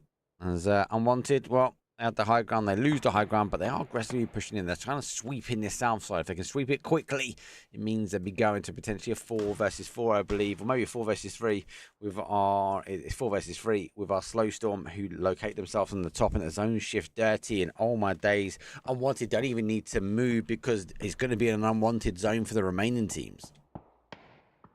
Oh, it's perfect though for Slow Storm and the position they're in now. Everybody's got to get on the move once more. And Tens will need to leave his position. He'll have to stop being a bushman and try to force his way into the circle. Slow Storm though, they're pretty happy. Symphonize gets the knock onto Hot and Spicy with a great nade. That's 2 great nades we've seen used now onto STFU.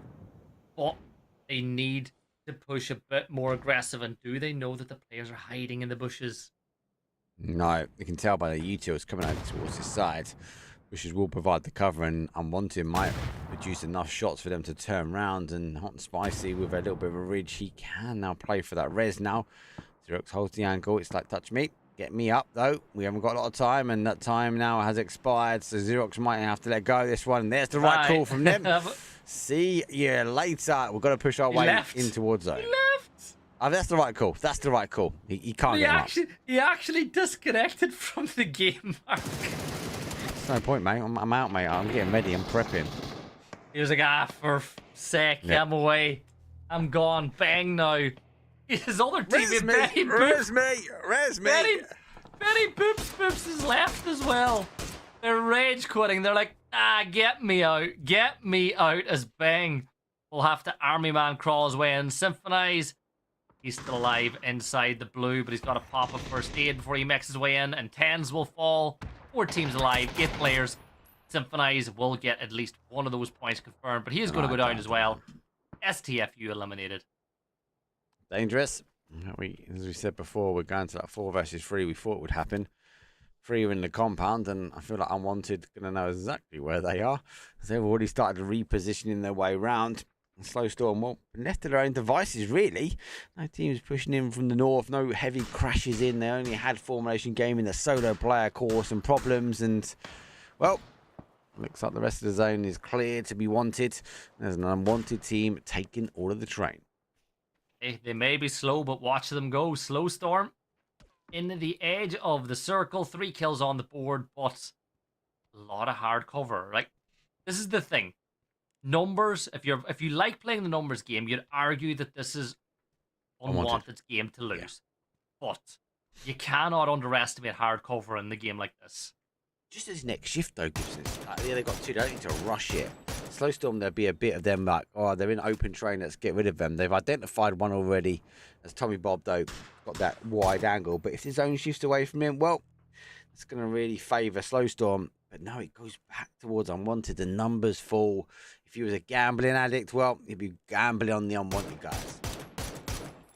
Yeah, that zone shift making a big difference. Tommy Bob might get caught out as the blue zone will force him over that ridge line. Maybe that's where Slow Storm can get some points on the board. But he can stay there, right? He can stay at Gibson. At the moment, he needs to move, yeah. But like, come on, if you're Tommy, you play on the edge of blue now. Watch the blue in, cause the problems. You've got some elevation here. You're going to catch these players apart. I think Tommy Bob is the crucial player that Slow Storm need to take me. Yeah, but I don't think they're going to push that way. They're going to just play for the fields now. Get into the long grass. Yeah. Smoke your way over towards the Dacia. Give yourself some cover. One knock changes everything here, though. Like, if Slow Storm find a knock mark, all of a sudden, it's not as difficult a situation as they were in a little while ago. Yeah, I think you're right, and especially with Tommy coming off the high ground quite early, that's going to allow them a bit of movement already. And oh, God, gone down. Tommy was going to have to come for this res here. He's going to have to park this car and provide some cover, and hopefully there is a new lid in here. There is to be taken with the AWM. Slow Storm, somehow they slow, they creep, they crawl, but they find themselves on a 3 versus 3 at the moment. Yeah, and Tommy Bob will have a decision to make. He's got to force his way over to get the res, but that's a big knock from Betty Boops Boop onto Grandis, and that will open the door now, but Snicken gets the angle, but doesn't get the shots off to get that kill confirmed. 2 versus 3 now of standing players. Nades being thrown as Tommy Bob still moves, and yeah, you just feel like for Slow Storm, this is such a horrible spot to be in. They got the kill confirmed, though. They have, so it's a 2 versus 3. He hasn't got any smokes, so he's had to take the high ground. It's a good play. I don't think he knew about the play up. That is a dangerous, though. If they do get a headshot, pressure goes in. Zone will take note, and it's going to be the Dragunov. It is down to the final player. It's on the outside edge. Surely this is the end, though. Is he going to run into the open? And there we go. There's a beat boot bop, and it's the final kill. It's 11 kills in the unwanted. Well, they're going to be claiming, though, game number 5.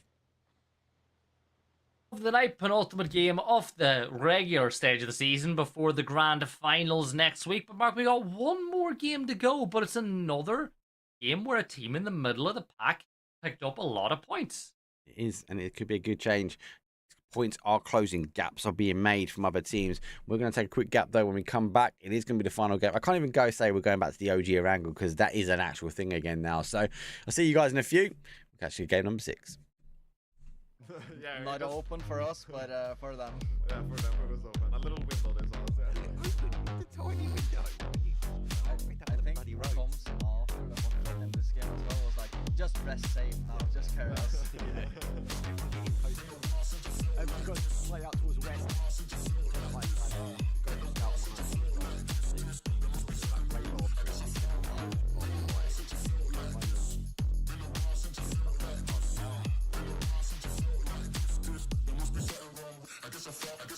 Yeah, I mean, it's always easier to see these if you get the background and then you just try to scout, and then now we, for example, saw that this compound was free. We're not in zone and the compound is, so makes, yeah, it's just an easy choice to go there and do that.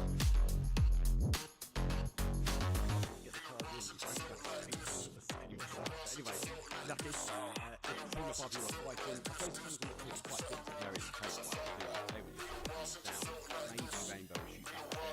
Maybe I've actually found something good to play out of.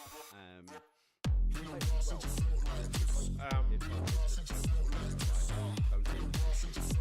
Yeah, and also to change the area around this compound a little bit. So it's a little bit different to stay out from the one way. Yeah.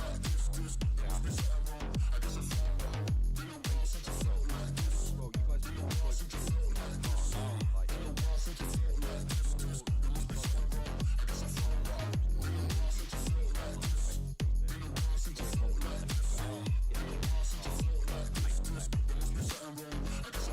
Also something where sometimes people don't really feel like they have the time to do those sort of preparation things. And I mean, it's sometimes you really don't have the time. Maybe because you have to balance it between like when you're doing those things, then you don't take see where people move and stuff like this, right? So it's always a balance if it's worth it to do or not. And then I guess it depends a little bit on where you put the cars and how close it is to items and stuff like this. as a bit time goes by, what we just missed. You guys did stop your way, Rainbow playing down the road and into the question mark area. Very good area to play as well. The option is to get into a top up, so very cool.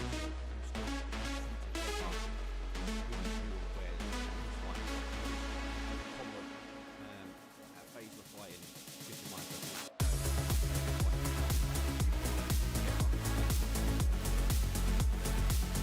Yeah, and that's all. I mean, that's something that any good stuff where you get kill feed, right?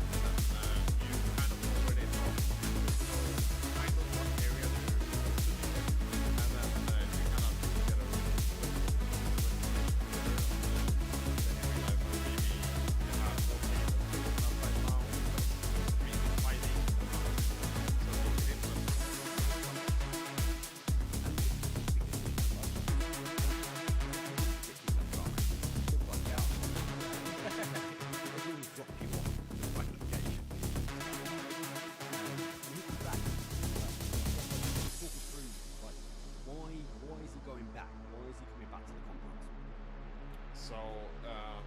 it's always if you can, then you prefer to have multiple angles and so that people can't just roll up on you for free.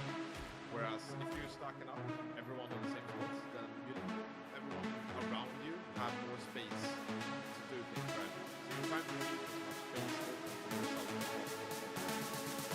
And the less you stack out.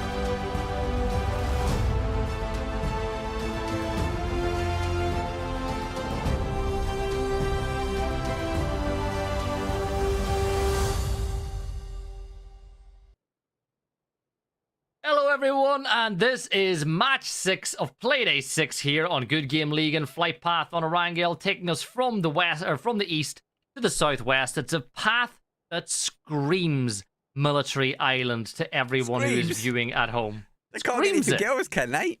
No, actually, they could do. They could get pachinki. You could get a pachinki circle. Of all zones, of all plane paths that we don't get a disconnect or a remake, like, I'd argue the players would have looked at this one going, remake, I've disconnected. But no, not the case. An east to a southwest. Gibson, this is horrible, horrible for people that are trying to climb the leaderboard. Horrible for people trying to climb the leaderboard.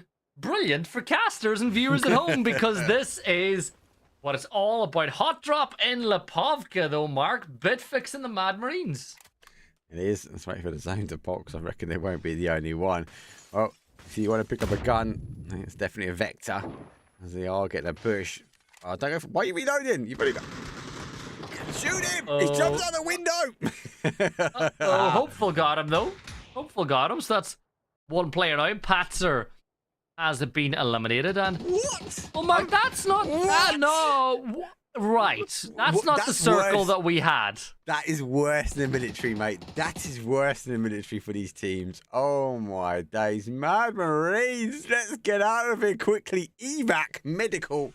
It's like BFG, well, they're closing down. There's no evacuation. Pre-fire comes around the corner, but it's a little bit too soon.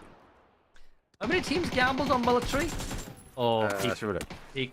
Was running out of ammo. We'll check it after this gunfight. I feel like a lot of teams gambled on it, as there'll be the kill or knock onto Was. He'll fall now as well. You've got a Panzer in the hands of Cyrex, who's just like, go on, open that door, mate. Open that door. I have a present for you. First class delivery of a rocket, a Panzerfaust, a tank buster at the ready. I think this is not what you need if you're Mad Marine. Surprise! He's get a kill. Oh, he can't even go. He's crawled in inside. His initial shot's going through. Oh, he has no idea what to do. As BFG closed it. The opportunity down. Got to hit those trousers. They are shocking. Mad Marines down to a final player. That's the camo the Marines don't take. They're the type of trousers you'd wear, mate. 100%. I'm from Essex, mate. Yeah. I'll back it. I'll back it. Yeah. Oh, here we go. Hale's position now 100% known. You can see the bullets from where those landed, but for Mad Marines, this is probably going to be the end of a very forgettable day for their tournament so far. It's not gone to plan, and they've seen Unknown Mix really picking up the points. Packed into a corner, but the problem is they can get the res, they can calm down, they can get back to a 4 and do a 4-on-1 push. It's just not what you want. Actually, BFG not even waiting. 6 times, I say 6 times M4 is not what you want, but let's take it off. We'll be trying to look, and you see he swapped to the shotgun, so if he hears any footsteps, there's a reason for that one. He's going to swap to it and then obviously kick off, but with 2 seconds to go, I'm trying to hit the res first. Yeah, the res is off, so Cyrex will go up on the top floor. Remember, there's a gas can there as well, as Hales wants to do even more damage to anybody who thinks about pushing into this building. And unless you've got the utility, it's a difficult building to push. But here's the thing. They can loot. They can still have a look around them and pick up that utility. And We've got to throw it. That's not going to do anything. Like making a bonfire in the middle of the building. he knows what he's doing. He wants to buy himself time in the bathroom. He's a professional. He is a professional. Look, he's got the candle lit. The candle lit. He's in the bathtub. Romantic. He's ready for it after a long day. Oh! They're taking him down. No, the candle wasn't a distraction. He got down for another one. There they go for the booster shotguns there, but no! The Mad Marines go down. They got it down to 1 versus 1, but not this time. The Mad Marines, it was a shimmer of light at the end, but it wasn't enough. And now let's see. Look at how many teams went to military. We had 3, and I guarantee you Foot weren't far away either. And I'd say I wouldn't be surprised if our bum waterfalls were down there as well. This is a mental zone. We laugh at the zone and PUBG done us dirty. But here comes another push. It's Game 6 antics. It is Good Game Ligaen. No, this is not a scrim, people. This is how this region play. Oh my god, there's one, there's 2. Oh, he gets one over at the end. No, a Slava. What is going on, Gibson? The players have had enough. They've had enough. Danny is still alive, but Spectro spots him with the dragon off, and that leaves poor Glamond all alone, need in his hand, and he's going to get taken down by Greg. They're going to be in chat now. Glamond, what are you doing? I love it. I love it. I love it. I love it. I love it. 51 players alive, Mark, after 5 minutes. This is mental. This is what happens when you get a slow start. I'd arguably say it's my fault, people that are in chat. And obviously some of the players will now be in chat as well. I was in the game. I then couldn't get back in the game. It was crashing the whole time. And the guys that I give them the dues, they held out. They were waiting for me to get in. They did have a backup cast, and I got in lastminute.com. So we're here. We're waiting. We are delayed. Yeah, this is Game 6. Feels like 5 games maybe. This game's a bit of a throwaway game. Yeah, it's nearly 10 p.m. I know for a lot of the players it's almost 11 p.m. at night because they're an hour ahead inside of Norway. Here in the past in Ireland and the UK, it's a little bit different as Kala will make their way inside the circle. They've got spin out. Otto's going to hop out with the barrel at the ready. And somehow Kala's going to get away. Freebie. Absolutely freebie. Oh, they're chasing. Look, they're chasing him. They're chasing. He spun out. He spun out. My camera's spun out as well. Oh, there we go. And they're not getting away from that one. Oh my, that was a shot and a half. That sent his body flying. Well, some teams are trying to hunker down as the real gangsters go for a little bit of a 2-2 split. Same as our gambling addicts, as they gamble their way into a hard compound. Formation Gaming, well, they want nothing to do with all the antics. And they go north side as Slava aggressively push their way in. They do send their teams out. They are sort of looking. Greg does look down towards the gambling addicts. Waste there, sort of come in. There's sort of come in as well. So do we see just about. As are behind enemy wires. Well, they take the beach tour. They want to get their tippy toes in the sand now as they rotate round res. And they can be rotating themselves in as close as they can on this coast side of the east. I love it. You know what I love about Behind Enemy Wives too? They've got That's good tea, then. horses. They've horses profile photo on Twitter. Love it. Is there? What are they trying to insinuate by saying that Behind Enemy Wives? Like, what's the insinuation with that name? I'm too innocent. I'm too much of a nice boy. Can't comment, mate. I can't comment. Can't comment. It's a completely different You know league what? in Essex, mate. If my wife gets wind that I'm streaming, mate, you're going to hear her in a second. And if she hears me yelling out Behind Enemy Wives, that's a completely different kettle of fish that I'm going to have to deal with. Well, just pretend that that's Norwegian, right? We'll pretend that's a Norwegian. There's the 3 Norwegian words that mean something different.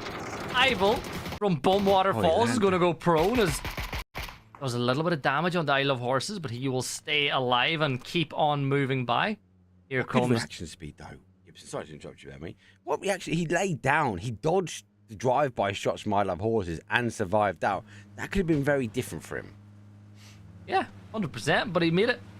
Got into the... He's still alive. He's still up. I Love Horses is still alive as well, so there's always that one as they make their way towards Milta. But, Mark, we're a minute and a half away from this zone closing. There's 50 players alive. We've lost 14 players and 3 teams already. We have, mate. Do you know what lost for me earlier today? Well, I jumped in to play a Wrangle Classic, and I jumped here, mate, and it doesn't look like that. And I completely No, it doesn't, forgot. mate. I completely, actually, generally forgot what the OG Mill to Power looked like, and I dropped it because this is my normal sort of drop spot. I like this area. I drop around here. I like Mini Power. I dropped in. I was like, there is no loot here, Gibson, at all, in any way, shape, or form, and it was a complete mistake. Yeah, you had the older style factory building in there. And it's got that little big dip, random dip that's got nothing in it with a random bridge over the top of it as well. Mhm. There's some points of the older angle I really like. The recoil, the gameplay, love it. This might be unpopular opinion.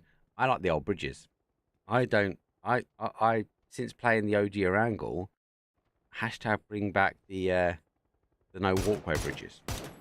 Hashtag let's not bring back the old bridges physics, though. I don't want to be sent into the space when I cross a bridge. But one of my favorite things about classic, OG Erangel being back is all the old faces that have come back into the game. Content creators. Even Player Unknown himself is tweeting constantly about PUBG again, and it's just so good to see. Like, the nostalgia of that map is incredible, and I would love it if we could get like one night of scrims or one little mini tournament where all 6 maps are played on the OG Erangel. You've got to remember it captivated us. So like back in the day, I was on console and I was waiting for PUBG to come out. I was watching content creators all the time, and it was the map that everyone was watching. Even down to clothes on the floor. Absolutely loved it. Absolutely loved it. Like players changing. It sounds stupid. Players changing outfit halfway through. I was like, oh, yes, he's got that. He's got the long black jacket. He's got the PUBG jacket on. Like that. Absolute love. Needs to come back. I'd love to do a tournament. Hashtag we need to sort out the NA versus EU event. We still need to put some time into that, mate, to be fair. So I know it's already been asked in chat. We will look at that, guys. We do need to get that sorted. I'm looking for sponsors for the event. I don't want to crowdfund because there's so many good events at the minute that are being crowdfunded. You have the event coming up in Germany that's being crowdfunded. So I don't want to kind of take insane. So I don't want to take anything away from that. And I know you're the same as me. Mark would rather get title sponsors in. But OG Erangel for a couple of maps that every day of the week. But you know what else I like about OG Erangel? Yaz yellows are actually yellow. Yeah, true. Very true. Very, very true. Well, we've gone yellow now, and it's phase number 2, and it's gone very high. Kaminsky, well, that's a rare ending. Definitely, I'll give you that. Might see it come back down towards the south-southeast, maybe towards the fields, as the Behind Enemy Wives deserving, another team deserving of a chicken dinner. Well, they find themselves in the middle. 13 teams, 49 left alive, but one of them is DBNO, thanks to Party Beetle. Yeah, Party Beetle will be able to confirm it out as well. A couple of taps of the Dragon off, and Formulation Gaming lose another. Since they had that big third game, so yeah, they won map 1, they won map 2, they got plenty of points on the board in map 3 on Vikendi. They've been very quiet, Mark. They've actually done the opposite of what Food have done. Is it consistency? Like, is it just that, we've done really good at the beginning, we need to now work our way out? As actually, sometimes just doing what you're doing, keeping that winning formula alive, that's what it's about. I think teams and players overthink things sometimes. And look, I'm the worst. I'm a caster, right? Me playing, you'll see at the weekend. I overthink it. I overthink rotations all the time. Like game 1, game 2, perfect. Like for formulation gaming. Game 3, close, perfect.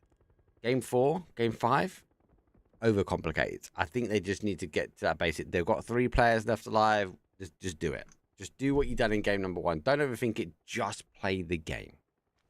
Well, they've got the 3 players alive, which has kind of been the magic number for them at times tonight. But so where do they go from here? Like you're downhill from waste, so it makes your position difficult to play because you can't overextend and scout too much without them getting an angle on you. You can see that Peak is very cautious of the fact that Michael's up there.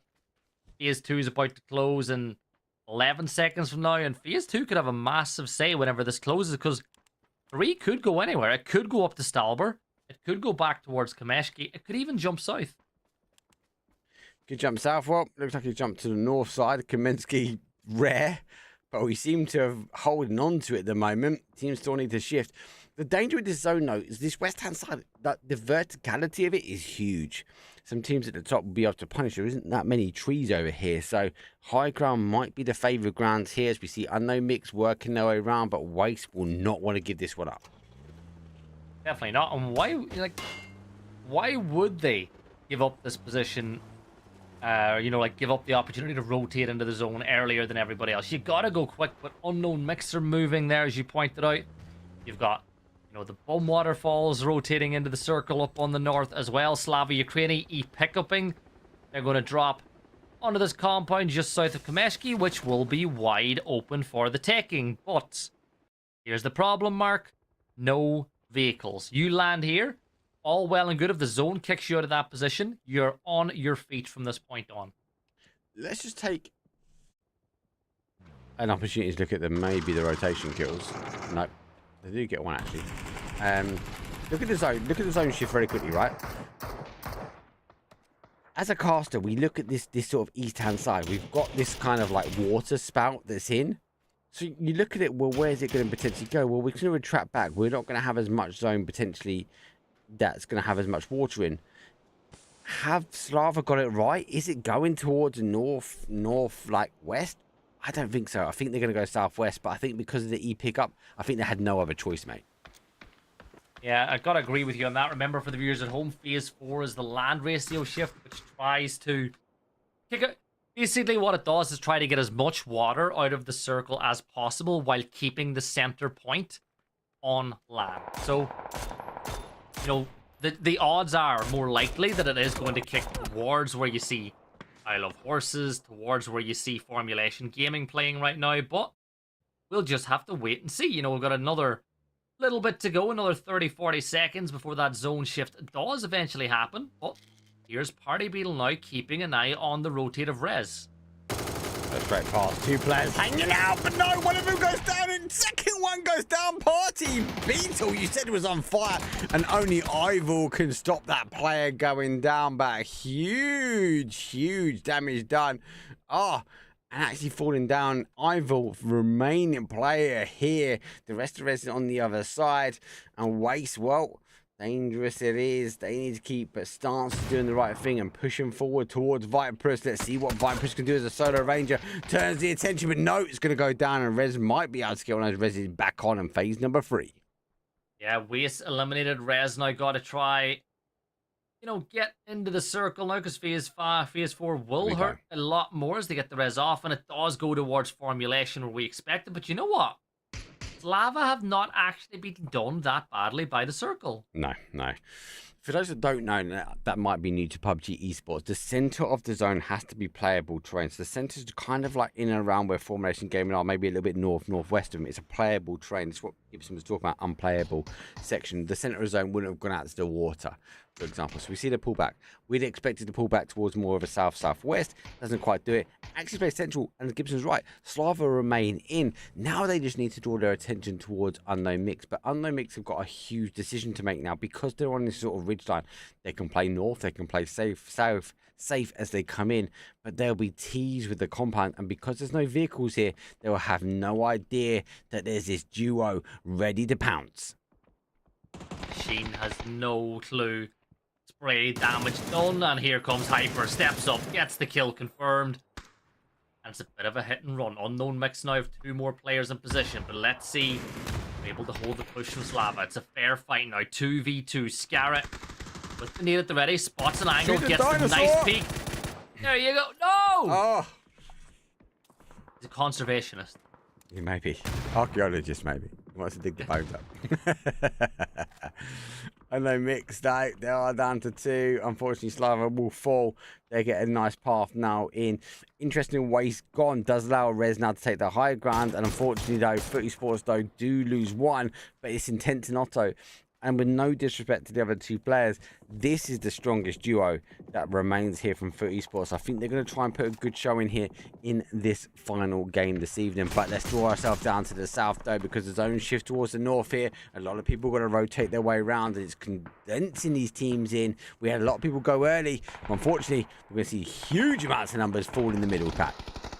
Yeah, Otto's actually pulled off the res up here as well, and there's a knock coming through on the rotate by and 10s, and well, for the gambling addict, they're now down to 1 player as well. But here comes the 3rd party from behind enemy wives as well, so you gotta be careful. Nice spray from Vendetta. Down goes Crazilla, but Vendetta, be very careful because all those angry guns behind enemy wives are trained this way, and the blue zone is getting involved now too. Otto's giving up the run here as well, completely running back behind the wives. You're right, are looking this way. I will pop smoke and try and work the way in. Obviously, with Otto returning the way back towards Intense, they have lost that number eventually. Good try on that res. Unfortunately for gambling addicts, well, they're standing the outside. You can't pop meds here. With phase number 4, this is going to hurt. You've got 2 major meds, 5 bandages, and it's not going to be helpful as that zone will hit in 1 second. That's gone dusted, and look at it now, Chunk. It's phase 4 to 5. Yeah, he gets the tick up, but I think that for Vendetta, you know what? He's just picked up 6 first aids. He's good for a little while longer. 6, 9? Yeah, maybe we're getting in. We're good, mate. We're good. It's behind enemy wise. Well, they focus their attention on Foot Esports because they'll be looking at this zone going, there's surely no one outside on the blue zone. The nades rolling. The second nade's not as good as the first, but I'll tell you, well, Intense should be able to get the res. Yeah, but Tens gets auto up and gets into the smoke to get the first aid off. This becomes a bit more tricky now from behind enemy wives. And Tens finds the knock, looks for the instant flush, but Sandrime just about gets in cover. Nade thrown his way. That's a good nade. Does a ton of damage onto Intense, who throw another nade as a rebuttal, but stays on his feet as well. Otto will go down as Ave Mil is able to find that one, leaving it all down to Intense, and Intense is taken out. 9 teams left alive, and Vendetta still up. There's a throwaway towards the smoke. Unfortunately, Vendetta doesn't know the intel. They do go down. And have to recheck it. 9 meds still, so clearly used a few, but still remain. This is the one side. So for me, on the west side of this high ground by Stauber down, the high ground's at a disadvantage. When you come to the east side, it becomes more of an advantage. That high ground always wins compared to low ground. You can see that play, but now with our res or our waterfall guys, they're in difficulty. There's a couple of ridges here, Gibson, but once they pass the ridge, it's open terrain. And actually, with Formulation Gaming, who are in, if they're right and they get the right timing, they will focus their attention back and they'll cause huge amounts of damage for this team trying to claw their way now in towards this late zone. And remember, you look at Rez, they were 12 points clear of the bottom 2. They've picked up 10 kills so far in this matchup as they look to just give themselves a little bit of breathing room once more. I Love Horses will go down to the blue zone. He'll get flushed on out. All this noise being made up on top of the hill will give the information away that there's a team that has to come down from that mountain. What are those? They are a Shocking. work of arts. A work of arts. Shocking, mate. They're not Crocs, mate. They're dinos. Love it. I can't lie. I've got Crocs on, mate, right now. I'm not gonna lie. I've got limited edition Crocs on right now, but I have. Do you have Crocs them on. on speed mode or like performance mode or comfort mode? I've got them on speed mode. I've not got them on 4x. I drive a Land Rover. You got speed mode or 4x4 mode? I've not got my 4x4. I've got speed mode on. But I have got limited edition ones on, and like I was very against Crocs back in the day before I get blasted in chat. I'm a sucker for trainers. For those who know, I've got like 89 pairs of trainers. I'm a huge trainer fan. I dress trainers up, so I will pick my outfit based upon the trainers that I wear. And these limited edition came out, and I was like, oh, I'm going to buy a pair of Crocs because there's a limited edition pair. And I actually wore them for the first time, and I was like, these are comfortable. I understand now why people wear them. Oh, I'm disappointed, mate. I'm disappointed. My fiance has a pair of like woolly Crocs, Oh, And they're she- gangster. and she's got about 40 badges on them. Because in the Croc shop, you can buy specific badges. They're like plastered in like Harry Potter badges, Hashtag and got them. Hashtag got Pizza. them. pizza badges, and pasta badges. And I'm going, these are the most hideous, horrendous things Have you I not have got a pair of ever Crocs? seen. Never. I'm going to buy you a pair, mate. Ah. I'm going to buy you a pair. You can take them back. Gibson's coming over to the UK, by the way, and he's coming over for some Rainbow Six. Boo-hoo. But I'm going to go try and tie up them. I'm going to buy him some Crocs that he can take home. I'm not. Nah, mate. I guarantee you, you're like me, mate. The moment you try them on, they've got these little bumps inside of them, mate. They're like massaging your feet the whole time. I couldn't. You're going to do it, mate. I live in rural Ireland, mate. If I was seen in a pair of Crocs, I'd be done. I'd be done for. I live in Essex, mate. I've got a pair of Crocs I'll be done for. Trust me. Oh, Like, Doffy's is done for as well. Oh, Deckers. Wrong time if he had a pair of Crocs and he might have got away with that, but he didn't. Tekis is there to claim the victory. 3 kills, they've lost another player, they're down for a 2. They're going to claw their way in as Tekis runs as quick as he can. He does make it, but the util will come raining. He's on a flat plateau. It's dangerous, the car goes, and he actually goes as a torpedo towards the other guys now. They're going to be cautious of this one, but it fully explodes. They're going to be there. They double check back as they hit the smoke on it, but no, Tekis laying down on the flat zone. In the circle. That's all I could ask for. The zone. Actually, a horrible zone when you think about the terrain and you think about it. It's really bad. Blanky's got a horrible rotate to make his way, you know, not into this circle, but the next one. I think Mekis has got. Mekis. There you go. Blanky will get his kill. He's gonna drop. That's his helmet. His helmet's just rolled down the hill, and Blanky's gonna get his kill confirmed. Granted, like, I want nothing at this, man. I'm not picking you up, mate. Oh, that's a good night. Oh, it just bounced down, unfortunately, just past him. Blanky's there as well. Just want to drop some of these logos because there was a lot of teams remaining in such a small area. We said it might be quick. It's not quite this way. Phase number 6 is done, but to hit phase 7, we've got 7 teams up there, Gibson, with 14 players. So everyone has been bleeding. Everyone's leaky bucket is underway as they try and keep as many of the players up, though, as Unknown Mix. Well, they pop a couple of shots towards Rez. 2 teams here fighting for the relegation spot, though. If they get a knock, that might draw the attention a little bit more. You know what though? Like if you're a maths buff, I'll tell you, there's an average of 2 players alive per team. There you go. Let's go. Quick maths for the viewers at home.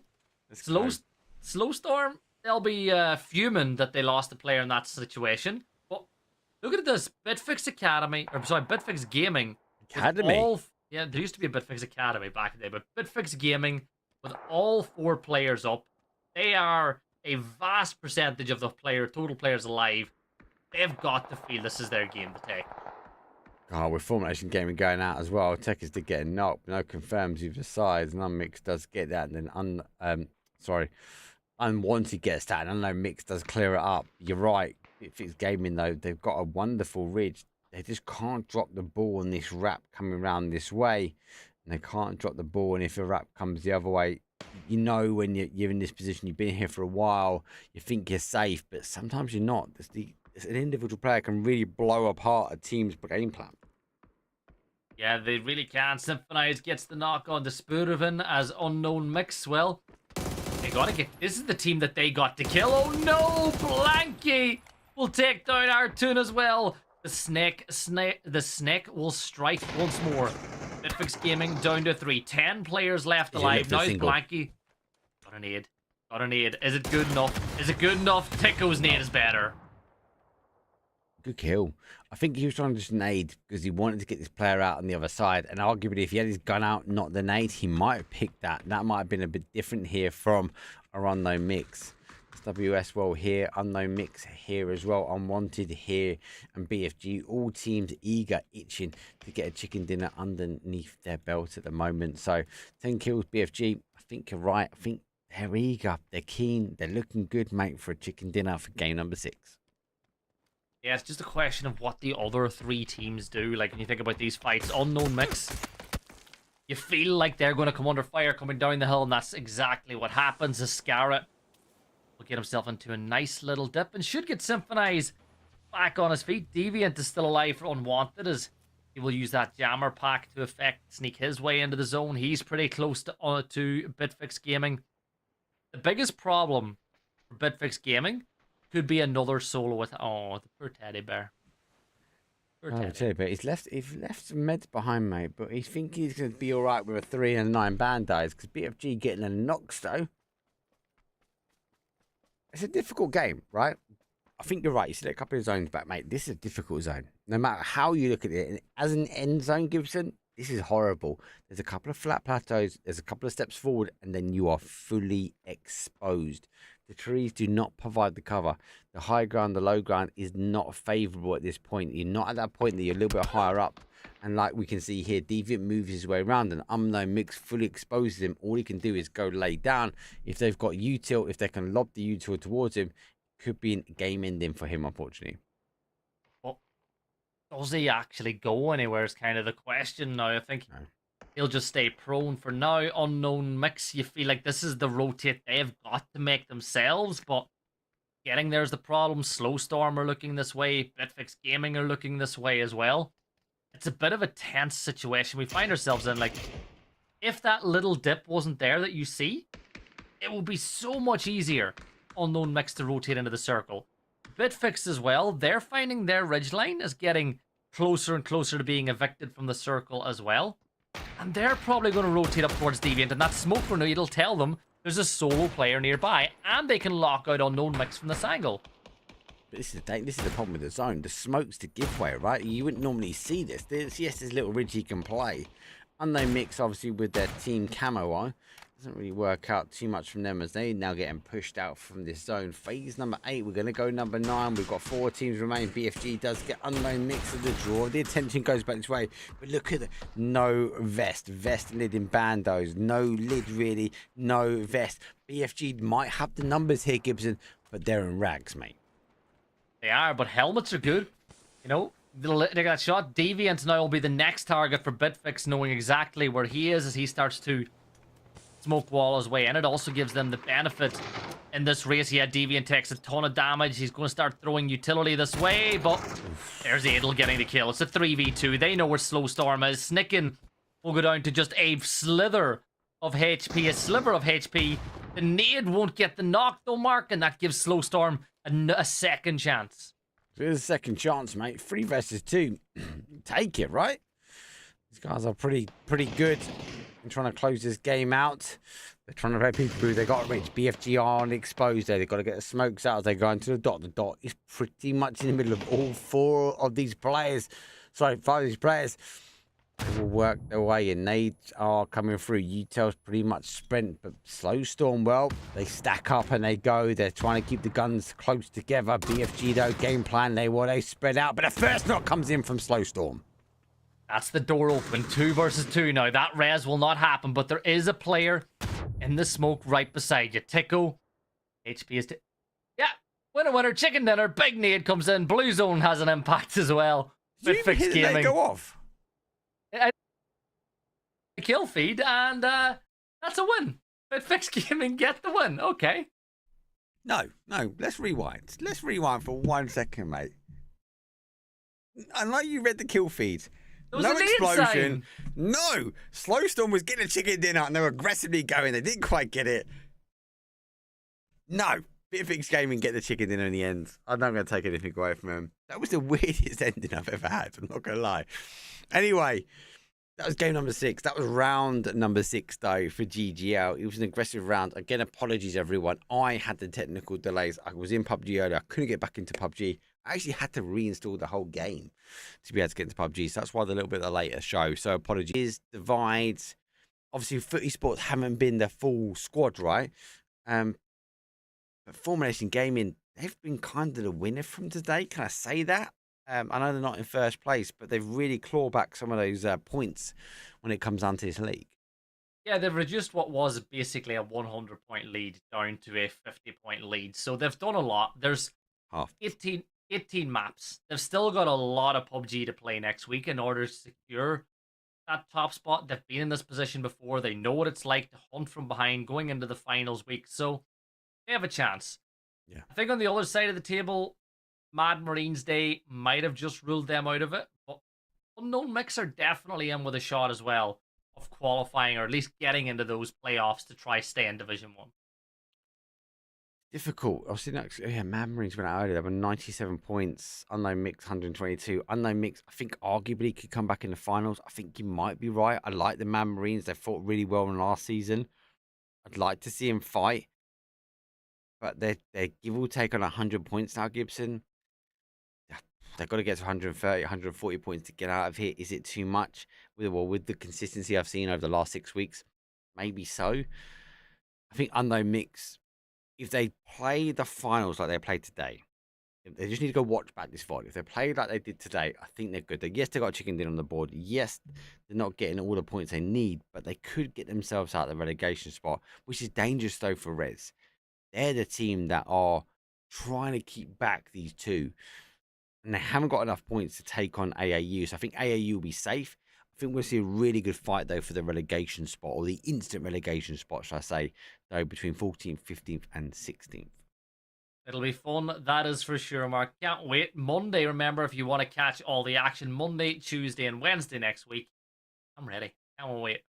That's it from us, though, guys. Thank you very much. For myself, I'll be back on. I won't be casting, weirdly enough. I'll be playing, so come have a laugh on that one. I've been asked by PUBG and Logitech to get involved in that event. For those that haven't seen it, it's all closed up now. So I've got a duo. I tried to pick a pro because I need a carry, let's be honest. Let's just try and get involved. I'll be playing over the weekend for there. Gibson, unfortunately, is doing a bit of Rainbow Six, so he won't be around.